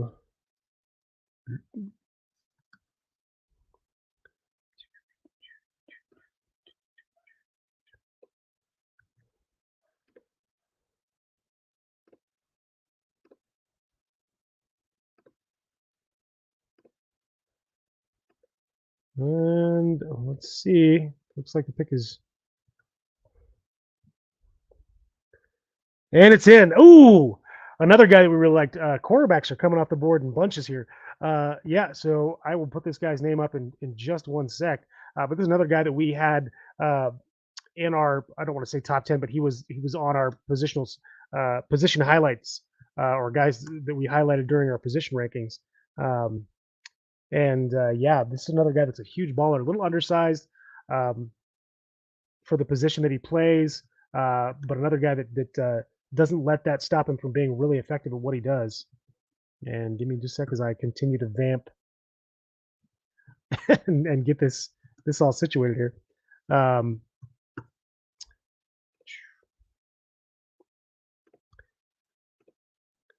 I'll go ahead and type him up. But yeah, we are seeing another cornerback. This one coming out of TCU, and that is, as soon as I learn how to spell his name, because it's not an easy spell.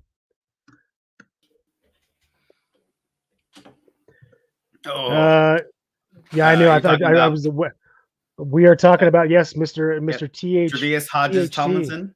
Yeah, I've got a graphic for him. Let me put that up. Oh, I also have a graphic for the next guy too.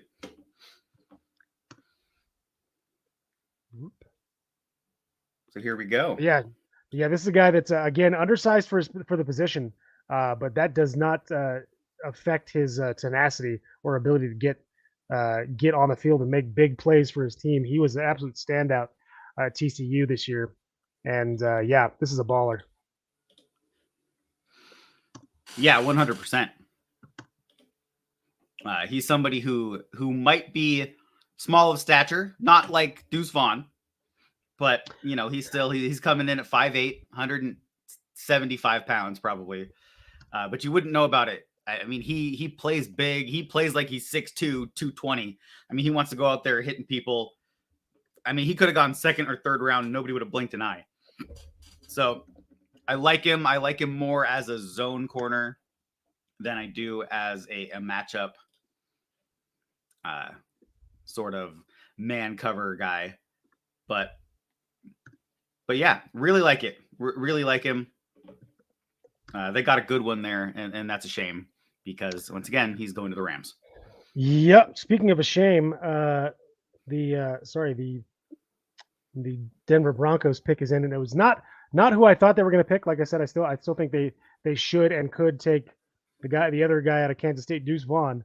But in this case, they took one of my favorite players at this position, guy that I like to talk about, and thought we could see the Seahawks take a chance at just because this guy likes to pattern his game after a Seahawk great, one Cam Chancellor.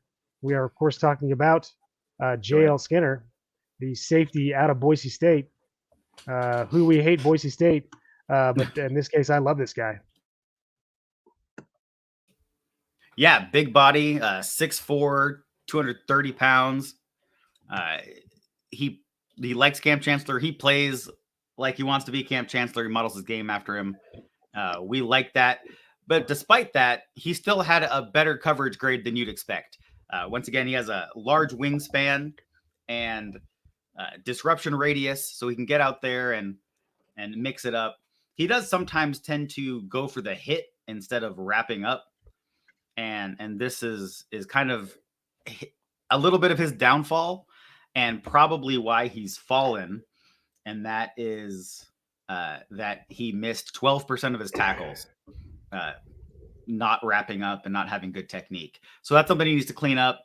I apparently was projecting because he only weighs 210 pounds.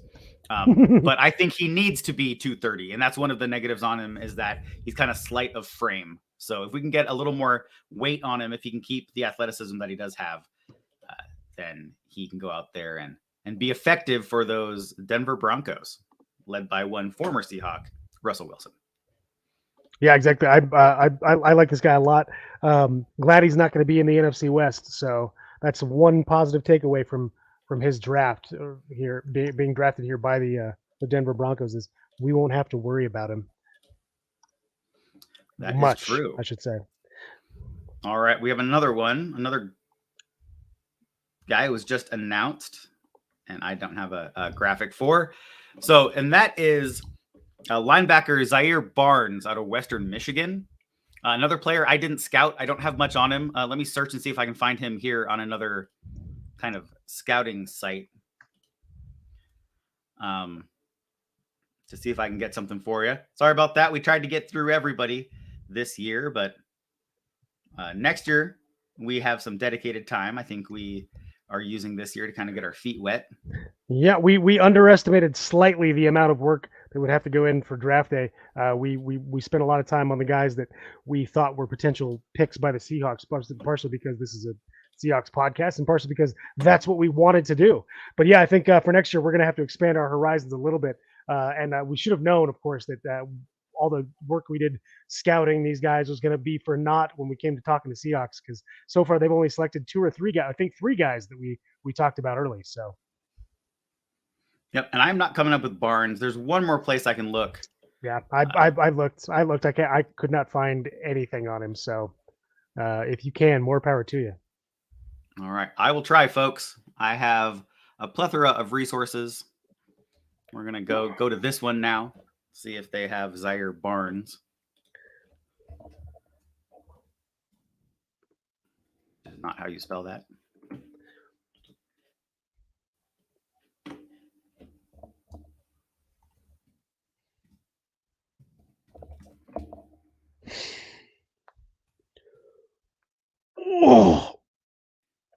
I might need to stand up and walk around again a bit. My back's starting to go. Hey, we've been in a prone position for way too long. Sitting a bit too long. Yep. So I don't have anything on him. But to take somebody in the 6th round, they have to have done their homework and And there you go. So they're the Jets.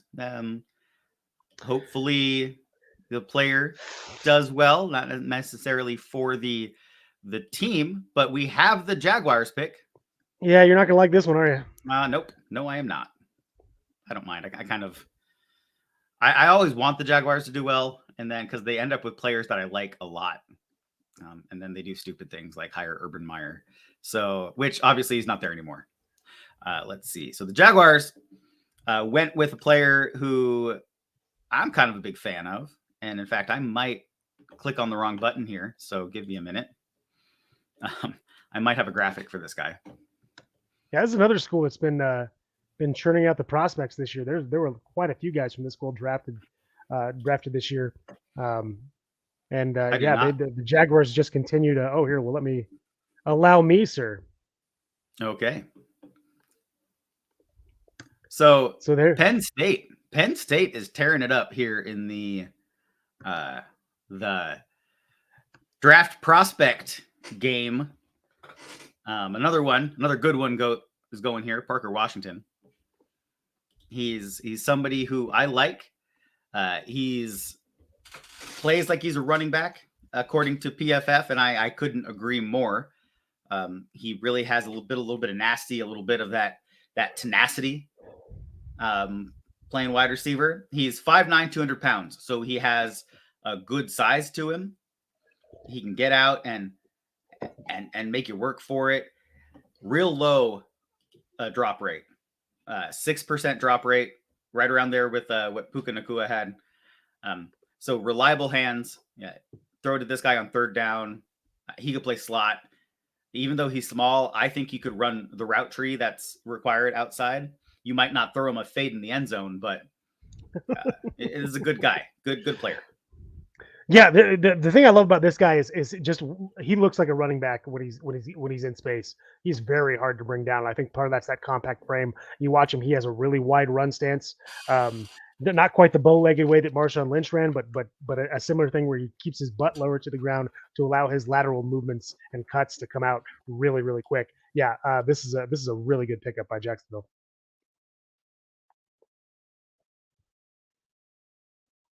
The Tennessee Titans are on the clock.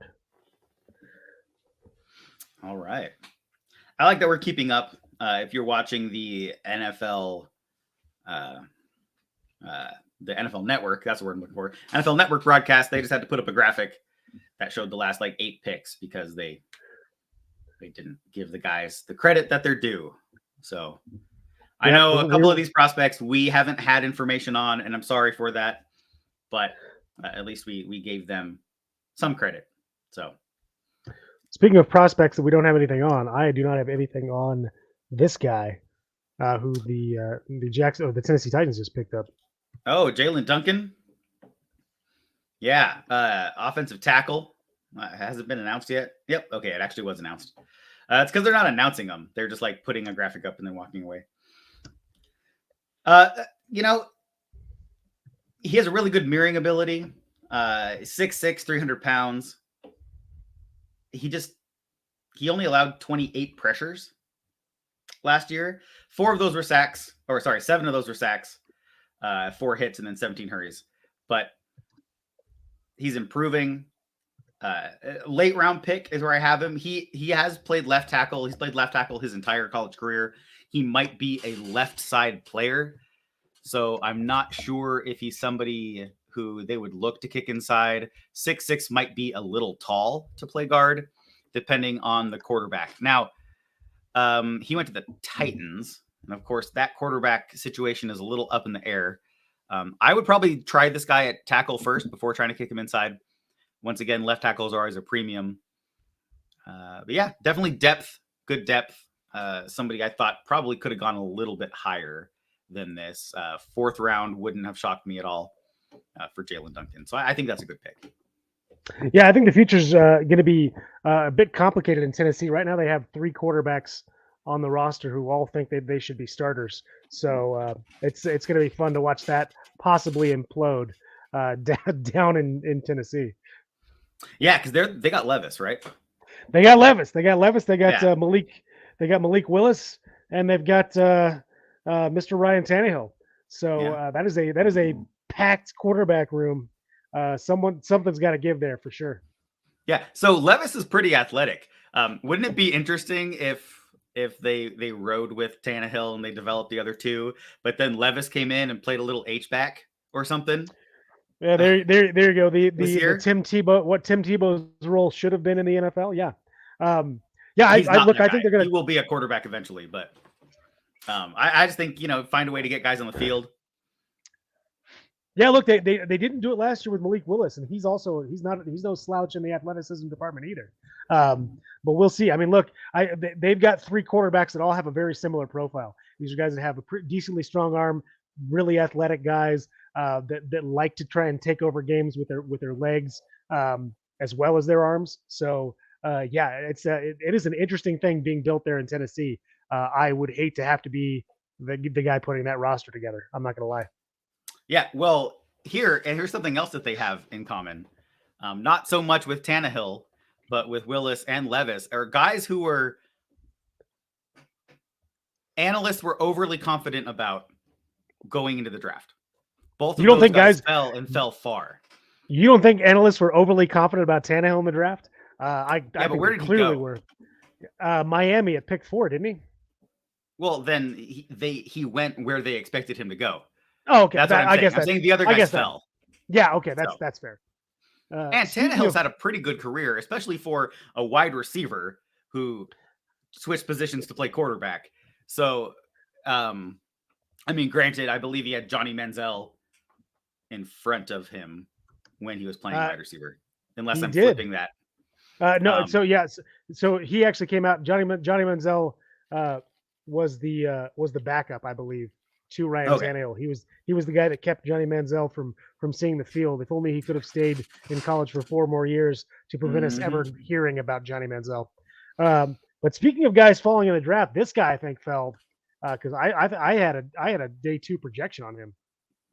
Yeah, and I guess we are a little behind on this one. Yeah, because there was a trade, and there was So the New England Patriots selected Kayshon Boutte, wide receiver out of LSU. Now this is a player who preseason like top 5 wide receiver, and then the season happened, he just disappeared, despite playing an entire season of games. I was never really high on him. He has 13% drop rate. He's somebody who is going to, I think, benefit from this fall. Sure, he's not going to get the big payday that comes with being one of those top picks, but he's not going to have the expectations. And I think that's what this guy needs, because he had a ton of expectations coming in, and he had ankle surgery during the offseason between 21 and 22. And I don't know if he wasn't fully healthy in the 2022 season, but he did not look like the same player. And that's the main reason why he fell. Let's hope that he gets right, that all of that heals back up properly, and he's going to be able to be used. But yeah, I'm talking a steady decline. He was projected to go 5th, 6th in the draft in those early mock drafts of the season. And now look at him here in the 6th round. Yeah, like I said, I think this guy's fallen far from grace. But yeah, like you said, he was a preseason projected to go in the 1st round of the draft, and then just had a terrible year this last year in 2022. But I think this guy's got all the skills to come in there and contribute, especially in what is a depleted wide receiver room for the New England Patriots. The Eagles pick is also in, and I like this pick. This is a really good pick for them. Yes. Eagles are having a good draft. Yeah. So the Eagles went with the quarterback. They chose Tanner McKee out of Stanford. 15 years ago, Tanner McKee would have been a top 10 pick. Yep. Because he's that old school prototype pocket passer. Think Peyton Manning kind of passer. Not that he is like Peyton Manning. He would have gone number 1 overall. But he's that style of quarterback. He is not going to pick up too much with his legs, but he's 6'6". He's got good size. He can see over those offensive linemen. And yeah, it's really interesting that the Eagles, a team who is thriving with an athletic quarterback right now in Jalen Hurts, who they just re-signed. So congratulations to Hurts, by the way, for inking that deal and securing his future there in Philadelphia, even though it wasn't in question. But yeah, so Tanner McKee comes in to fight for that backup role. He's a pocket passer. He has really good timing, really good accuracy down the field, prototypical size, really good release, under 2.5 seconds. Just checks a lot of those prototype boxes. Really good deep ball. Really good when he doesn't have pressure in his face. Not very good under pressure because he doesn't have the athleticism to elude the pressure. He had Go ahead. He had adjusted completion percentage of 72. So a 72% completion. And if you think about it, Geno Smith set the Seahawks franchise completion percentage record at 69.8 last year. So having a 72% completion percentage is pretty impressive. Yeah, I think it's kind of it's really fitting. I think that the Philadelphia Eagles took this guy to back up a really athletic quarterback, because my pro comp, and I think I said this when we were talking about him, is Nick Foles. This guy has the same skill set as Nick Foles. Sees the field really, really well. Good release, great touch on the deep ball. And I don't want to, not that I want history to repeat itself, but if something were to happen to Jalen Hurts, I think they've got a guy that could step in right away, and with the weapons they have in Philadelphia, could absolutely make this offense work. So yeah, this is a really good pick.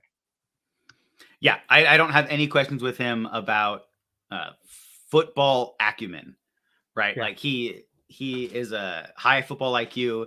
He's mature. He's another player who went and served an LDS mission and then came back to college. So he's 23 years old, but a little bit more life skills, I guess, under his belt, having had that experience in his life.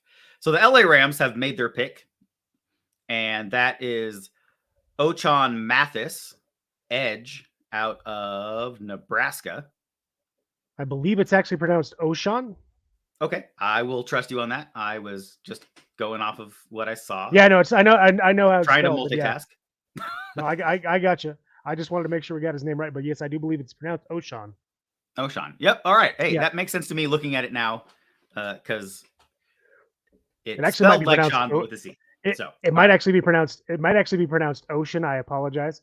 I could be wrong about that. I think I know the CH is a sh sound. I just don't know if it's Sean or yeah. So yeah. But yeah. Another guy to just build ridiculous depth along that frickin' defensive line that we've come to hate here in Seattle. Well, and I'm not saying anybody they selected are going to be Aaron Donald, and Aaron Donald did come back for this year, but he has been flirting with retirement. And so with that looming, you want to throw as many darts as you can at the defensive line board just to see if you can find anybody who can put you're not going to find another Aaron Donald, but you might find somebody who can who can be out there and be effective and help you fill those gaps in, especially when you have no cap space to bring anybody else in. Yeah, no, agreed. And speaking of continuing to build ridiculous depth, the Cleveland Browns are having a really, really good draft, and no exception here, because they just took who I believe will be their center of the future. So, oh, absolutely. So finally, the slide is over, and Whippler is off the board. Let me get Tampa Bay on the clock, because they're technically on the clock right now. So the Browns went ahead and they went out and got Luke Whippler out of Ohio State, sticking in the state of Ohio. Went and got what some people had as the second or third rated center in this class, though I think he's the fifth or sixth to go off the board. Yeah, I like this guy. I had other guys rated higher than him. Obviously, I had Oluwatimi rated higher. He went higher than him also. But he's good. He's got lots of experience. Even though he's only 22 years old, he's a little bit small, you could say, at 6'3", 300 pounds. But I don't think that he plays small. He's one of these guys who plays beyond his years and is really good. And he played on a good team and he faced some good opponents. So I think they got a good one. I agree with you. This might be their center of the future. And now that I think about it, I might have a graphic for him. Let me throw that up while you give a little more analysis on one Luke Rippler. Yeah. Like you said, young guy at 22, but 3-year starter at Ohio State. Just has everything you'd want out of the leader along your offensive line. No question, this guy can come in and start calling the plays and protections from day one. And I like I said, I think that this is definitely their center of the future. This is a guy that I think we had talked about possibly being mocked to the Seahawks, or we had mocked the Seahawks, and so a lot of other people. I'm glad that they went with the guy that they went with, because I think they needed a little bit more beef. Not that Luke Weipler is at all small, even though he's a little bit shorter at the center position. He is certainly a big guy, and he plays like a big guy. Oh, absolutely. And I believe they actually sent, I want to say it was Steve Hutchinson, out to go scout this guy for the Seahawks. So he went and personally worked him out to kind of say what he thought about him. Wow. Well, I mean, harder to find a better guy to scout the offensive line, I guess. I know, right? All righty, let's see who's on the clock right now for us. We are a couple picks behind. So I'm going to put Washington on the clock, and then we're going to talk about the last two picks. And catch up with the feed, even if that's not caught up with the broadcast. All right. So the Tampa Bay Buccaneers picked after the Browns, and they went with Trey Palmer, the wide receiver out of Nebraska. As a player, I think can do it all. One of these guys who is 6 foot tall. He's not a really speedy, athletic guy, but he runs really clean routes. And so a lot of times he can be open, not off of athleticism, but off of route design. He's going to be pretty reliable for you as well. One thing he needs to clean up is that drop rate. He also doesn't play like he's 6 feet tall. Body catches more than I would like to see, which explains the higher drop rate and the contested catch rate. You see this combination the same in other guys who don't hands catch, like Quentin Johnston. They tend to drop more balls because they're not using proper technique. So this is a guy, if he can clean up his hands, then he can match the route work that he has. He can develop into a pretty good wide receiver. And next we have a special teamer coming off the board. Yes, for the, our first New England punter. Patriots. I did not actually scout special teamers this year. I apologize to all of you. I will be more prepared next year. I don't have any information on this guy. Well, I can tell you he's a punter from Michigan State, and he is likely. I think he's probably the top punter in this draft, and I don't think that's saying a lot because I don't know how many other punters are draft eligible. But clearly Bill Belichick thinks that their special teams need some help. Their special teams definitely lost them a couple of games last year, so I think this is a good pick. Yeah, I mean, the Seahawks are picking in 5 picks, and your favorite tight end in this whole class is still on the board. Second favorite tight end in this whole class. Darnell Washington was absolutely my favorite tight end. You're right. You're right. But this guy that's still available, and we're talking about Zach Kuntz out of Old Dominion, is a physical freak. Now, he didn't have a lot of production in college. He started at Duke. It was basically just a bench warmer at Duke. Finally transferred to Old Dominion and then became their starting tight end. But he was used more in pass blocking because they're more of a run-first team there at Old Dominion, though he did acquit himself when he was able to in the passing game. But this guy's measurables are ridiculous. He ran the second fastest 40 time for a tight end at 4.56. He is 6'7", I believe, or 6'6". I'm sorry. Has a ridiculous wingspan, big hands. Had a 11-foot broad jump. I think a 36.5 or 39.5 inch vertical. This guy is just a physical freak.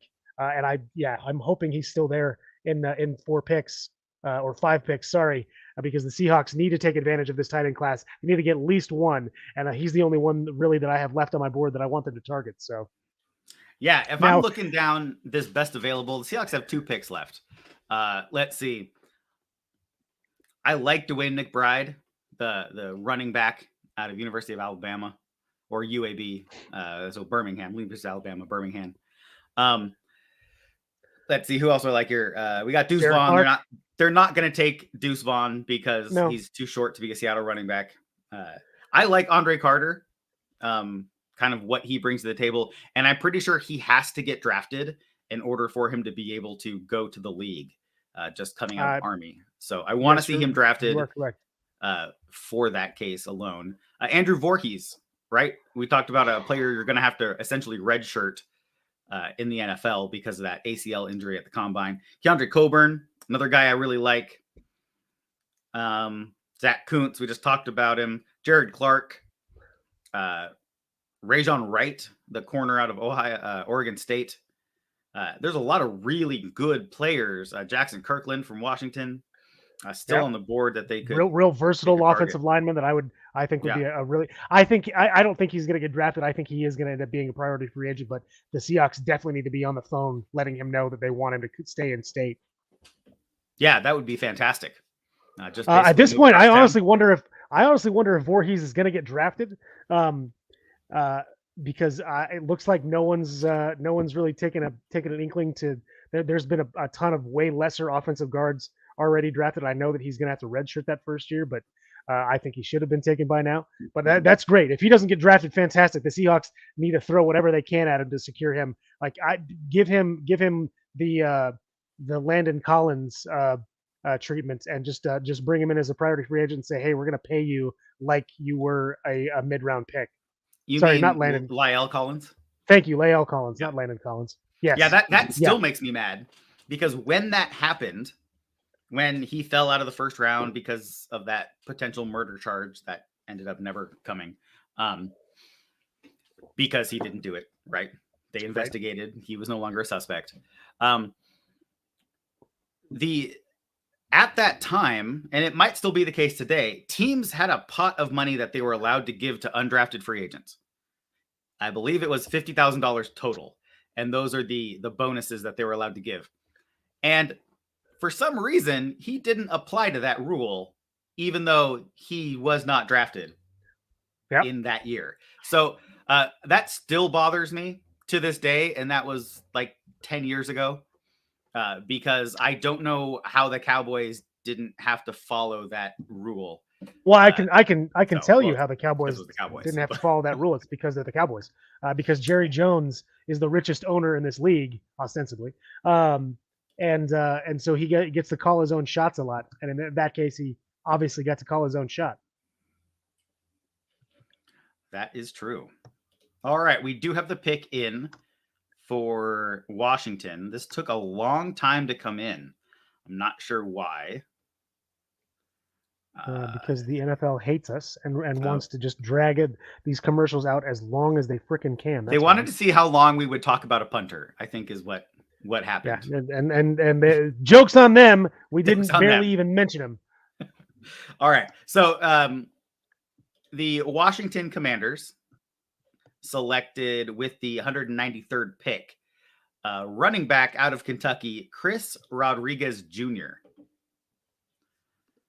Now, this guy's had a really decent rushing grade by Pro Football Focus, a 90.7, 3.8 yards after contact per attempt. So a guy who's, once again, pushing the pile, falling forward. He had a shortened season. He only played in 8 games.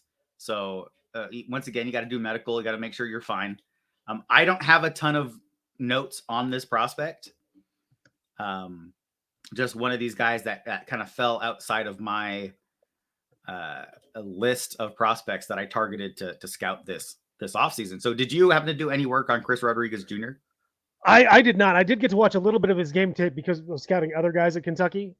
This is another guy who is just kind of a ball of muscle. Little bit smaller, under 6 feet, but has a decent amount of weight to him. I think he's 196. Definitely an in between the tackles runner. Good one cut runner. Doesn't have a lot of juke in his game. Not a lot of juice either. He's not a super fast guy with top end speed. I think this is a pretty decent pickup for them if they're just looking for someone to come in and back up who they've already got at the running back position.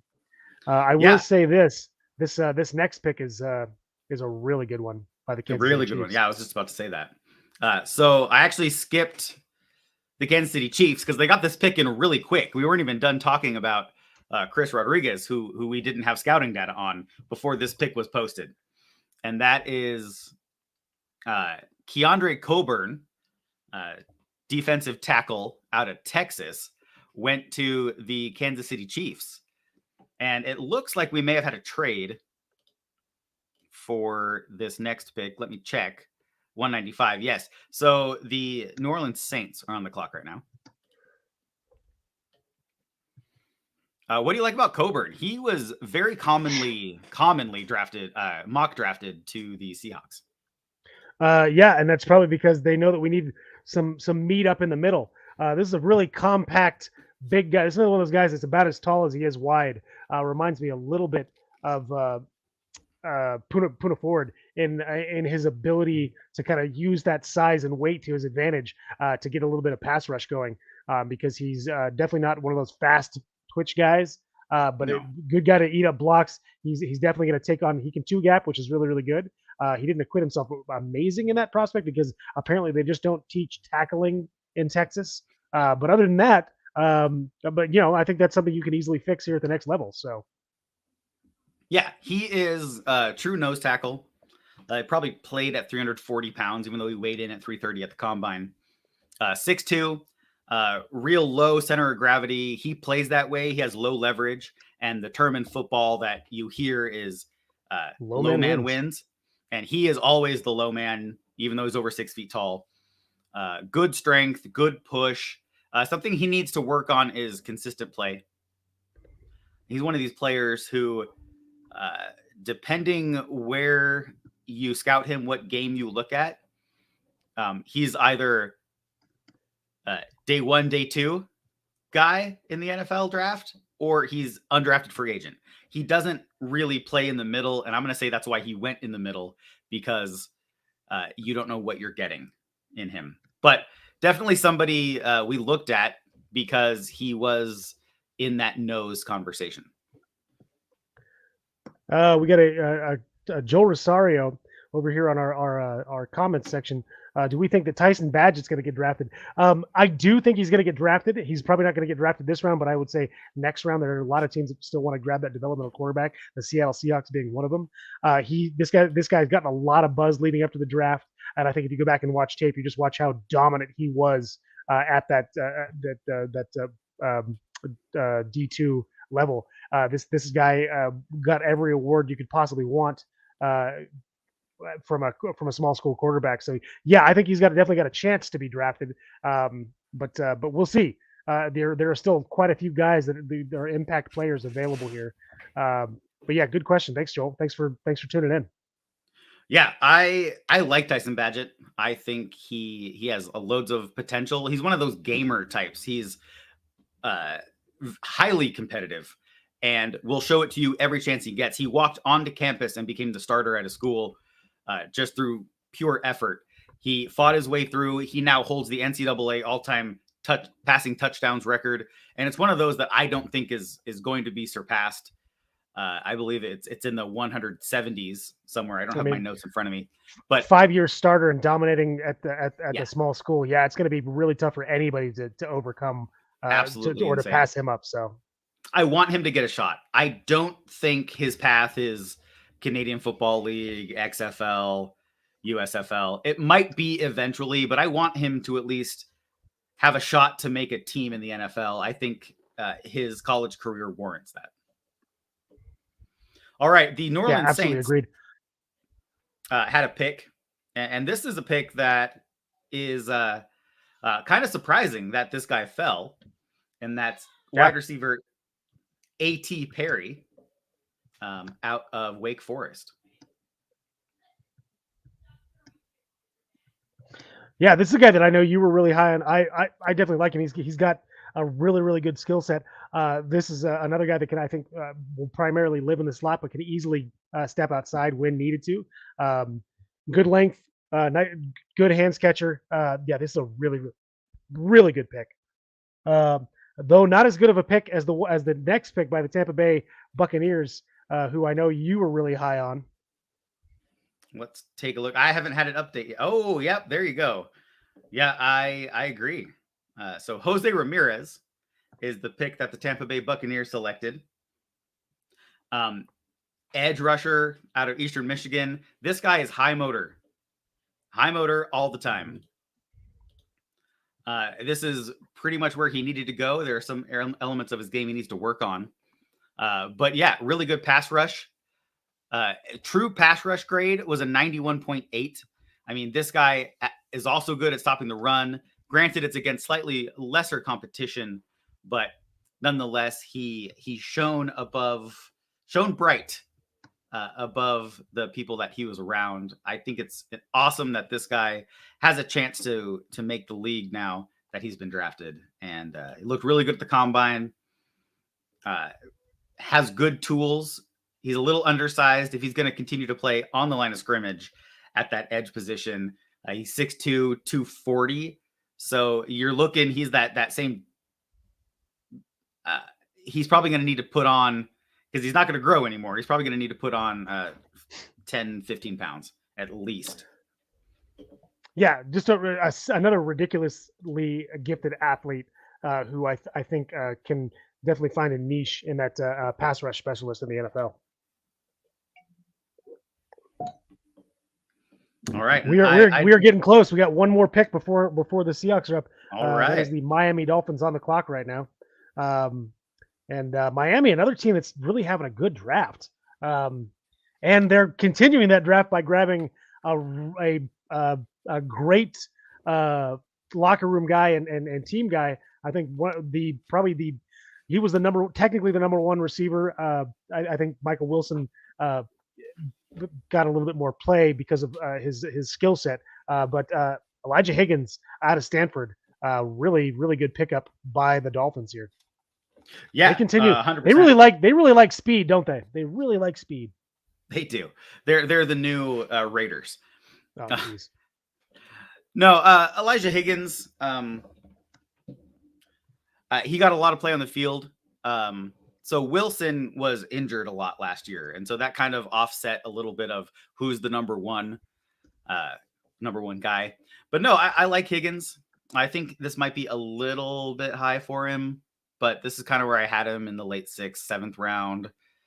6% drop rate, so he has relatively reliable hands. Never really stood out for who he is, for being 6'3" and 230 plus pounds. You want him to be a bigger body. You want him to box guys out, and that's not his game. In fact, he only had a 30% contested catch rate, and for a guy who's 6'3", 230, those are subpar numbers. So he needs to really work on body control in order to be that type of player. Yeah, Stanford was playing big ball all year, huh? Hey, if you got the talent, do it. If you got the body type, then do it. Oh, we have a trade for a player. Oh yeah. So the New Orleans Saints, the reason they jumped up into that number 18 spot here in the 6th round was because they traded their tight end Adam Troutman to the Denver Broncos. Oh. And apparently the Seahawks just wanted to give me a little hometown love because the Seahawks have selected a guy out of New Mexico. There you go. I don't know anything about him. Hold on, I'm looking something up. Yeah, I unfortunately don't either. You would think that I would be scouting the guys that are in the town that I live in. I did get to watch this guy play. I do remember seeing him on the field, but I could not tell you anything else about him, and I do apologize about that. All right, let's see. So this is actually off of Yahoo Sports. I found this this scouting report, and they identified the fact that the Seahawks and the Chiefs had both expressed interest in him. So maybe I need to give Yahoo Sports a little more credit when I'm dealing with draft rumors, because it looks like they nailed this one. Apparently, this is what they say. Reed's an athletic prospect with speed and range to play on Sundays, though he needs to improve his strength. He has some potential to make an NFL squad later in the draft process, which we see here at the end of the 6th round. His athleticism and ball skills make him a potential contributor on special teams and as a rotational player on defense. It's going to be pretty hard to crack a rotational defensive back on this particular squad. On this squad, Seattle. Yes. So once again, I'm going to say they might like him because he's a baller. He's a little undersized for what you think of a DB. He's 5'9 3/4, 200 pounds. He ran a 4.4 40, 31-inch arms. 38-inch vert. Let's see what else is notable here. Put up 18 reps on the bench press, so that's pretty impressive. He was also again, he's also the punt return specialist for New Mexico. So I think this is a special teams grab.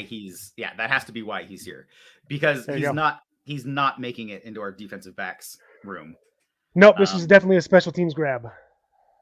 Okay, well then I will retract what I was going to say. I was going to say team building wise, I don't see it, but now that obviously we're frantically trying to find information on him, we can see that he's a special teamer, and so that's where he's going to make his money, which probably is bad news for our free agent running back who did special teams, who did return duty for us at the end of the season, whose name is eluding me right now.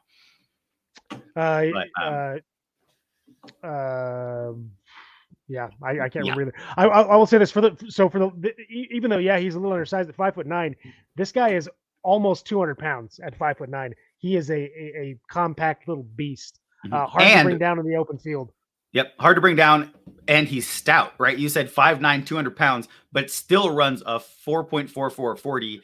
He had a 1.52 10-yard split, so he can still get at it. He's athletic. He's agile. I'd like to see a little bit better athletic testing numbers as far as with the agility scores, but he's no slouch in that area. If they brought him in primarily to be a return specialist, then this is a great pick, and I have to applaud it. If they brought him in to be a safety, then it's a questionable team building pick. So I'm going to choose to believe that we are in the realm of they brought him in to be a return specialist. I'm going to choose to believe that until I'm proven otherwise. So I'm going to say good pick. I applaud it. Good job for the front office for grabbing somebody who will contribute early in his time. He was also a return specialist in high school. He had eight kickoffs returned for a touchdown in high school. Nice.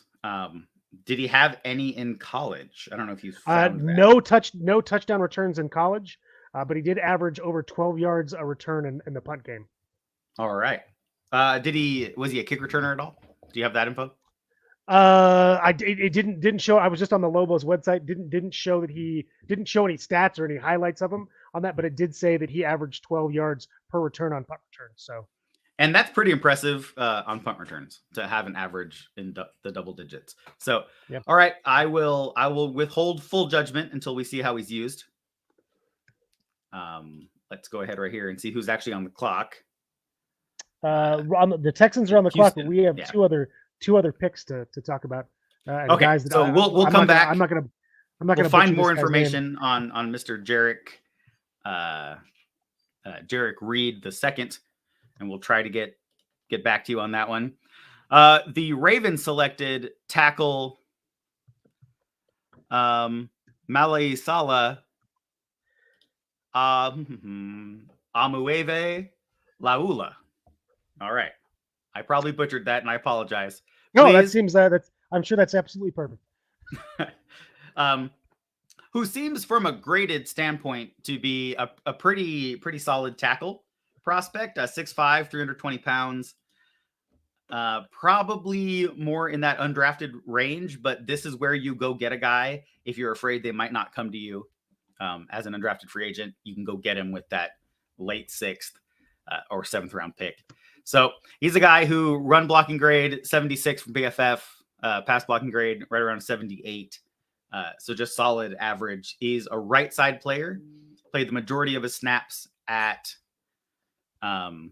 right tackle, has some experience at right guard. So he's somebody who brings right side offensive line help to the Baltimore Ravens. And the next pick was Scott Matlock from Boise State, so the Northwest school. And seeing as both of us originally are from Idaho, it's good to see Idaho schools sending players to the league, just not the Idaho school that I want to be sending players to the league. I would like to correct that. I am originally from Washington State, though I did spend much of my life in the great state of Idaho. Okay, I see how that works. All right. Sorry, had to throw that in there. Had to get it in there. No worries. I met Adam in Idaho. So let's see. Scott Matlock is 209 on PFF's big board. I don't know a lot about him. 6'4", 300 pounds. Defensive lineman. That's a good size. Looks like a really good run defender, or a good run defender, we'll say. 78 run defend grade. He's not going to give you much in pass rush, but he did have 28 pressures this past season, and 3 of those were sacks. So even though he's not top in the charts, he's still going to be effective. I might have this next guy.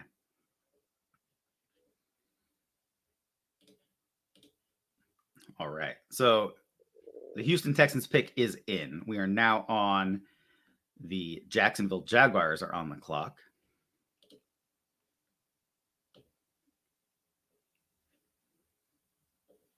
Let me see if I got this guy real quick. Center out of Notre Dame, huh? Doesn't look like it. Okay. So the Houston Texans went and got an interior offensive lineman. I'll say that because he's listed as a guard. They list him as a center off the draft card.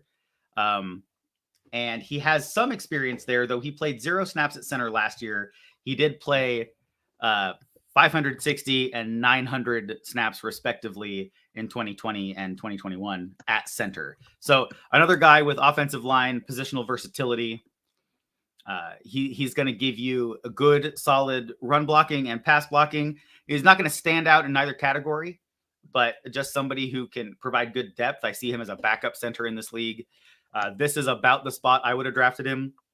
6th round, maybe a little earlier, but this is a good place for him. 6'5", 300 pounds, good size. I really like this pick by Houston. They're building well, giving their new young quarterback an offensive line help to help him out up front. Yeah, you got to think that they missed an opportunity to take his college center and Luke Weipler, because center was an area of need. They drafted Juice Scruggs earlier, so they may have been hoping he was going to fall. I mean, he didn't go too long ago. This is true. So they may have thought he could be there.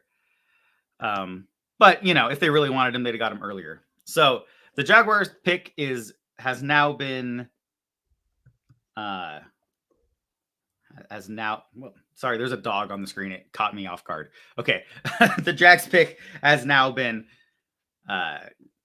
noted. It is Christian Braswell, the corner out of Rutgers. He's actually a Temple transfer. He transferred from Temple to Rutgers here before this last season. 5'11", 185.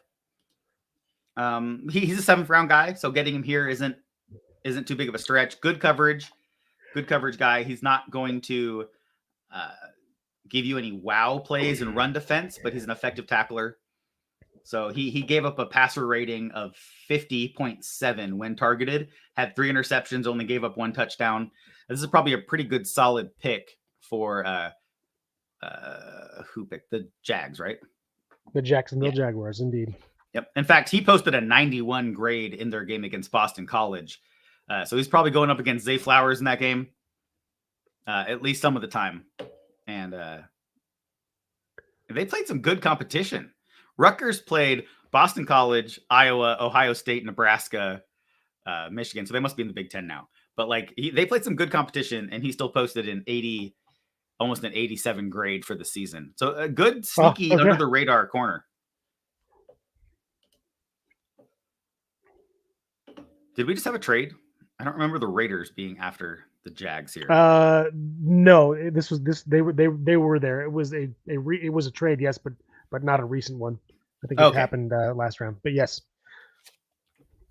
And I apologize. I am now going to have to take a little potty break, so I will be back.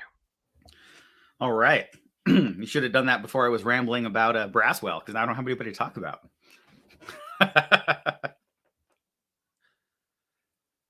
That is okay. So thank you, everyone who's stuck with us through this, through all these rounds of the NFL draft. We have basically been talking for a grand total of 13 and a half hours. So thank you for doing the 3-day marathon with us.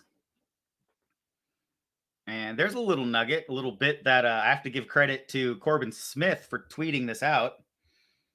So Jarek Reed, who grew up in Mississippi, his family has a really close relationship with KJ Wright. So there may have been a little bit of inside information KJ Wright was able to provide to the team about our former pick, about our pick there in the 6th round, which is good. As I realized I haven't plugged my phone in this whole time, and it's been streaming the draft. All right, Las Vegas. There we go. So we got a pick. This is not a player that I scouted, and of course that would be the case when of course I have to talk about him. So that is linebacker Armari Burnley. Hold on, my computer's freaking out.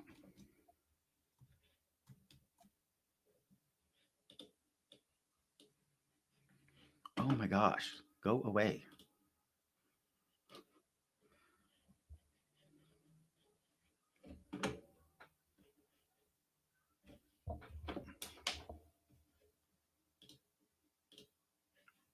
Sorry about that. My computer decided to try to connect to my phone, which was no good for either my phone nor my computer. But the Raiders selected linebacker Armari Burney out of Florida. I am unfamiliar with this player, and so I apologize for that. I'm going to go ahead and try to pull up a scouting profile that I can at least get a decent amount of information off for you. Somebody who obviously, because I didn't take a look at him, so I probably thought he wasn't going to get drafted, an undrafted free agent. And in fact, NFL Draft Buzz agrees with me. They had him as the 70th defensive back eligible in this draft. Yeah, what he said. I have no idea what you're talking about. but elite size. So he's a corner. He's 6'2", 233 pounds. He's got a 77-inch wingspan. So really big guy. They might just be looking at that size and length. He could be a safety conversion with a 4.5 40 time. That might be what they're looking at here, because he could be that big punishing safety. Because they have him listed as a linebacker, don't they? Do they have him? Oh, I'm sorry. Well, there you go. So it's the other way around. They're going from corner to linebacker. You're right. They do have him listed as a linebacker. That's weird. So no, I mean at that size, 6'2", 230. No, not a coverage backer. Yeah, no, not disagree with that at all. Just a kind of a random. This could be a random sneaky random under the radar position pick. conversion. Yeah, I mean, could be. good under the radar pick. All right. Let's hope not, because it's the let's see Raiders. where we're But at. Oh, so I gave a little tidbit while you were gone. we do love tidbits. I do. So apparently, our 6th round pick there, Mr. Jarek Reed II, grew up in Mississippi, and his friends are actually his family are actually friends with KJ Wright, and so there may have been a little inside information about, hey, this guy is better than we're seeing. A little insider scouting report from former player KJ Wright, who still has strong ties to the organization. Love it. Fantastic. I think that's a great little nugget. Yeah. Now, once again, it doesn't necessarily dictate if he's going to get on the field. All right. We don't know his role yet. We speculate it's going to be punt return, kind of return specialist. But, we'll have to wait and see. The Jets have already made their selection. They chose corner Jarek Bernard Converse, who I also have no clue about. So me neither, but I do love his family's shoes. So that's I don't know. That's just speculation. I'm sure he has no ties to the actual Converse athletic wear. But sorry, I had to take my Seahawks hat off and put my glasses on. My eyes are straining at this point. I should have been wearing my glasses this entire time, but I of course neglect my eyes like I neglect the rest of my body. There you go. I would never have done this without my glasses. It would have killed me. So let's see. Smarter than me. Was the Jets, when the Jets pick was revealed as Jarek Bernard Converse, was he also listed as a linebacker or safety by any chance? No, he was listed as a corner. Which is interesting because he is NFL Draft Buzz's 88th defensive back in their rankings, positional rankings, not overall. So the 88th defensive back. Wow. And he got drafted by the Jets. Yeah. Well, that would be the Jets. So 6'1", 200 pounds. I think they're looking for those long corners, kind of like what they got in Sauce. Let's see here. A 42-inch vertical jump, which at 6'1" really gives you a good disruption radius. Subpar 3-cone. Okay, bench. Let's see. 4.4 in the 40. That's good. His short area quickness is low. So I'm not sure kind of where we have him here. This might just be a body type fit. I'm not seeing anything that says he's a special teams ace or anything along those lines. Does struggle to change directions. Could be a safety conversion. So another spaghetti pick. Yeah, I mean, elite, like 98th percentile vert, but then 21st percentile short shuttle. Overall, I mean, he's got solid marks everywhere else. He just has a couple outliers. Interesting. Not a guy that I know much about. Sorry for not having analysis of all of these players. We do have the Houston Texans selection, though. The Houston Texans have apparently the alphabet is eluding me as well, as I have these teams listed alphabetically, yet it still takes me time to find them because apparently I forgot that H comes after G. Got to go through the ABCs in your head when you do it? Sometimes, not going to lie. Just parts of it, like H-I-J-K. Okay, there we go. Okay. All right. So let's see. The pick by the Houston Texans was Xavier Hutchinson, who I do have a graphic for. Let me load that up because might as well, if any of these late guys I have graphics for, I'd like to use them. Iowa just continues to churn out players. Yeah, this is Iowa State, actually. Oh, my apologies. But still, the state of Iowa is there. You go. That's turning out. Which of course is what I meant when I said Iowa. Yeah. All right, so there you go. He has a school record 107 receptions in 2022, which led the Big Ten. I wanted to use this guy because I think this is an awesome picture that I got and just the way I positioned him on there. So this was one of my favorite. Agreed. Favorite graphics. A plus graphics. A plus graphics. Yep. Once again, I don't want to put this guy in the steal category, but I think he might have to be. He's a whole lot better than his draft position.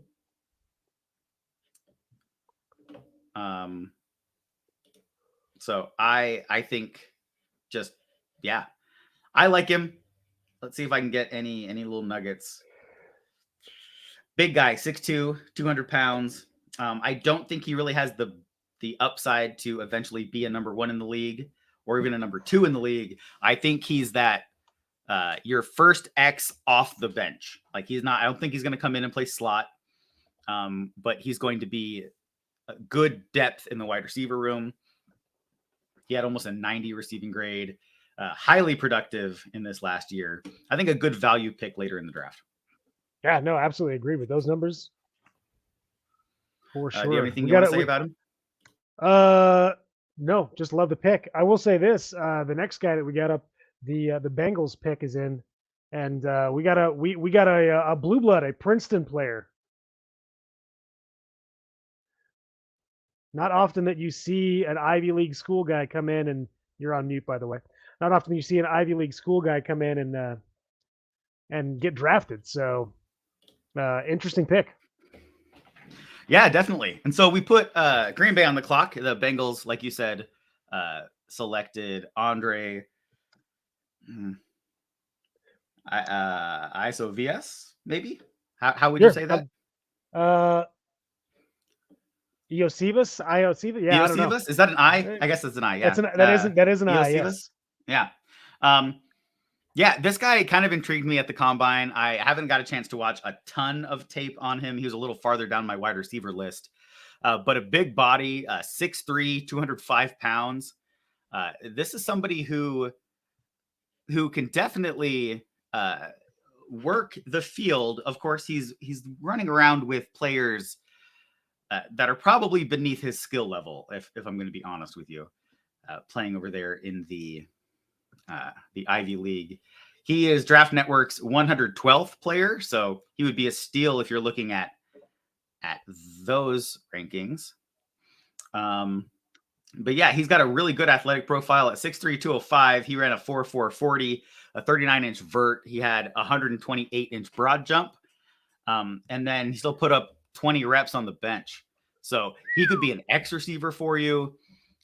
He could be somebody who you manufacture kind of stuff for, like you give him screens and screens, screens, jet sweeps, and get this. They are putting stuff up, and this is the first I'm hearing about this. I think he was a decathlete at Princeton. Oh wow! Because they had him throwing discus and doing pole vault, and they had him running on the track, and so all of those are all things you'd see in decathlon. Yeah. So that is a well-rounded athlete. Really like that. I wish I would have known that. I would have moved him up my draft board. But yeah, so they got a good one there. Definitely in Andre Iosivas out of Princeton. Going to the Bengals. Agreed. All right. We have another special teamer off the board. Anders Carlson, kicker out of Auburn, going to the Green Bay Packers. Once again, I did not get to my special teamers. I hate that I'm having to say that so much right now, but that's where we're at. Let's see who's on the clock right now. I don't have any information on this guy. That would be the Jacksonville Jaguars. Although their pick is also in, so good. Let's move these along. All right, let's see. Let's see if I can find some information on Anders Carlson. He sounds like he's Norwegian, or some Northern European country for sure.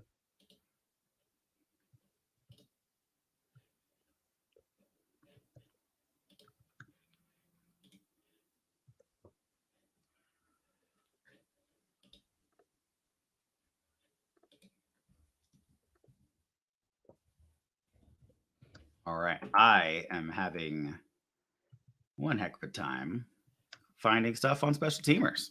So, once again, I'm just going to trust the team did their work. What he did in college didn't stand out enough for me to know about it. ahead of time.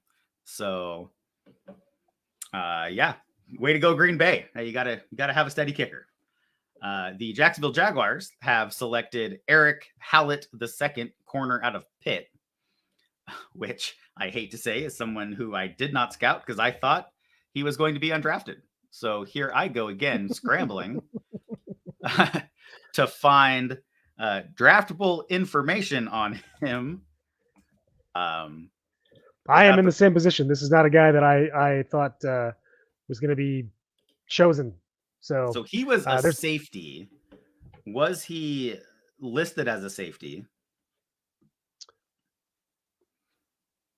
Let's see, his pro day.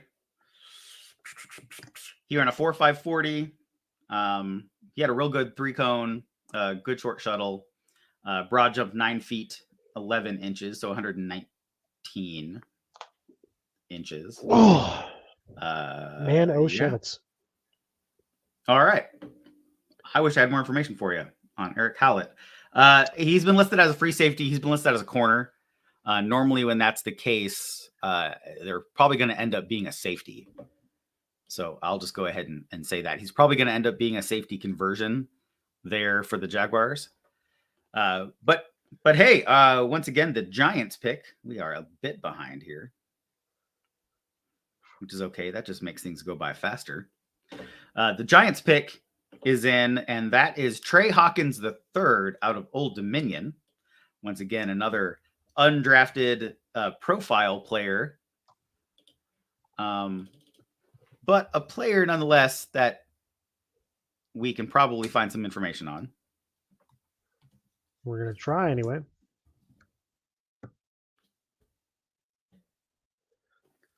All right, let's see. Let's see what PFN has on him.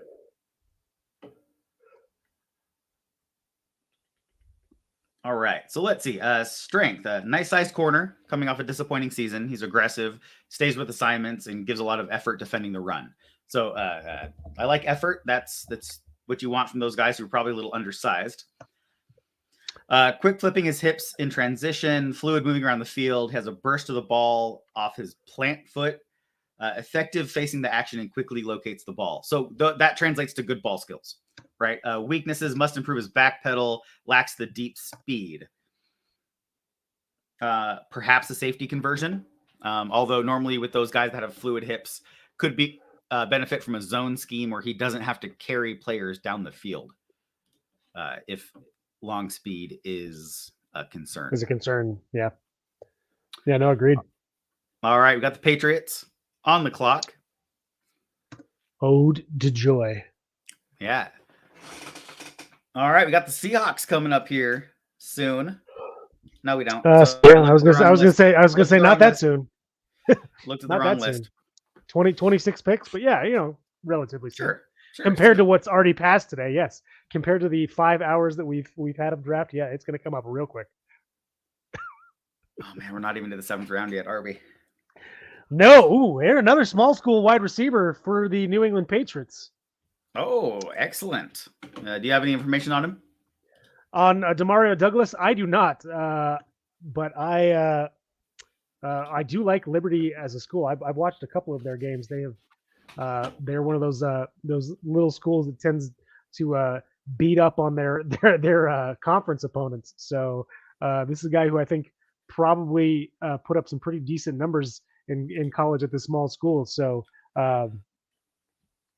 Yeah, let's see if I can find anything on him. He's small. I don't have scouting data. I have he had 78 receptions for 993 yards and 6 touchdowns last year. Okay. He's 5'8", 5'8", 170 pounds. All right, there's their Julian Edelman pick right there. One thing I don't like seeing some of these guys who have a lower profile declaring for the draft when they're sophomores. You can do that at a bigger school because there's a chance that you have really good tape and have had a chance to answer questions. Yeah. So we'll have to see. I mean, he might just have a profile that fits in well. And so this might be a match made in heaven going to the Patriots because they like to take those kind of gadgety guys. Yes, they do. And use them. Especially still having Belichick. Got another small school kid, not a wide receiver, but another small school kid coming off the board for the Indianapolis Colts. All right. Looks like you're a little bit ahead of me. Yep, I apologize. I don't know You are if we fine. have any information. I don't know if I have. Let me see if I can find any information on this guy.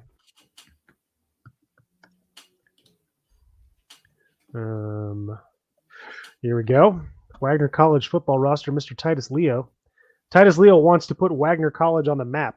Yeah, they have an article in the New York Post about this guy, so that's something. Okay. That's, yeah. I mean, here we go. Titus projects as a day 3 pick. High school standout that dominated at his small college. Let's see while I pull up the New York Post article here. For team executives from another draft prospect, former draft analyst trying to get to know him better, they constantly come up. He enjoys answering them. Okay, questions. Let's see. He apparently likes himself a lot. He said that he should have had several more offers because people should go back and watch his high school tape. They know that he's going to be a star. This guy apparently high and likes his own game, so good for him. Good. I mean, you got to have confidence, and that's something that we see a lot with these guys. Have confidence in your game.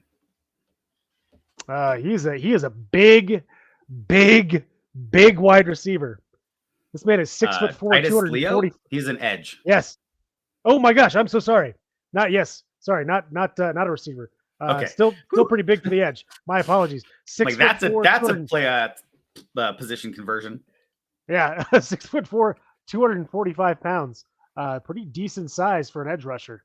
So yeah, kind of a little surprised this guy didn't get any bigger school offers with that size and speed category. He's a physical specimen for sure. Absolutely. Oops. Oh, did you just update the ticker? I did. Restart from the beginning. Excellent. All righty. Here we go. So the 7th round. This is how. Oh, we're not quite there yet. Okay, fine. I'll wait. We still got 6 picks to go in round 6. Oh, I know, love disgusting. it. Let me see. I don't think I have him. Hold on.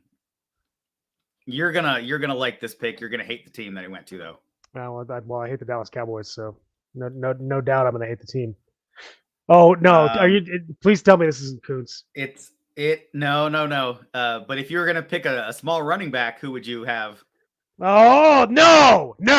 Terrible. Yep. Why? Yep. Dallas Cowboys just selected Deuce Vaughn. Poor running back Deuce Vaughn. Out of Kansas State.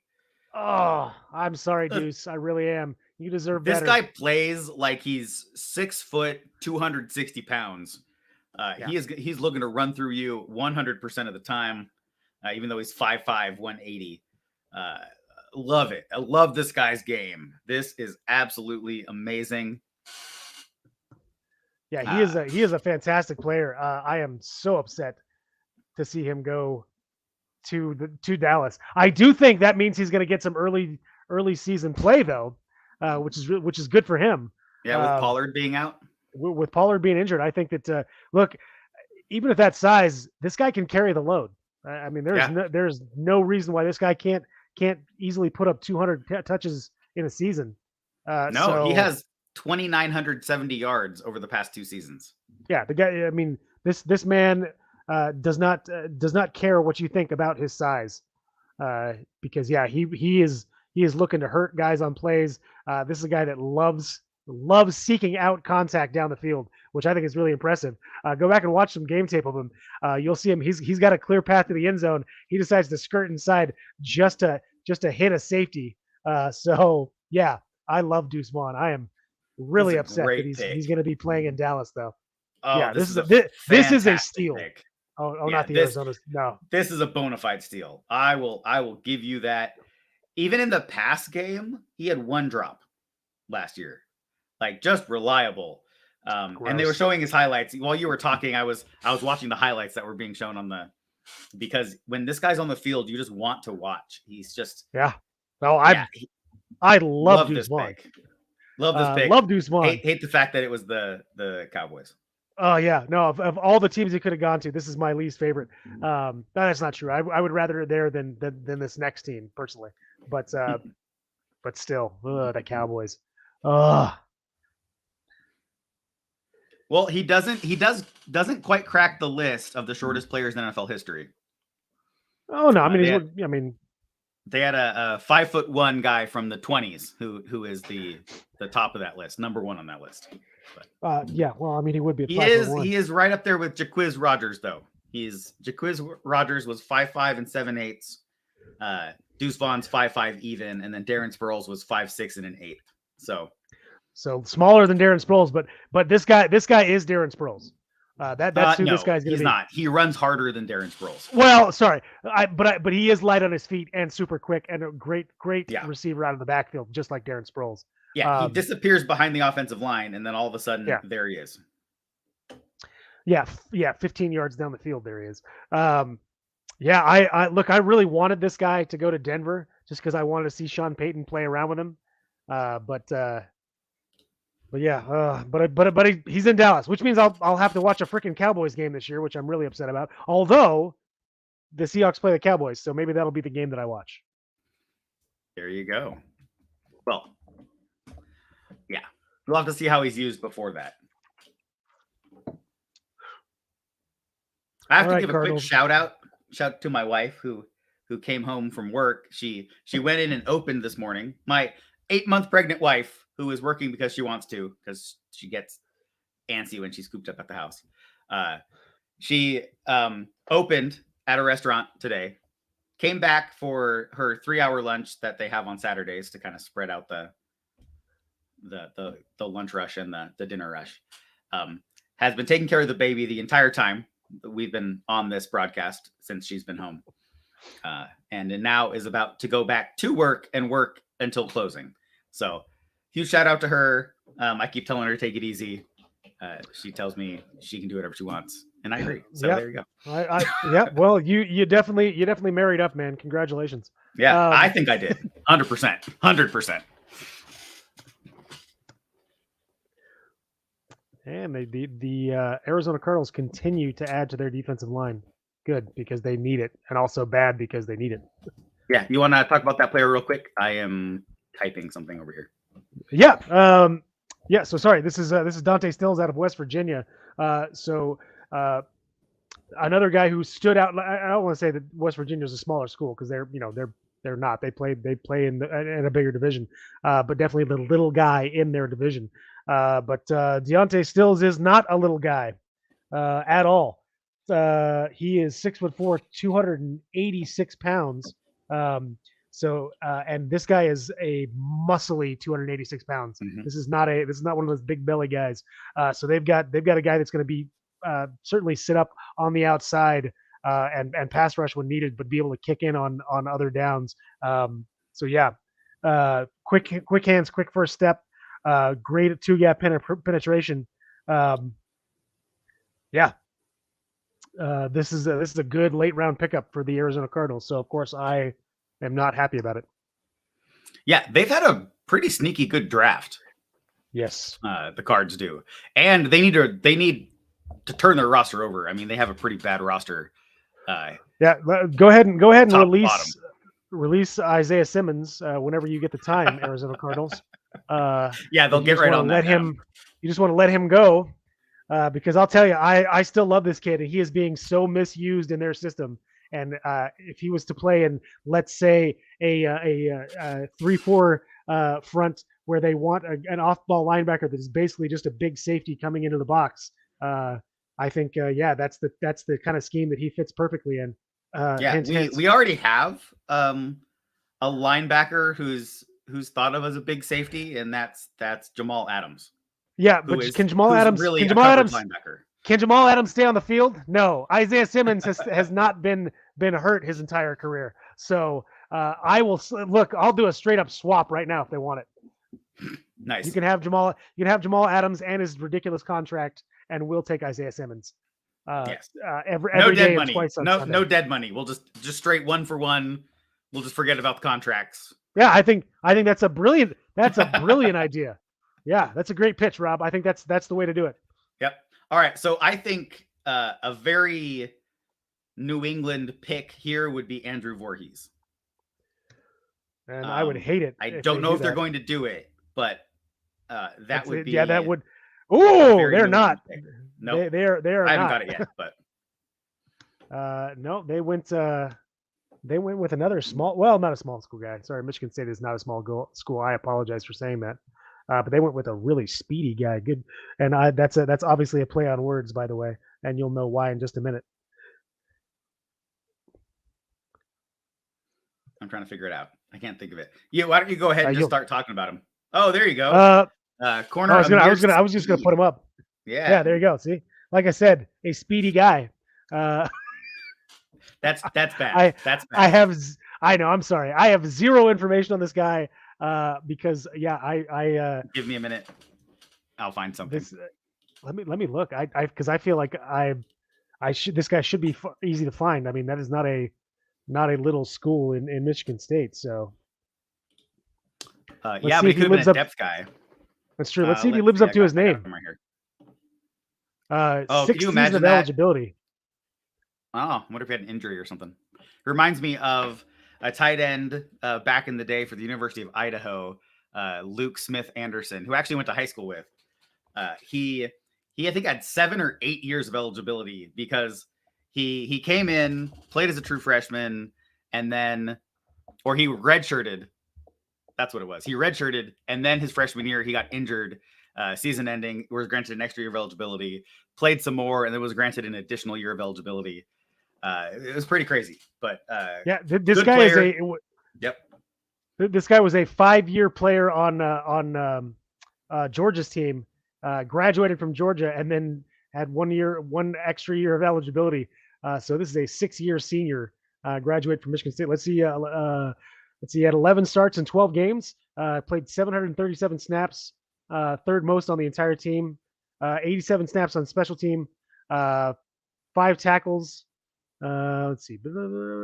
5 tackles in 1 game against Indiana. I'm just trying to find anything I can on him. I've got some stuff. So he does live up to his name, right? And let's see, 6'3", 210, great size, absolutely elite size there as a corner. Arms, 32 and 5/8 inch arms, so good long arms. Ran the 40 in 4.34. So straight line speed, because his agility numbers aren't great. His vert isn't great. Kind of a weird athletic profile, but I mean, that's a big man who can run fast. Yeah. Good muscle player, puts himself in the action, even though when he's not directly involved, so he comes over to help his teammates. He can flip his hips and run. Good fluid hips. That's nice. Good top end speed. Yes, we saw that with the 40 time. Good ball skills. Very good ball skills. Yeah, that's an intriguing prospect. Absolutely intriguing. Yeah, I think a good late round pickup. I hate the Rams. God, I hate the Rams. Sorry. What'd they do? First they traded up with Buffalo, and then they selected an absolute steal in the 6th round. And go ahead and take a look. I'm sure you'll agree. I am upset about this one. Yeah. I don't know if I'm gonna say that's an absolute steal, but that's a darn good. That's a steal. We'll give it a steal. Okay, fine. I'll give you a steal. Yeah, this guy was clearly a day 3 player, but he should have gone early. Fourth round, maybe 5th round. Yeah, we're talking about Zach Evans out of Ole Miss, right? Yep, we are indeed talking about Zach Evans out of Ole Miss. Yeah, this is one of those guys that I thought the Seahawks might take a look at if they wanted to get a guy later to be a complimentary back, because this guy it can be a 3-down back. I mean, he doesn't have to come off the field. He certainly didn't come off the field at Ole Miss. Here's the thing with him. He's got a confusing history. He is a former number 1, former top recruit at his position, but he couldn't make it into the starting lineup to be the starting back at either TCU or when he transferred to Ole Miss.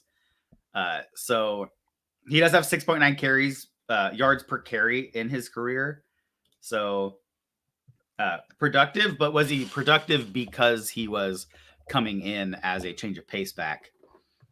I don't know. I mean, it's tough. I mean, he still had 6.5 yards per carry on 144 carries this past season, and that's in the SEC. So, yeah, I think this is a sneaky good pick, and for a team that needs a running back, they may have gotten him right here, which is gross. I don't like it. Gross. I don't like it. I don't like the idea of the Rams getting somebody that could possibly start. Really don't like that, especially not in the 6th round. Okay. 49ers, who we did not have on the clock, so I'll put them on for 2 seconds while we talk about their pick. Just selected D. Winters, linebacker out of TCU.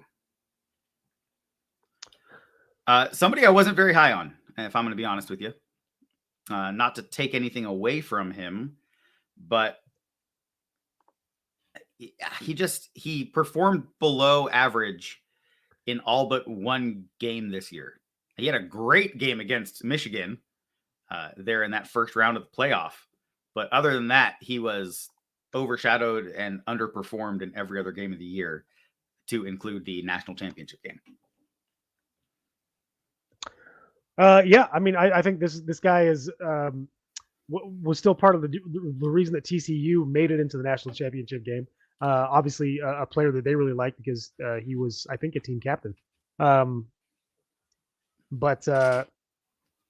Yeah. I mean, I guess good depth guy. This guy will definitely be a special teams contributor. Mm-hmm. Agreed.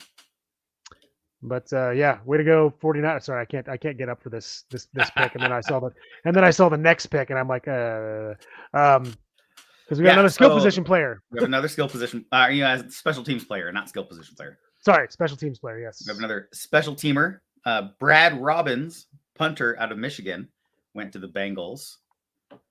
Let's see, Cincinnati, throw him on the clock real quick. Went to the Bengals here at the end of the 6th round.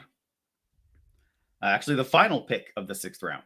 It is. So we are moving on to the 7th round. Yay!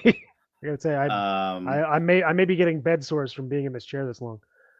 Yeah, no, I'm feeling you. In fact, I'm gonna let everybody in on a little secret. When we put those graphics up, when Adam is talking, I mute my mic and I stand up because I need to move my legs, or I'm not going to be able to move when we're done with this broadcast. Yeah, no, totally fair. I am right there with you. I keep crossing and uncrossing, changing sides, just to even out the pain in my butt that is happening from sitting on this chair that even though I have a pad on, is now feeling like I'm sitting on a rock. So we're sacrificing our bodies for you guys being here for all 6 hours of day 3 of this draft. So I hope you appreciate it. The one person still watching right now. If that's Larry, thanks, Larry. I mega appreciate it. I really do.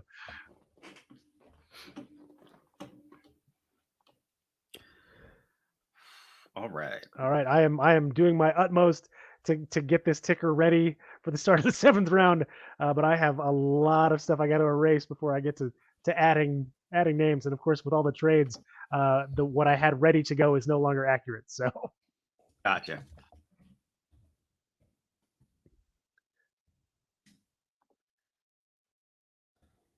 All right. So here we go. This is it. Moment of truth. The final round of this year's NFL draft. The Seahawks have 1 pick. And what will they do with it? That is the question. There are still a lot of guys on the board that I or at least 3 guys on the board that I really want them to take a look at with this last pick if they're available. Number 1 being Jason Voorhees, who, look, at this point is just a gift if you draft him, because this guy, once he heals up, I think is going to come in and automatically start for any team that he gets drafted by. The other guy or one of the other guys, of course, is tight end Zach Kuntz, who I've talked up a lot. His physical skills are just off the charts elite. And if this guy can put it together on the field, he's going to be an absolute baller. And the last guy being your guy, Jared Clark. If we're still looking for meat up the middle, which I think we should be. I would absolutely love that. All right, here we go. We got a guy. We got the Bears pick. The pick is in. Yeah, the pick is in for the Bears. And that is Travis Bell, inside defensive lineman from Kennesaw State. So going to a guy we probably could have got as an undrafted free agent, but that you wanted to make sure you had in your building, which is how I look at 7th rounders. We are making it to the 7th round.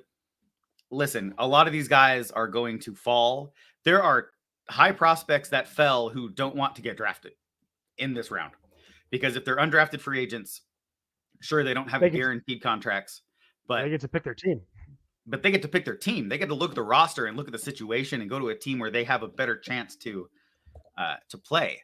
So, and then you have teams who are looking at this saying, okay, well, this is our number 1 priority free agent. Maybe we don't have a guy on our board that we feel comfortable picking right now, but here's this guy that we can go out and get. For instance, the Detroit Lions just picked wide receiver Antone Green out of North Carolina. So he played over there with, I might actually have this one. Let me take a look at our graphics. Surprise. Maybe not. I mean, like I said, all of these, I don't. Okay. All my graphics were done off of basically day 1, day 2 guys, maybe some day 3 guys. And then Adam attempted to do it, and for some reason can't get his computer to work properly in order to put any of those graphics up for you guys. I do apologize. Not that I had this guy. This was not one of the guys that I did a slide on, but still. Yep. Wow, we got so many. Look at how many. There's so many teams that have back-to-back picks in the 7th round. Oh, I'm sorry. I'm sorry, Adam. No, it's all right. I knew it was coming. And of course he goes to the frickin' Jets. The New York Jets. Let's give a little bit of analysis here, a little bit on Antone Green. Just something, because I don't want to leave anybody out. We've talked about every pick so far. So let's see. Good size, 6'2", 200 pounds. Probably an undrafted grade on this guy, but 6.5% drop rate, 50% contested catch rate. He's got good traits. Good, solid player there that they picked up to have in their room. Now let's go to the next one. The Jets. Speaking of solid players, Adam, you wanna talk about your guy while I put the graphic up? Not really, because he's not coming to the Seahawks. But yeah, look, Zach Kuntz. I don't know what else I can say that I haven't already said. This man's physical skills are off the charts, and I mean that literally off the charts. Yeah, this guy is a physical freak who just never really got the opportunity to shine out in college. He's also coming off of an injury, which is why I think he fell this far. So we'll have to see what his physical looks like. But apparently the Jets don't have any questions about it. So the Seahawks shouldn't have either. He has the potential to break out and be just an absolute monster in the passing game. With his size, speed, and reach. He could also acquit himself in the run game if he learns how to actually pass block or run block. But yeah, I'm just disgusted by the fact that this guy has now gone to the New York Jets because he has all the skills to just be an absolute beast in the passing game. And it would have been really nice to see him come here and spell some of our tight ends. But c'est la vie. C'est la vie. There you go. Yeah, I've got a weird echo. Let me see. But anyway, yeah. So Zach Kuntz, big fan of Zach Kuntz here on the podcast. We probably would have slated him up in the 3rd round as a grade. As far as talent goes, we like his size, elite size. Let me pull up these numbers. Yeah, elite If my size, elite computer would speed. stop crashing. And yeah, just like I said, an athletic freak. This guy jumped out of the building. Yeah, 6'7", 255 pounds. A little bit older. He's going to be 24 when the season starts, but he's an elite athlete. A ton of developmental potential. He is a raw prospect. Somebody who you can definitely mold. He's as good a blocker as he's a receiver. Kind of has that receiver body type. So if you want to be more of a blocker, he's probably going to have to add about 20 pounds. But yeah, real intriguing, really good developmental project. Injury shortened season, so you make sure the medical's good. Yeah, which I think may be why I think exactly why he has fallen this far, because skill wise and measurables, this guy is everything that you would want in a football player. So, yeah, of course he goes to the Jets, because why wouldn't he?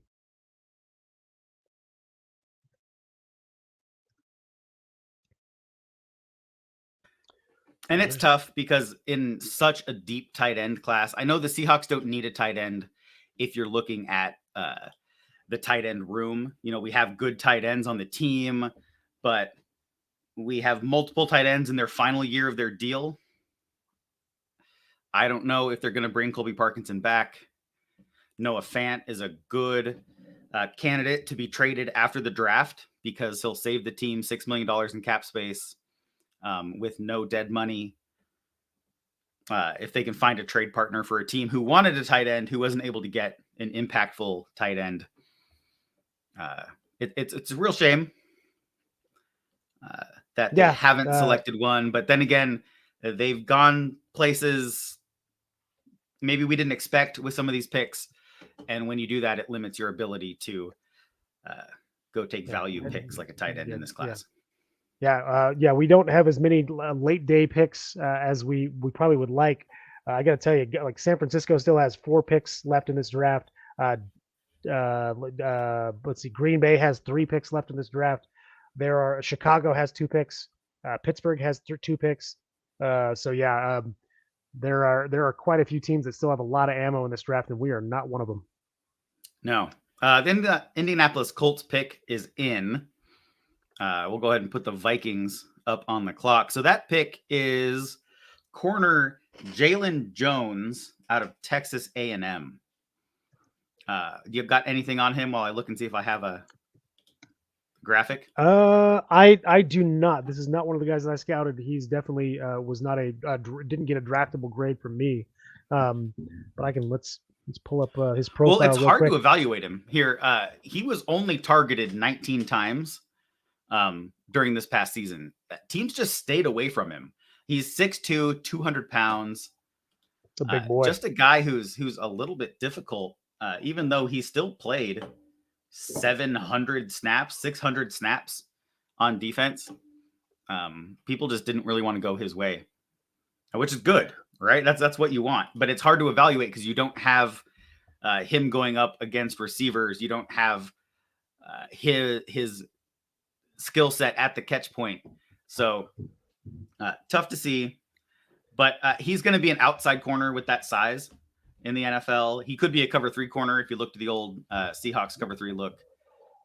He definitely is somebody who's hard to get away from, right? Once he gets a hold of you, he has really good strength, plays with really good leverage.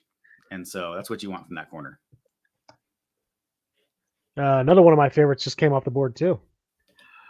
Oh yeah. Not that I thought the Seahawks were going to be targeting him after the way. No, he was going, but he was somebody who was on my list of running backs as Seahawks targets, but later because I didn't think they would go get somebody where they did with Charbonnet. And this is Dwayne McBride, was just taken by the Minnesota Vikings. So who's on the clock now, Adam? Do you have that list in front of you?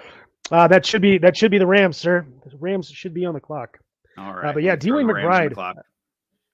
Dwayne McBride, this is a guy that I was super, super high on this guy. And it's again because this is probably the toughest runner in the draft.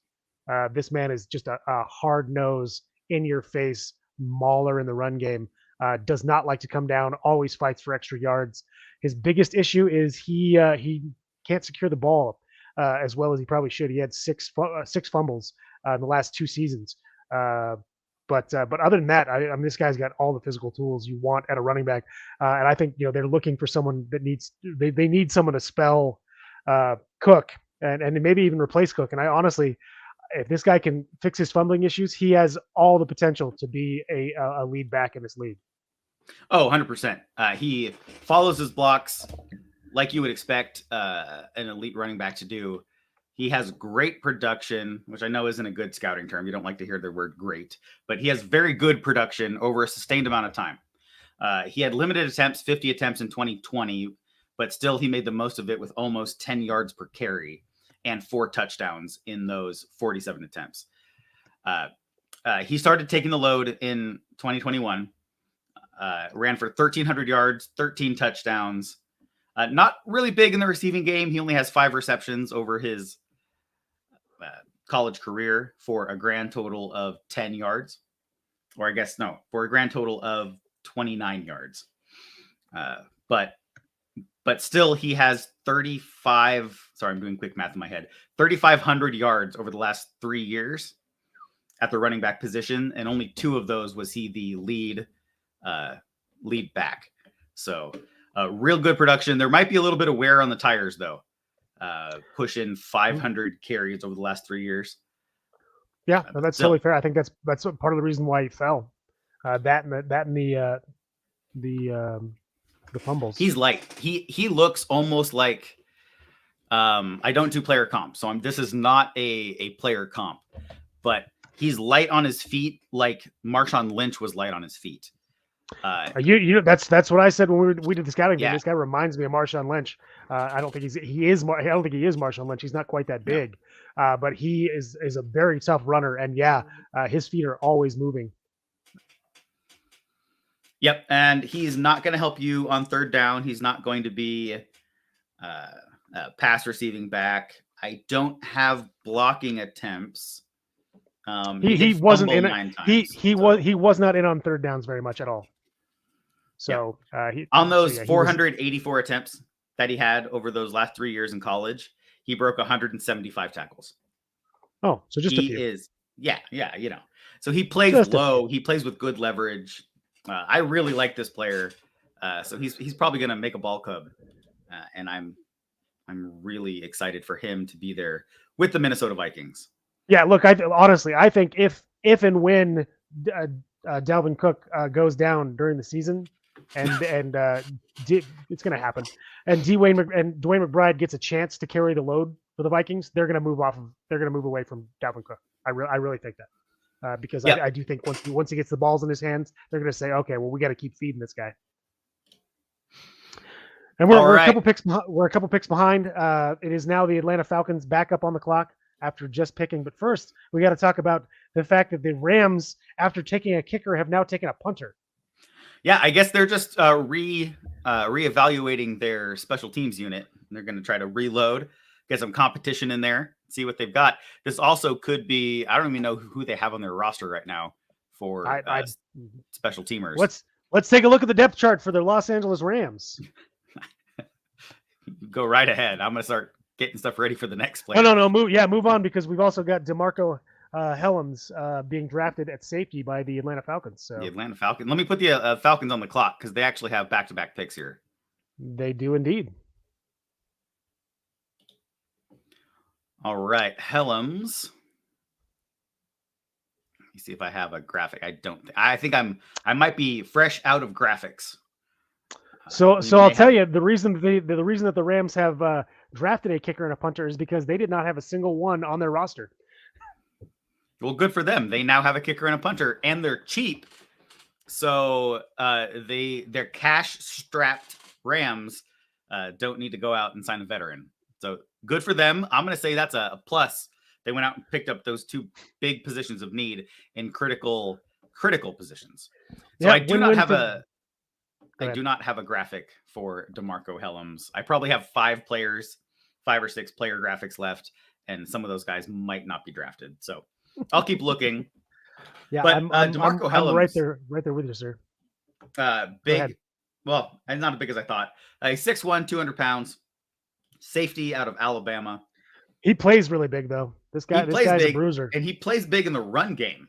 Like, this is a guy who's going to come down, play in the box, do everything he's got to do. He's got an 86.8 run defense grade. He's played a lot of snaps.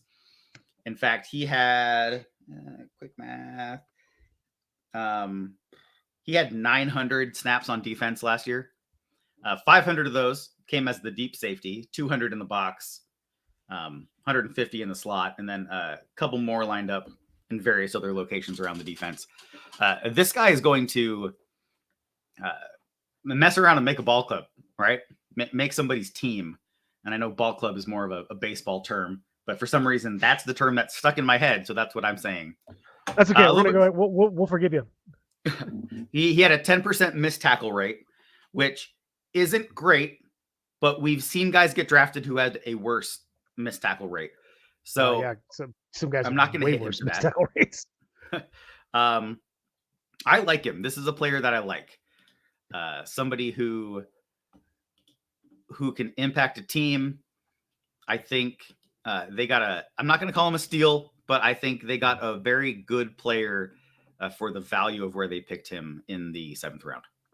Yeah, no, I agree. Fantastic value pick, because I do think this guy is going to be a special teams ace for them pretty much right away.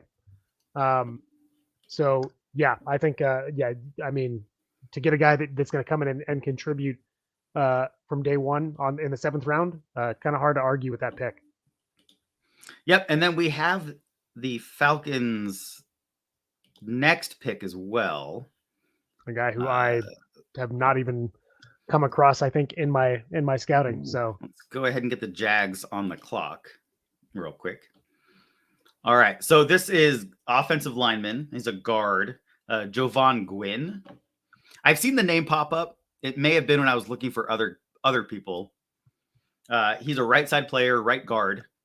Played over 800 snaps the last 2 years at right guard, and in 2020, because of the COVID shortened year, he had just under 700 snaps at right guard. So he's experienced. I'm going to say a solid pass blocker.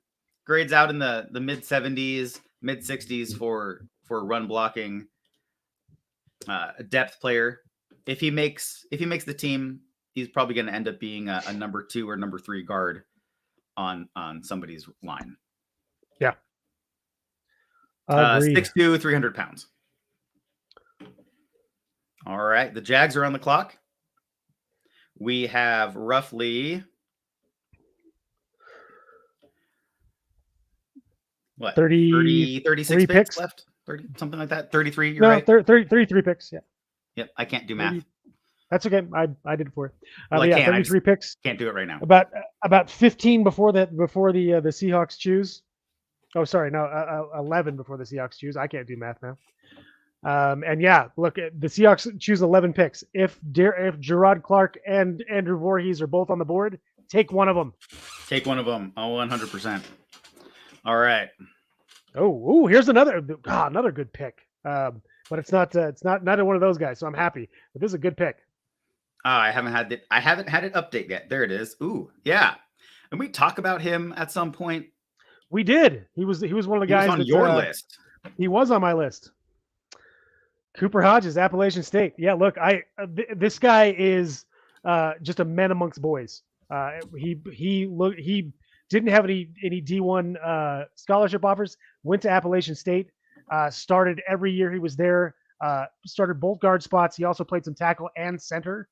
So this is a very versatile lineman, but really a mauler in the run game. This guy gets low in his stance.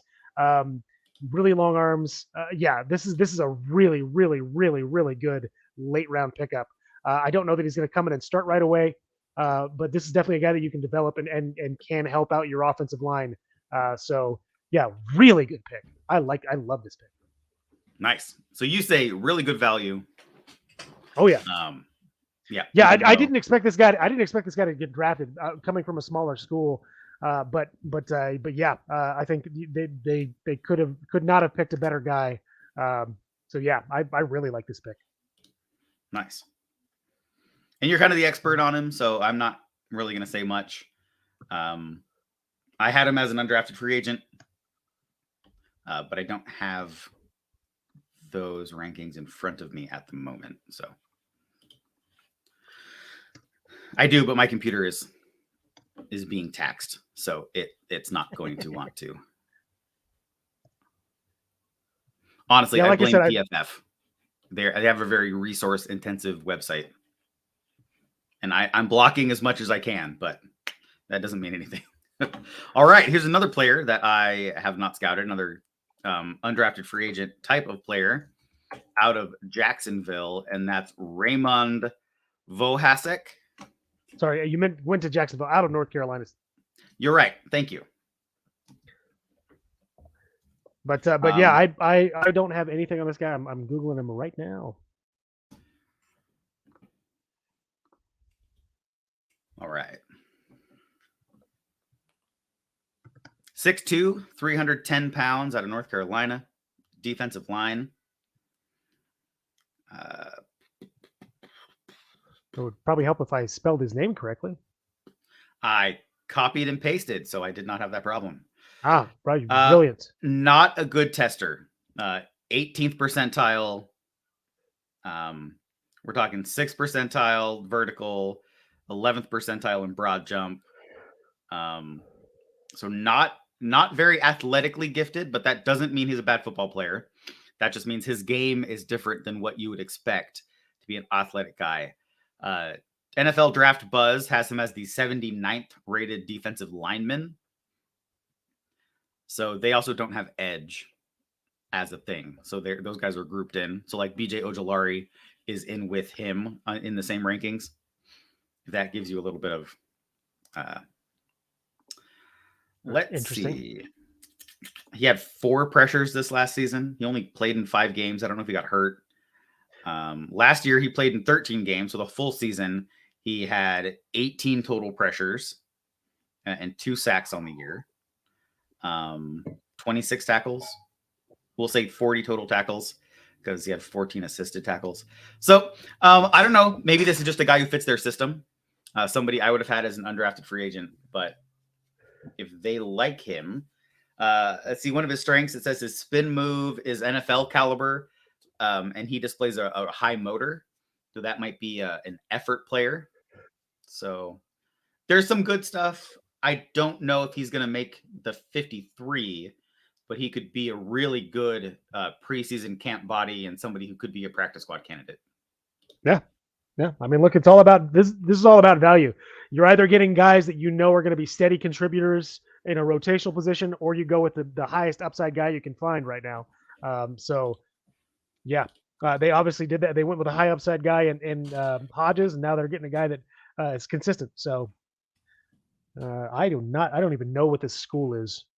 Oh, no, I got it. Hold on. Give me a minute. I'm trying to pull it up. Okay. So the next player to the Tennessee Titans, and we'll just put the Titans on the clock, even though, well, we're talking about their guy. This is wide receiver Colton Dowell out of University of Tennessee, Martin. So University of Tennessee in Martin. Let's see. He is 6'2", 207 pounds. He's rocking an absolutely primo stash. So I got to give him thumbs up for rocking the stash. Go. I mean, if there's any reason to draft a player in the 7th round, the mustache is definitely one of them. Yeah, definitely. Let's see. Slightly smaller hands for a wide receiver, especially a wide receiver of that size. 31-inch arms, 76-inch wingspan. He ran a 4.55 40, so he's not going to burn you, but he's big, so he might be one of those box out type of guys. And that's it. I thought I was getting a full profile. I literally have a picture and measurables. Oh, maybe that's his full profile. They got nothing else to say about him. I am I'm gonna step away for just a minute. The coffee that I've had earlier has decided to make a comeback. So excellent. I will back hold it down for you. Well, not that. I'll hold down the broadcast. Oh, there we go. There we go. All right. Let me see if I missed one before I announce this. All right. So there we have it. The Baltimore Ravens have come in to pick an absolute bona fide steal here in the 7th round. Amazing pick for them. And that is one Andrew Voorhees out of USC. Now let me see if I got a graphic for him. I was pretty high on him. So let me see if I made one, and I did. Excellent.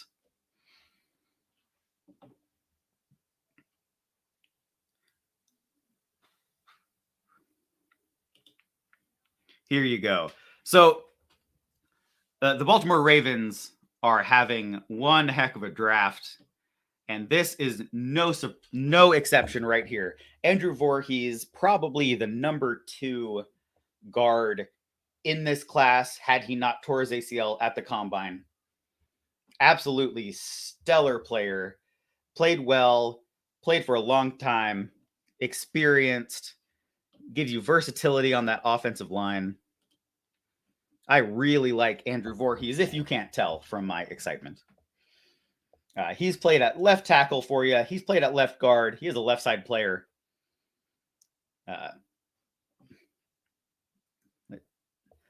82.5 run blocking, 80 pass block grade. He is a good player all around. Good versatility. Good guard. You're just going to have to wait a year. So if I can get what I consider to be a top 5 interior offensive lineman in the 7th round, well, then that's absolutely top-notch value. It was a shame that he got injured at the combine. He has a ton of experience. He's definitely going to be a guard at the next level. I do not see him as a tackle. He has experience there, so if he needs to kick out due to injury or some other reason, he does have that ability. He's got a few things he needs to clean up technically in his game, but nothing to worry about. He's one of the highest graded offensive linemen in the country consistently over the last 2 seasons. I mean, this guy is fantastic. He's going to be stashed. He's going to be a stash player for you. But he logged almost 3,500 snaps. He has been starting for 6 years, getting an extra year of eligibility, and then getting an additional one due to the COVID year. So a little bit older of a prospect. He's a little over 24 right now. He'll turn 25 at the end of the season. So by the time he starts his official rookie season, he will be 25. I can't say enough about this player. Very happy that the Ravens got him. Big fan of the organization. Big fan of the player. All right. The Buffalo Bills are now on the clock. Well, they're not. They selected. So the Buffalo Bills have selected Nick Broker out of Ole Miss, guard, offensive lineman. 6'4", 300 pounds. Good size for a guard. Better pass blocker than a run blocker if you're going off of PFF's grading scale. He got a 72 a 72 in pass blocking and a 62 in run blocking. He has experience at left tackle. In fact, started at left tackle in 2020 and 2021. Has logged approximately 1,850 snaps at left tackle over the course of his career. This past season, 2022. Oh, excuse me. In 2022, he logged almost 1,994 snaps at left guard. So he's a left side player, somebody who's going to provide you with that versatility that you need.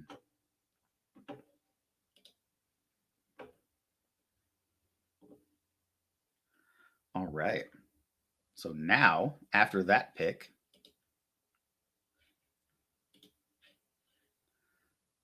we have the Raiders, who selected defensive tackle Nesta Jade Silvera.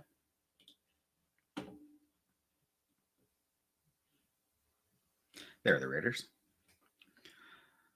Nesta Jade Silvera, who, let's see if I can get this to pull up real quick, is a consistent performer. This is a guy who impressed me with effort at the combine.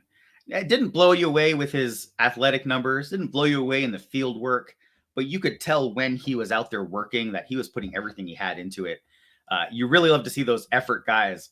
In fact, I had him on the list as somebody to look a little more into, because that's how much he impressed me. Better run defender than pass rusher, but for a guy where he plays, he kind of played more in that nose, inside run stuffer than you'd think he would, being only 300 pounds.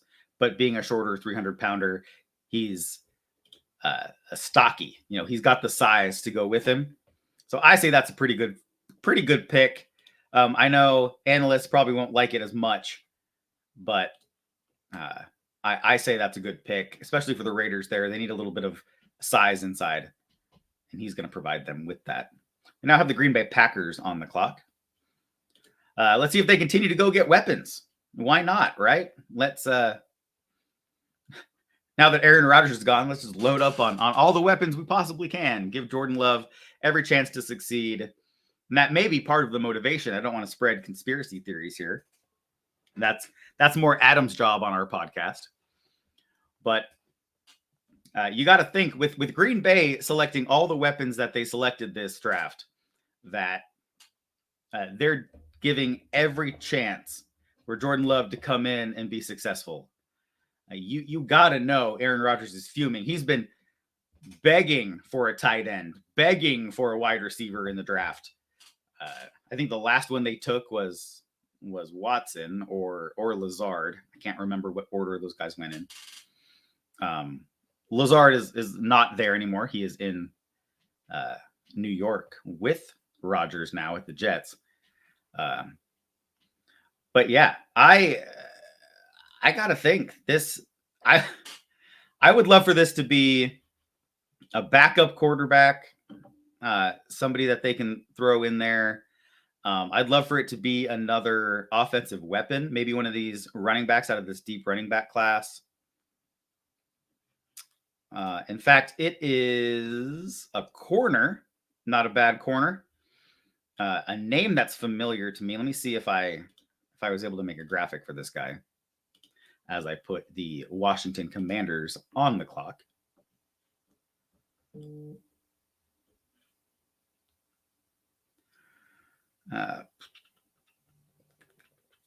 must have been on my list to make that I didn't get around to it. So the the Green Bay Packers selected Carrington Valentine, a cornerback out of the University of Kentucky. This guy's a pretty good cover corner. He can get things done. He's pretty solid in coverage. I will say, at 6 foot, 200 pounds, I would have liked for him to be a little more effective in run defense. He graded out at a 48 in run defense. And with that size, you need to be able to stick your nose in there. You need to be able to go help out when that edge player sets the edge, be able to back him up and run that alley, or go over there and help force that ball carrier back inside. And you're not seeing that from a 48 run defense grade. So that's something the Packers are definitely going to have to clean up. But there you go. Carrington Valentine, corner out of Kentucky, going to the Green Bay Packers here in the 7th round. Washington Commanders are on the clock. I can't say too much about this team, mainly because I don't really want to. I am not a fan of the franchise. When they ditch their owner, I will be a much bigger fan of the franchise. But Dan Snyder is one of my humans that I don't care for so much in this world. It is a very short list. Him and a few choice people. But yeah, let's see what they do. They've had a decent draft so far. Let's take a look at the Washington Commanders draft. I thought Emmanuel Forbes in the first round may have been a bit of a reach. I thought he wasn't the second corner off the board type of player. I think he's a little slight. We'll see how he shakes out. Love the pick of Jartavius Martin.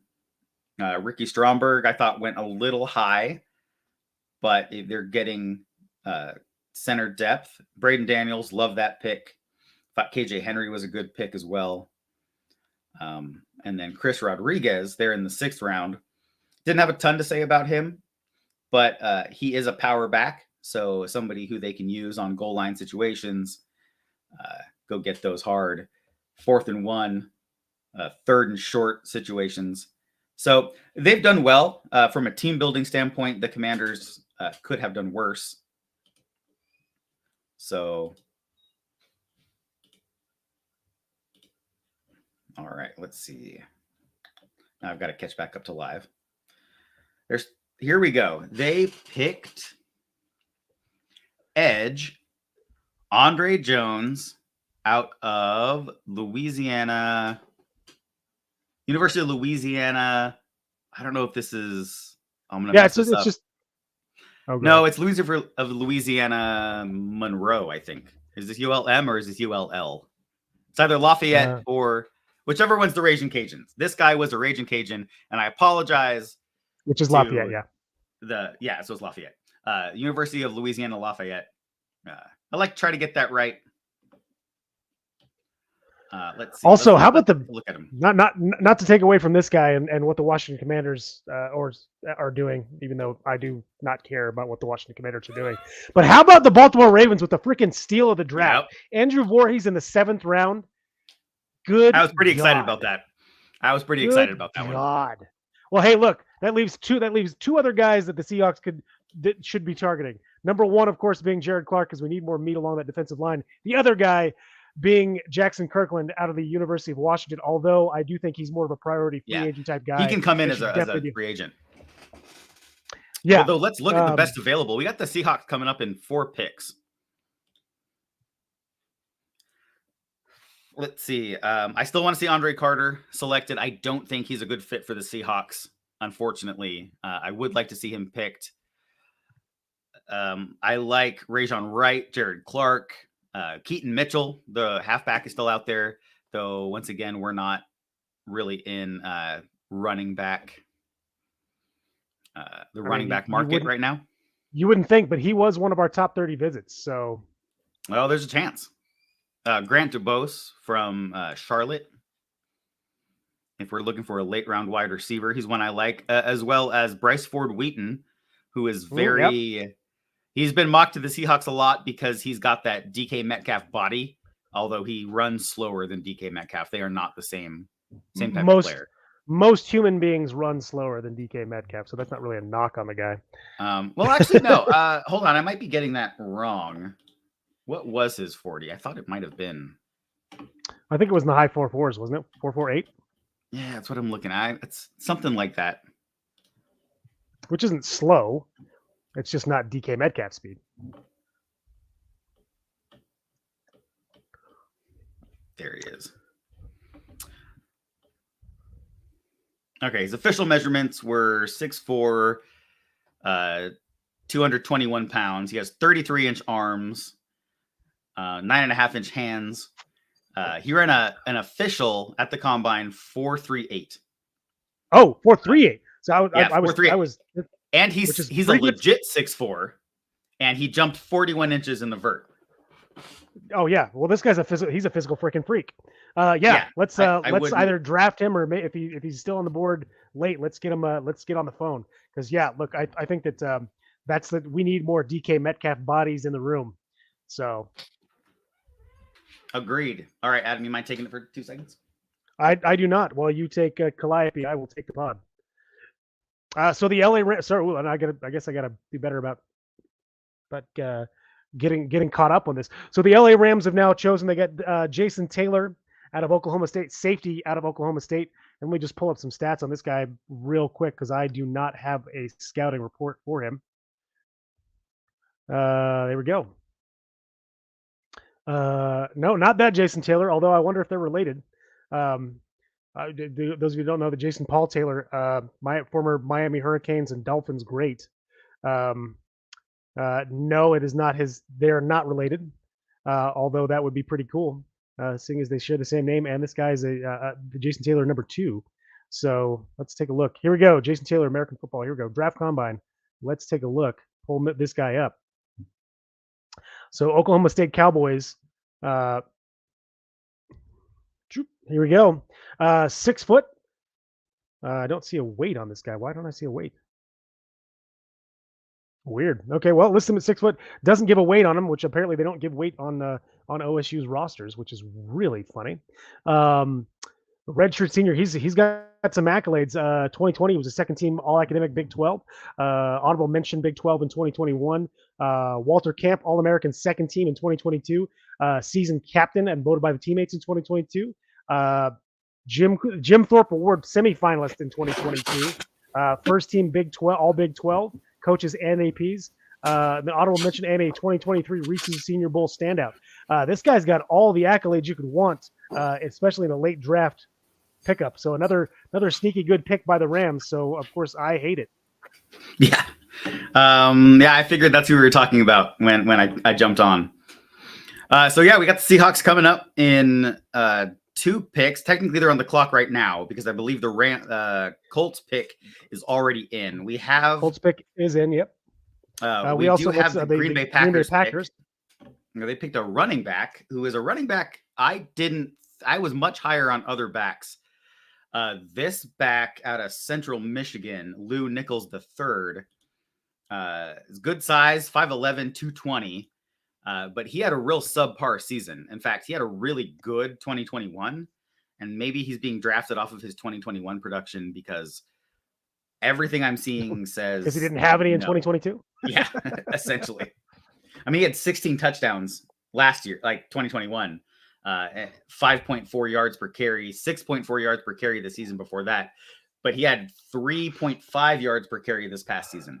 So I don't know if we have offensive line issues. Slight dip in production there, yes. Yeah. So I'm going to go with that. I'm going to say they're drafting him off of his past production. But yeah, I'm going to echo what you said and say good pick for the Rams. And stupid freaking Rams. Colts, who we have said the Colts have had the Let's Talk Seahawks top 10 episode draft. Every single player who we liked on this podcast was drafted by the Colts. They've had an amazing draft as far as we're concerned. Let's hope they don't keep it going by taking your guy Gerard I know. That would just be icing on the cake for the Seahawks draft to miss out on a good guy by 1 pick. I might walk away.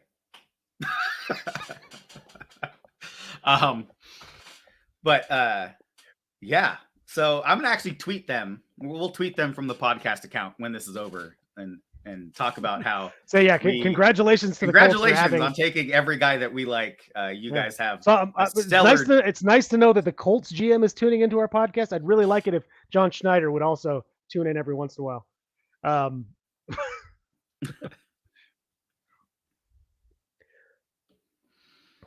All right. But yeah, kind of funny how that. I do like this. Seahawks fans are going to love Derek Hall. Apparently, that's what Corbin Smith thinks.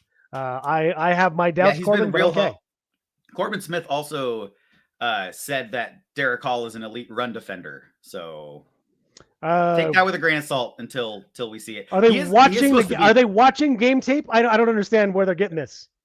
Yeah. Hey. I actually much love and respect to Corbin Smith. I really do respect him as a journalist. So I'm just saying that one was a little iffy for me. But A little iffy. I mean, I'm sorry, but you can't say someone's an elite run defender when they have over 10% missed tackles and also a grade out under 50% in the run game. So I don't know where they're getting this guy. I'm very confused. Is there another Derek Hall that we just don't know about? Well, and no, that's who they're talking about. So I'll correct you there, just for transparency. He graded out at 61. Oh, sorry, 61, not 41 or whatever I was saying. But sorry, still close to 50% still, but that's not elite. I'm sorry, but you can't say someone's elite and then give me an average running grade. So, all right. So the Indianapolis Colts take Jake Witt, tackle, out of a school that I don't know, but Adam does because he talked about Jake Witt at some point. I did. Hold on. Let me see if I can pull up my scouting report. I gotta find. Of course, I don't have my notebooks. I gotta go find my notebook. Also, really weird pick by the Seahawks. If you want to talk about that, while I find. Oh, here we go. Yeah. So he was a Sportsbook Nation listed him as a raw lottery pick that could hit big. Out of Northern Michigan Northern Michigan offensive lineman. Didn't have a lot of game tape, but this guy's measurables are pretty freaking spectacular. So he originally he came in as a tight end before switching to right tackle in his first year, and then going to left tackle in his second year and just dominating. Let me see if I can pull up here. So this guy, he's 6'7", over 300 pounds. Also, he ran a 4.89 40. So this guy definitely needs to put on a little bit more weight before I think he can be really effective in the NFL. But running a 4.89 40 at 302 pounds, that's elite. Yeah. Well, and here's the thing with the. So yes, I don't want to. I want to get to the Seahawks pick. So I agree with you. I think Witt is going to be a boom or bust guy. He could turn out to be one of the best players late in this draft. But I want to shift over to the Seattle Seahawks real quick. Yes, and burn them for this pick, please. I'm torn. So Kenny McIntosh is the pick, running back out of Georgia. He's a bigger back, but he's not a big back. He's 6 foot, 200 pounds. He catches the ball really well, but he's slow for a running back. He ran in this 4.6s, the mid 4.6s. He kind of runs with power, but he's not like a true power back. I'm not sure what they were trying to do here. I want to say it's all right. He has a really good yards per average. I mean, he was running behind a great offensive line, so that probably had something to do with it. Not only a great offensive line, but also an elite blocking tight end. So, yes, that is correct. He did 6 guys up front that can push. He did force 45 missed tackles last year, which was tied for 76th in the nation. Here's where he brings value. He's going to be a third down back, a little bigger body, good in the receiving game. He had 42 receptions on 49 targets for 509 receiving yards. So he averaged over 10 yards per carry. So that means he's not just catching little swing passes that go for 2-3 yards. Like when he catches the ball, he's able to move the chains. That has to be why they got him. They got him to address the third down back role. Travis Homer is who's been filling that third down back role for 4 years in Seattle. And he's gone now. He's in, I forget where he went. Chicago, I think. Yes. But that's who this guy is. This guy is going to come in. Kenny McIntosh is going to come in and be our third down back. I think there were better players on the board. This is a value pick here. He's probably 5th, 6th round type of player, and they got him in the 7th, so you got to say value. As far as team building goes, he fills that role, so I can't knock him on it, but once again, I think they had needs elsewhere that they could have addressed. Now we'll see what happens when they sign their undrafted free agent class. They have done much DJ better Dallas, today than I gotta ask this. Here. DJ Dallas is still on the team, right? Yeah, he's also not a third down back. I mean, he may have played there because Travis Homer was hurt, but right, DJ Dallas but I think is not a third down back. I'm going to have to disagree a little bit because I think he stepped up especially his run blocking, his pass blocking game this last year. I think he was really good for us in the backfield chipping. And he showed that he can catch it out of the backfield and take it for big chunks of yards. So I think we're limiting block. Whatever growth. Yeah. That's a big part of it. Well, it's not that he's unwilling to though, and he's a bigger bodied guy than McIntosh is. And even though McIntosh may have been in more often on those passing downs to chip or blitz pickup, I don't know that. Again, it's a different game in the NFL, and I think we might be taking away from whatever growth DJ Dallas has shown at this point by bringing in somebody to basically take over that role. But that's neither here nor there. I agree that this is a decent value pick, but they had other needs. Yeah, I think this signals they're probably not going to re-sign DJ Dallas. Is what this signals, which is what you're seeing in the NFL. Running backs have a one contract life. And then about 10 to 20% of them get a second contract. It's they're devaluing totally the position from top to bottom. And this is a sign of that.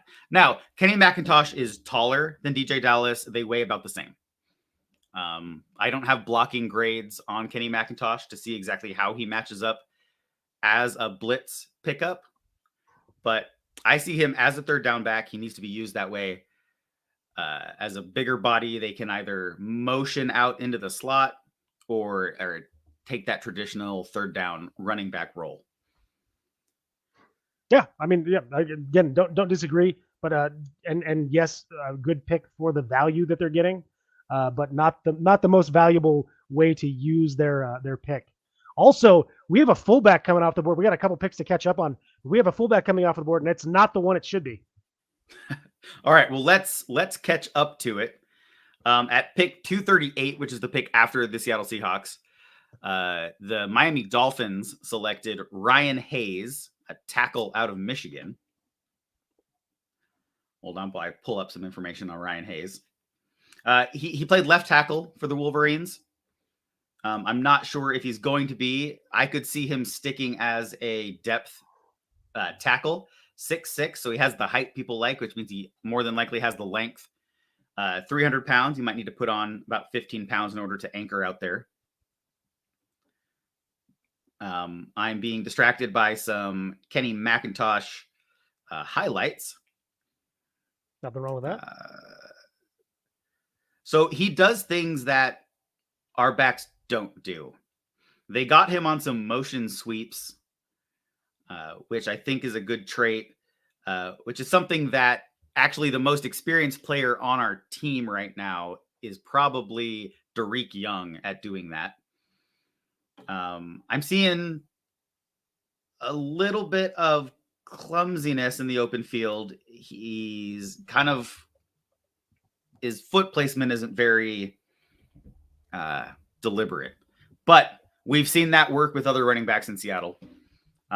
We'll see. I like him as a third down back. We'll see what happens.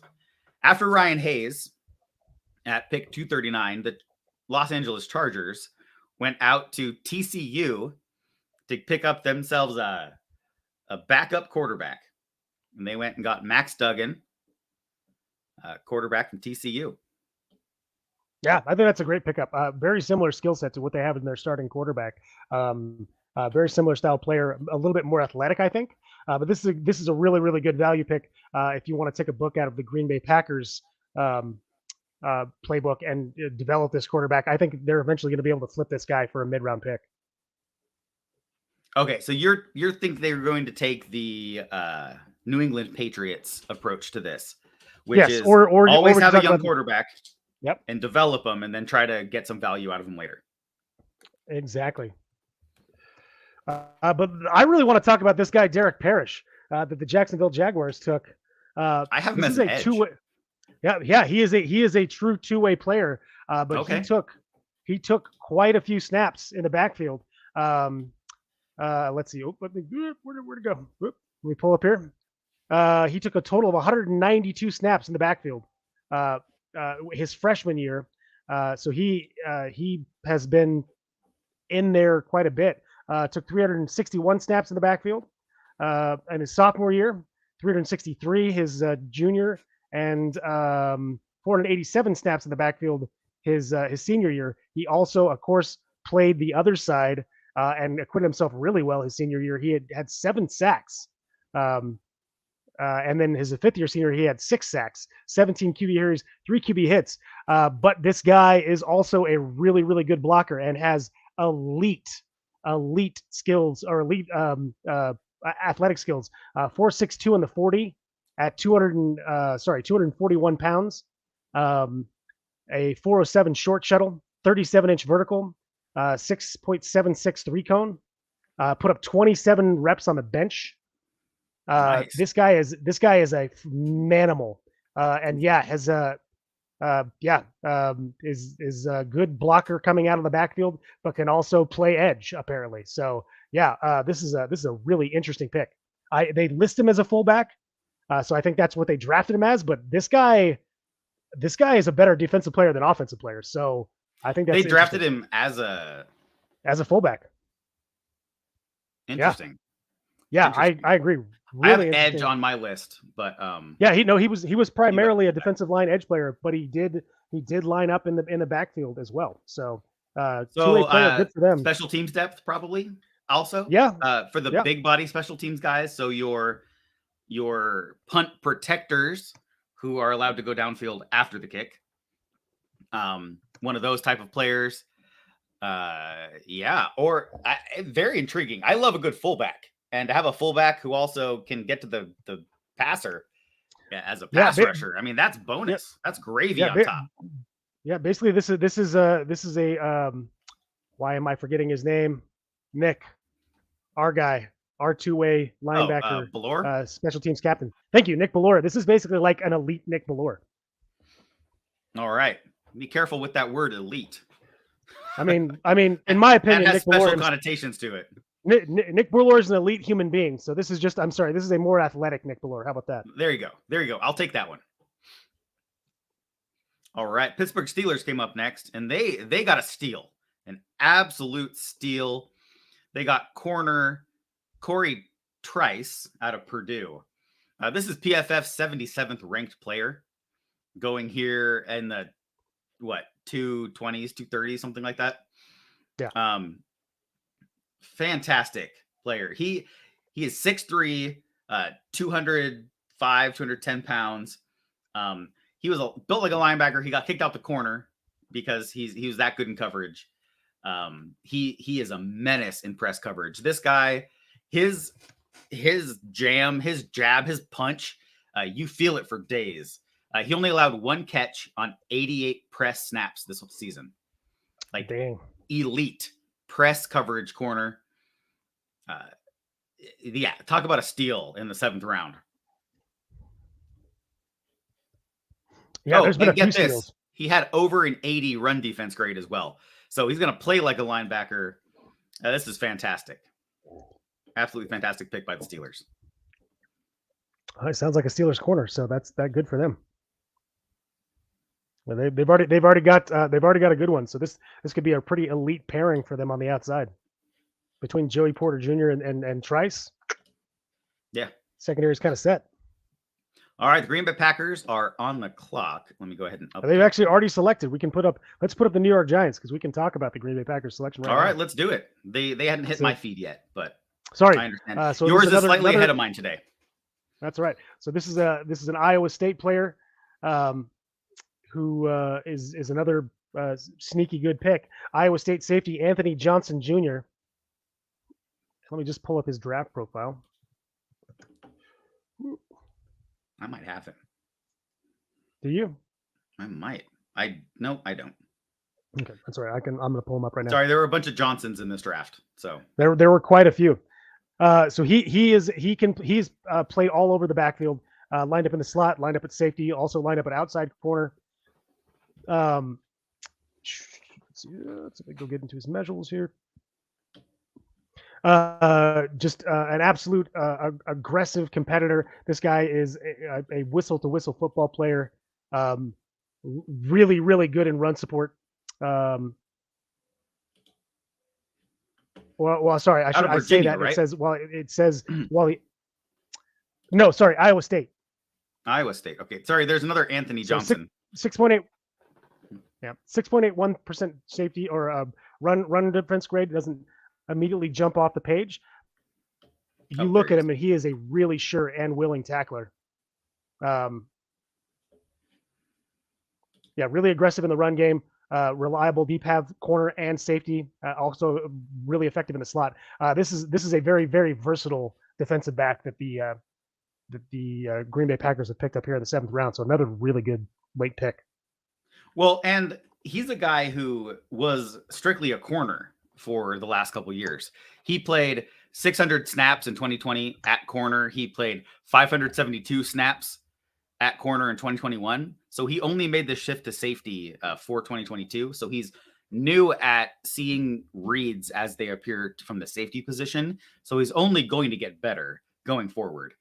He played 250, a little over 250 snaps in the box as a box safety, 250 snaps in the slot this last year, and he played 75 snaps back as the deep safety. So he can play all over the place. He's going to be one of these really versatile players. That's a really good pickup. Yeah. New York Giants pick is also in. All right. I need to refresh my feed, but go ahead. You're all good. So I was just going to say, so we've got Jordan Riley out of Oregon, defensive tackle. This is a guy that I did get to scout. Excellent. Why don't you go ahead and deliver that profile? Yeah. So more of an athletic style D tackle than that big heavy bodied guy run stuffer. This guy I think projects to be either a 3-eye or possibly a defensive end in a 3-4. I can't remember what the Giants run. Do they want a 4-3 or 3-4? I'm not sure. I am a little not up to speed on my East Coast teams at the moment. Yeah, that's right. It's the Giants. Who wants to watch them play anyway? But yeah, another good late round pickup here. I think this is a good depth pick. I don't know that this guy's going to be doing a lot of. Oops, that is not the right Jordan Riley, guys. Get out of there. Oops, sorry. I was trying to pull up the rest of his profile here, but I keep finding Jordan Riley. Jordan Riley, the basketball player, and this is definitely not Jordan Riley, the basketball player. No, that it is not. Let me just go to Oregon's page here and see if that helps. There we go. Nope, that's not what I wanted. Move. There we go. Started all 13 games for the Ducks. This is his last year of eligibility. Finished with 21 total tackles in his senior year. He is 6'5", 325 pounds, but he is a very muscular 325. So this is a big man. Nice. Yeah, I think probably projects to be more of a D end in a 3-4 than a true defensive tackle, just because of that length. But yeah, like I said, another sneaky good pick to help build up on that defensive line that was actually a really good defensive line last year. So this is a good depth pick. Awesome. That's what I like to see. For teams. At this point, I'm looking at team building. I am definitely a personnel focused scout. So I want to see guys continue to get the team better. And you can see that in a pick like that. He's somebody who could probably back up a couple positions for you along that line. Someone who's pretty versatile. Yeah, absolutely agree. Dallas Cowboys, their pick is also in. All right. I'm having issues with my feed. I see on my phone, on my broadcast, that it's wide receiver Jalen Brooks out of South Carolina. It is wide receiver Jalen Brooks out of South Carolina. I don't have anything on this guy. Let me see if I can pull something up. All right. Of course, that means now that the Patriots are on the clock. Jalen Brooks, South Carolina.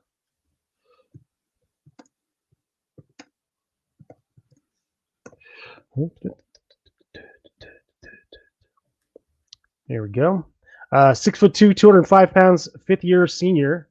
This is a a guy who was actually born and raised in North Carolina. So didn't travel far to go to college. Oh, what's going on here? Hello, computer. Whoop, whoop. Got the pinwheel of death here. All right, I might have to lose my feed and go find a different one.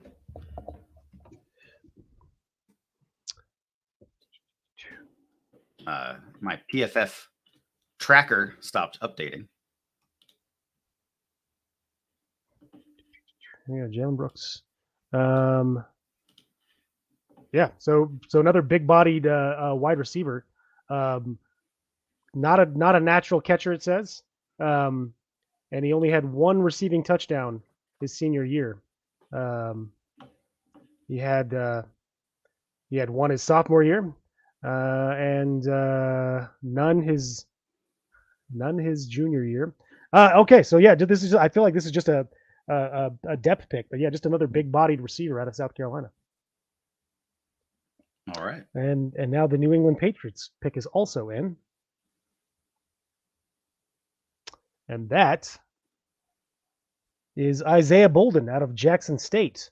This is a cornerback that was coached up by none other than Primetime himself, which may be what was the impetus behind this pick, because I don't see a lot of info on him as far as stats. He's a gamer. He is an absolute gamer. So, totally fine. Like, I think that's a good pick.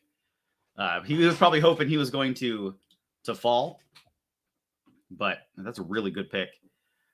He's going to definitely help out that team. And of course, this isn't working. Why are no draft trackers working on my computer right now? This is really starting to make me mad.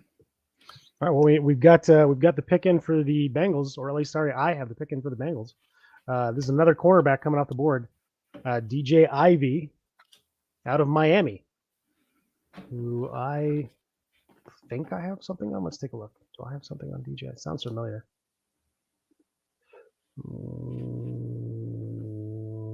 No, maybe not. I don't see it.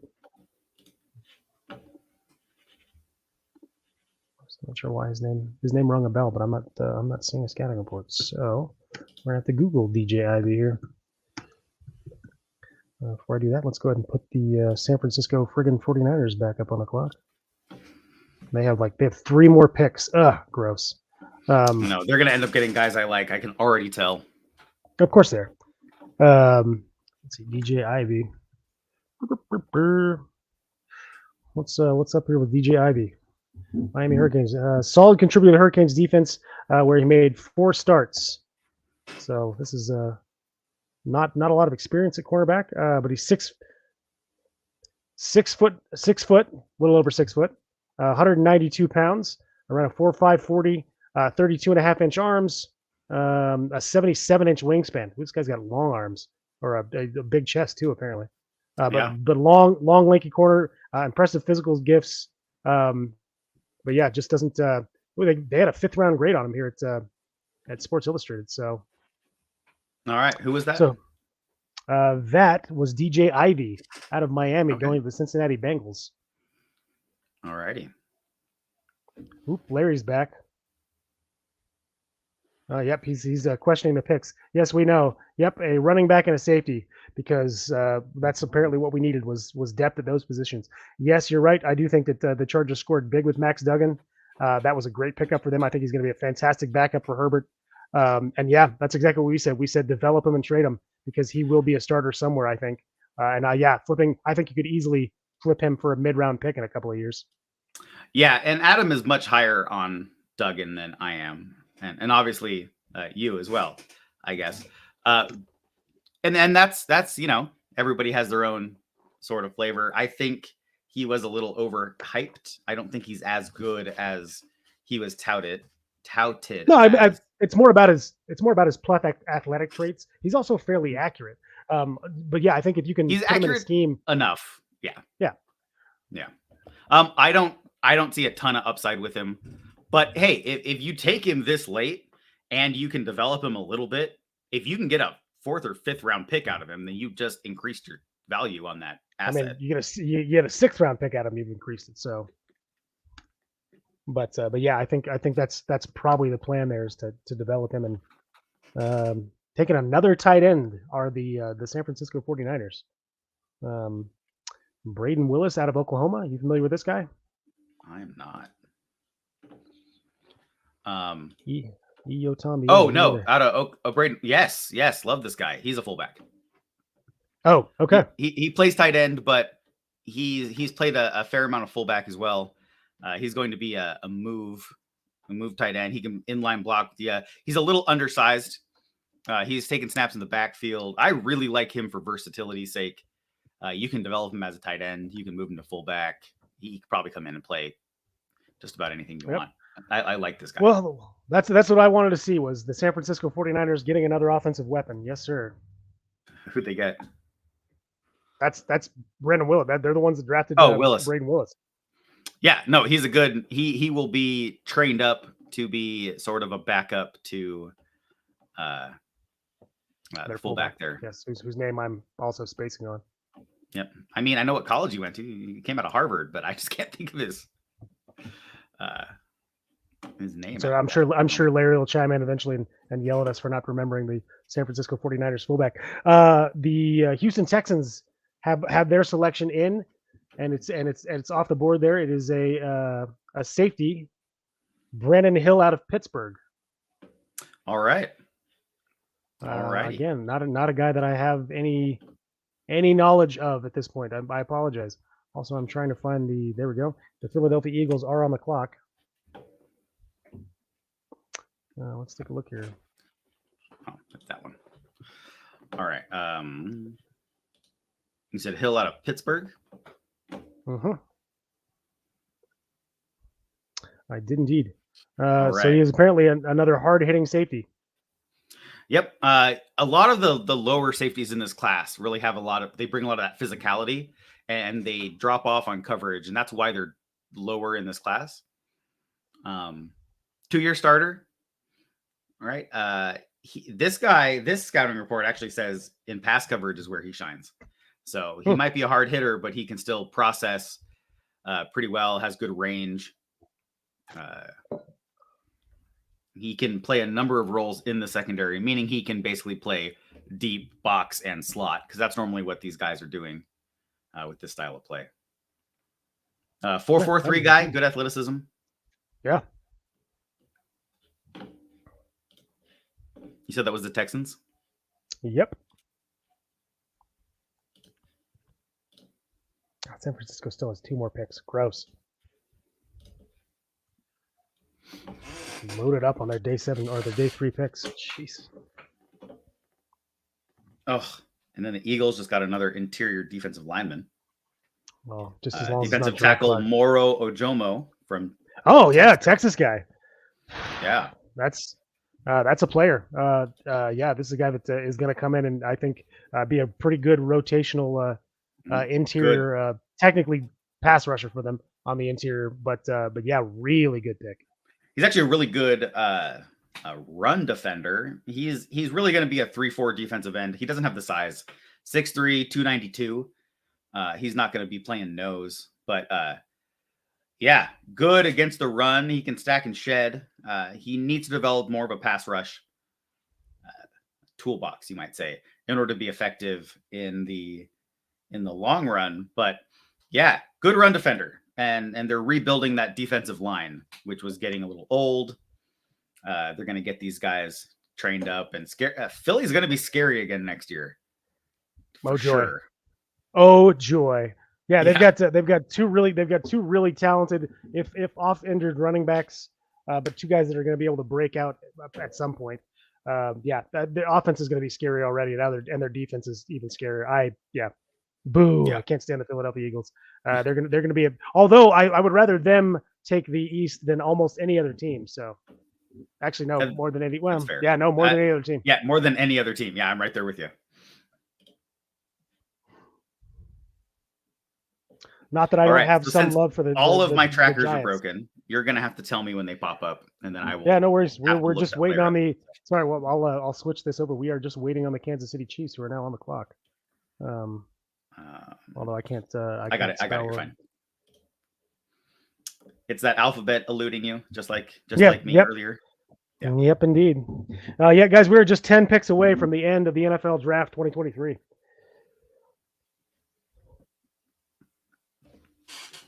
Which is awesome. I love doing this. It's great to spend, 14, 15 hours. Yeah, I mean, look, so what 4 hours yesterday? We're gonna be well over 7 hours today, and then what, close to 3 on the first day. So yeah, this has been fun.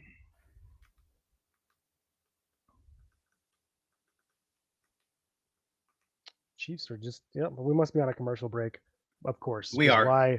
Why on earth would we want to just power through these last 10 picks, guys? I'm not bitter. You're bitter. Pick number 250. The LA Rams currently sit with the Mr. Irrelevant pick. Let's hope they don't actually get a player with that pick. That's fair. Because there are still players on the board, for sure.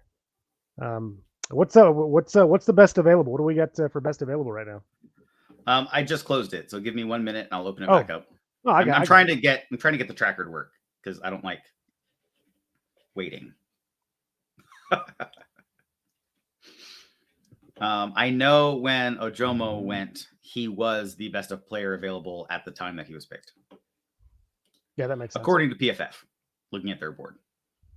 Okay, so we've got Jalen Redmond, defensive tackle. That's the next guy that they got there. We got Renzen Wright, the cornerback out of Oregon State, the guy that I really like. Emil Ekafor, also offensive guard out of Alabama. Alex Forsyth out of Oregon, center. I like Forsyth, and Forsyth actually was a top 30 visit to the Seahawks, if I remember right. Yes, he was. Bryce Ford Whedon, wide receiver. Obviously, Andre Carter, who I cannot believe has not been drafted yet. But also Keaton Mitchell, who was the running back that we brought in for a top 30 pick. He's still available. Let's hope he's still there after today because I believe they're not taking him. He'll be a priority. Well, we don't have any picks. He will definitely be a priority free agent though. That's what I mean. Though. I don't even think they'll bring him in. Really? Or he should not want to come. Yeah, that's fair. He's not going to break into the depth chart. Well, we still need a returner. I know we took that safety who has return skills, but I'd rather get a guy that's used to having the ball in his hand every game.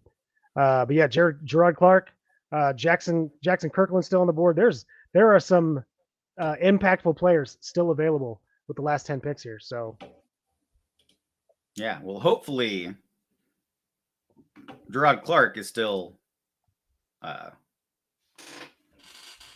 available, and then you know what I mean. Like, hopefully he doesn't get drafted and he comes to Seattle. Well, here we go. They have taken Nick Jones, cornerback out of Ball State. Out of Ball State, yes. Let's take a look at this guy as we pull up his numbers. 6 foot, 190 pounds. We have a lot of those guys in this draft. An okay coverage grade. He allowed 44% completion and a 67.6% passer rating against him.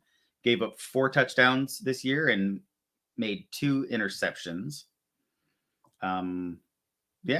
Allowed 30 receptions on 68 targets. So, I mean, that's middle of the road. That's kind of what you'd expect here. This coverage grade is a 68. So that sort of translates with the numbers that we've been seeing.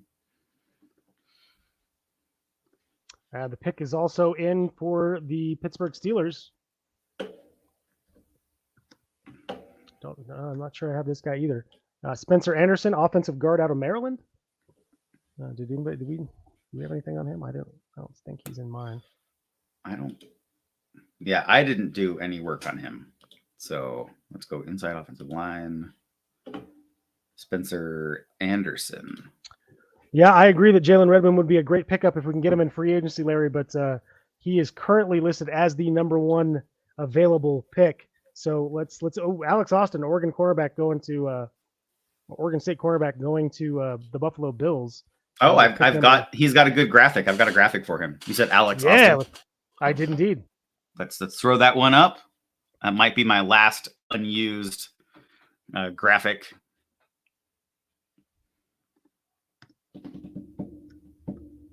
if my there we go. There we go. Alex Austin. Yeah, that is a good graphic. You're right.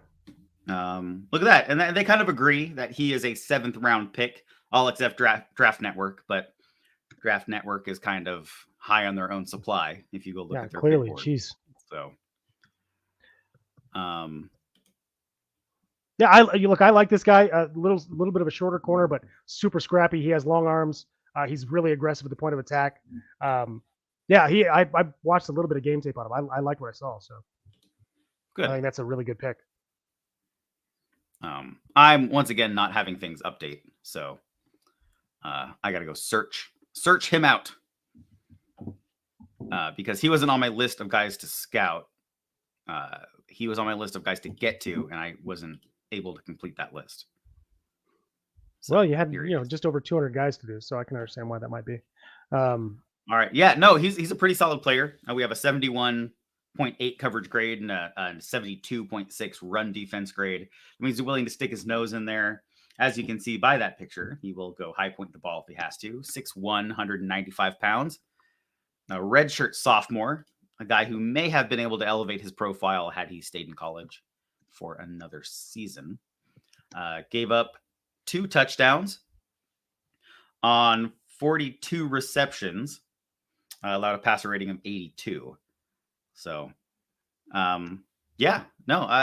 somebody who I think is more of a practice squad candidate, but is a good player right now to take and to kind of have in your building and have in camp. Yeah, no, agreed. Well, here we go. The pick is in. Also, it is now the New York Giants. The pick is in for the San Francisco 49ers. Another big-bodied receiver comes off the board. 6 foot, 191 pound Ronnie Bell out of Michigan. Ronnie Bell. All right, I might actually have that one because he was a little higher I don't. But he was a higher touted player. A lot of people had him going in that 100 to 150 range. So, oh joy, another solid pick for the 49ers. I know. Yeah, yay! I'm so happy for the freaking 49ers. Ronnie Bell had a really good 2021. He had a little bit of a down year in 2022, back to what we saw when he was earlier on in his career in college. So once again, this might be one of those, well, he had an okay season, but he had a really good last season. So let's go out and see what we can make of it. He had absolutely horrible numbers in his contested catch rate. And for a 6 foot, 190 pound receiver, that's what you're looking at for these top corners is that exact same size.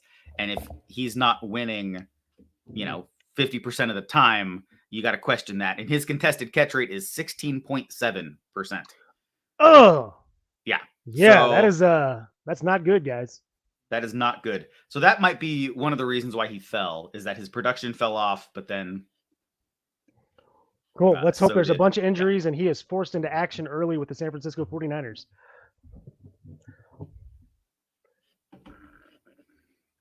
Ooh, okay. Now the New York Giants pick is in, meaning the San Francisco 49ers are back on the clock. All right. Oh, yay. Javarius Owens. Ooh, like this guy. I safety like out of this Texas. Guy. Or sorry, safety out of Houston. Yes. Man, I don't have my notes for him right in front of me because my computer's being slow. But yeah, no, definitely a versatile player, and that's what this guy's going to bring to the team who drafted him.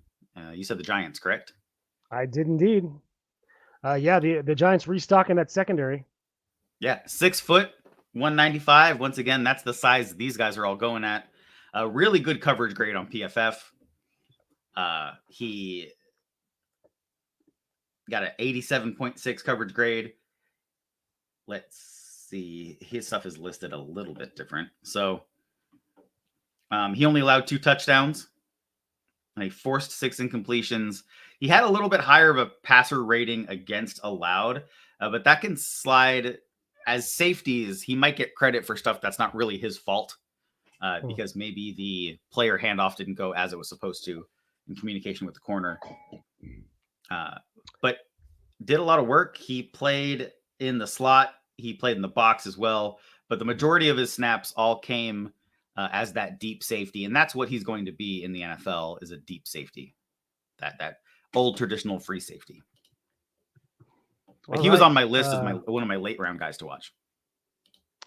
Well, speaking of late round guys to watch, the San Francisco 49ers have taken Jalen Graham, outside linebacker. I think he is a true will linebacker, not a pass rusher, which is an interesting pick for a late round pick, but that's just me. Long arms, good speed. He matches up well with tight ends. As a run defender, he sits through traffic, has good closing speed and pursuit. Needs to improve his ability to stack and shed, though. All right. There you go. I'm okay with the Niners grabbing a developmental prospect. Yeah, that's what we want. That kind of guy, not impactful players anymore. We don't need them to pick up any more of them. Packers on the clock here. I got the pick is in on my broadcast. Well, see, now you're back ahead of me. I do not. Well, no, I don't have the pick. I have that. No, my mine doesn't. Mine doesn't even say that the pick is in there. Usually, it tells me the pick is in right away. And I'm gonna sneeze. So.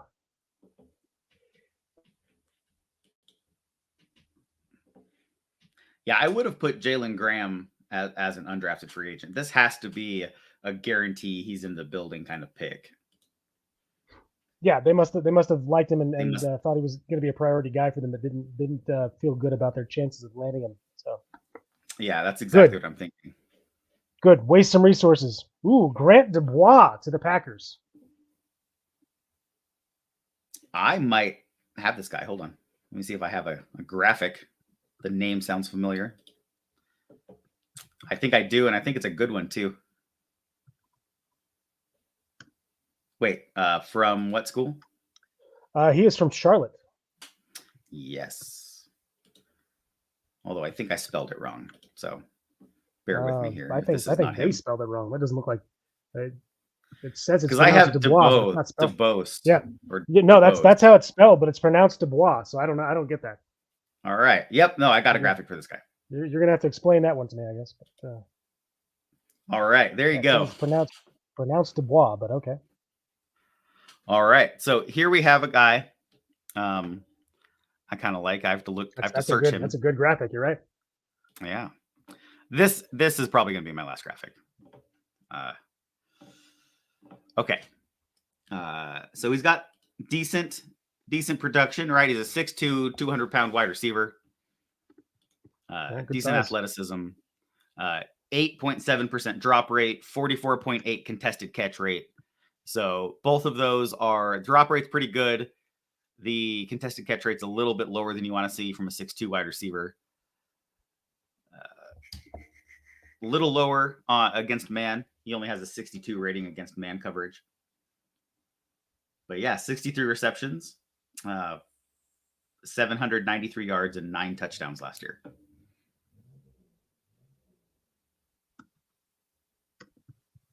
Yeah, that's pretty good production for a lottery ticket late round wide receiver. Yeah, I know you saw that, didn't you? I did. For those of you who are looking for the groan was Alex Forsyth, the center from Oregon, going to the Denver Broncos. Yeah, I think a good late round value for the 100%. position for sure. Obviously not a guy that we needed to be targeting, after picking up Oluwatimi, but still, he would have been a good depth guy, a good player to. Yeah. Good.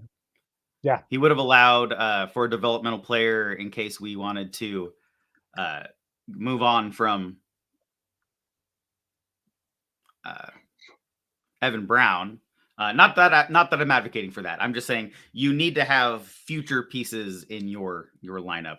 So here's a graphic for Alex Forsyth out there doing the best he can. be in the center there for the there it is, for the Oregon Ducks. Good size, 6'4", 303 pounds. Broncos getting enough size up there in front of Russell Wilson. This guy does have a better pass block grade than he is a run blocker. So what they're trying to do is give Russell Wilson plenty of time to be able to go find himself some wide receivers, something that he had trouble doing last season. Yeah. Larry with the marketing advice, he says we need to make it up for a game and print off some QR codes with the for the podcast and drop them around the stadium and the parking lot. I agree. I think that's a good plan, Larry. I would love to make it up for a game. I know I've already got tickets via a friend to the game in Dallas against the Cowboys this year. That's the only game so far that I have tickets for. Yeah. Did the Broncos trade up? Did they trade with the Saints for 257? Yes, they did. All right. Yes. So now we're going Bears. Chi-town.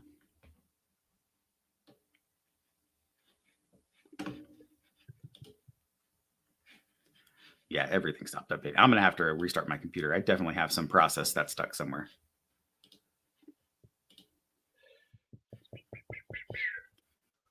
Well, let's see. We're just waiting on the Bears pick still. Last two picks. In. Yep, and then we're going to have a big old break before they announce Mr. Irrelevant. Which is always so stupid. Yeah. Ooh, there we go. Another cornerback. Oh, who is it? Kendall Williamson out of Stanford. All right. Let's see if I can pull up some information so we can inform. Please do, because I do not have it. Well, also, what I have is a frozen stuck computer. All right, let me see if I can take a look for this young buck. All right, Kendall Williamson. There we go. Not Kendall Jenner. That's not at all who I wanted. Thank you very much. That was a weird. I can't imagine when I would have Googled Kendall Jenner, but that was the first Kendall to come up on my on the tab here. All right, now my computer's liking to run slow here. Come on now, running really slow. Come on. All right, waiting for Mr. Irrelevant, pick 259. All right, he is a fifth-year safety, 6 foot, 203 pounds, so decent sized guy. Sociology major. He's actually getting a master's in sociology, so good for him. Nice. Four-time Pac-12 all academic honor roll. So this is a smart dude. Awesome. Stanford Defensive Player of the Game in week 1. Pac-12 academic honor roll. Let's see. Most of his stuff is academic stuff, but he's got some decent numbers. He's pretty much good across the board. Decent in the blitz. He has 3.5 sacks in his last year. Let's see what else. That's the only thing of note that it puts out there. But yeah, anyway. Looks like a good depth guy. Decent size, and this is obviously a really smart player. So awesome. All right. Good for the Bears. Good for the All right, Bears. Mr. Irrelevant needs to be announced because the coffee and me are still fighting. So, all right, and then we'll come back. We'll do a draft recap along with undrafted free agent signings. Honestly, we'll probably have to do that tomorrow. We'll get some undrafted free agents. We'll put up some profiles of our drafted players. Yeah, and that'll be a good deal. That sounds like a plan. Or Monday. We'll see how quick the undrafted free agent signings come through. All right. Yes, we know the pick is in. Now get to it. No, they've got to do the. Yeah, I know. They've got to do the whole ceremony, the hoopla. Is Brock Purdy going to be presenting or announcing? You think? I don't know. Maybe do they do former Mr. Irrelevance? They have in the past. For sure, they have in the past. It's especially, I think the last time I saw it was because the team that had the Mr. Irrelevant pick had picked, this was a former pick of theirs at the same spot. But So Mr. Irrelevant 2023, pick number 259 is defensive end Dejuan Johnson out of Toledo. Don't have any clue who that is. Nothing on this guy. I do like Toledo. But yeah, I've got a whopping nothing on Dejuan or however you say it. 2022 first team All MAC selection. Right? And he was a second team All MAC selection in 20 and 21. So at least he's consistently good. Two-time team leader in tackles for loss.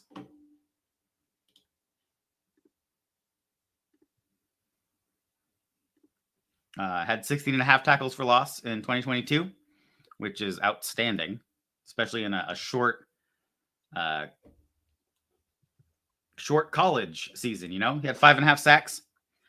Pretty good guy that they got there. A productive player for the Los Angeles Rams, which I didn't even have on the clock. I apologize for that. That's good. They're not. There you go. There you go. So there you have the draft, right? We are going to go ahead and put just our Let's Talk Seahawks logo at the top. The draft is over. It is done. It is now undrafted free agent signing frenzy time. They're going to start calling. They've already started calling. They probably were calling in the 6th round. Hey, if you don't get drafted, I'm sure they were on our team. So let's hopefully they get those guys. There were some really good players that were left. Yeah, there were. Specifically, Gerard Clark for sure. Yep. He's somebody I would love for them to tackle. Target, not tackle. Pun intended. Yeah. Bryce Ford Wheaton, another guy that you really liked. Yeah. It's not as much that I liked him as much as it would be awesome to have his skill set. You put him on one side and DK Metcalf on the other side, and you're like, just put your best baller out there. Like, who's going to get that jump ball? Jonah Tavai is available. Mm-hmm. I liked him. I know you like Trey Dean, the safety out of Florida. Did like Trey Dean. I loved Mohamed Diabete, the linebacker out of Utah. Yep, he's available. Let's see. You were high on Jacob Slade out of Michigan State. Yep, I think he's definitely a guy that they could bring in if they just looking for somebody that could be a good practice squad D tackle.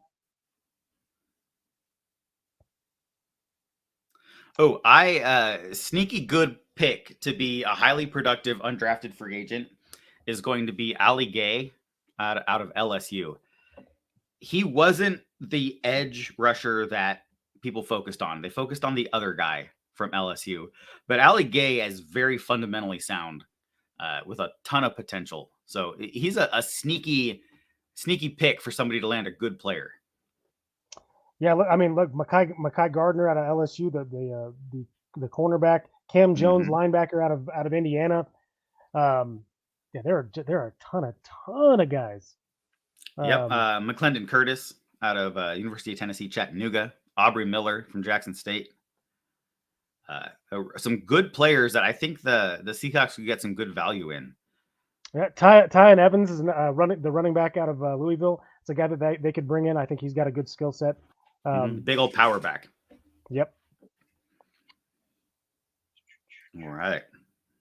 Yeah, there are definitely some guys. Tyson Bagent did not get drafted, but I think Tyson Bagent is an effort guy all the way. He is a always compete mentality type of player. If they want to bring a quarterback in to compete in Seattle, that they're planning on probably having on the practice squad, Tyson Bagent is not a bad option for him.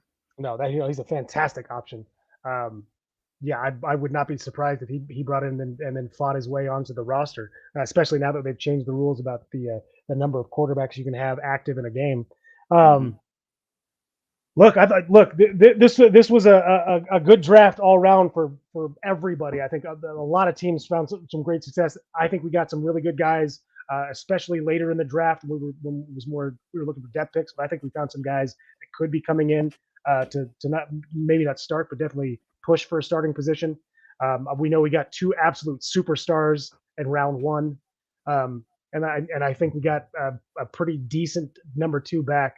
That could be more like a 1B in round two. So yeah, look, I think this was a really good draft. Definitely didn't go the way that I was either hoping or really wanted to, but I think I think we're gonna look back at this and probably be a little bit happier about it than we were in the moment. Yeah, and we can see that. I don't think I dislike any of our picks. I might question why they were picked, where they were picked. So now that the draft is over, once again, like you said, first round, all right, studs, right? You got them. They were great picks in the moment.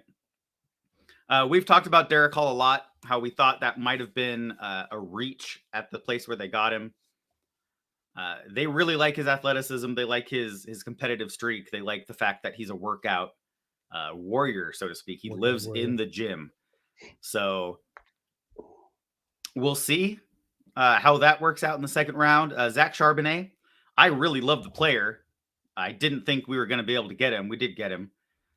Once again, this just goes to a value at position versus need at position. Mm-hmm. One of those, we'll see how it shakes out. No third round pick. We traded that one out. In the fourth round, we got Anthony Bradford. Pretty much where he needed to go. Anthony Bradford, guard out of LSU, gave us a little offensive line depth there and the interior offensive line. Fits in real well. Cameron Young was probably a reach.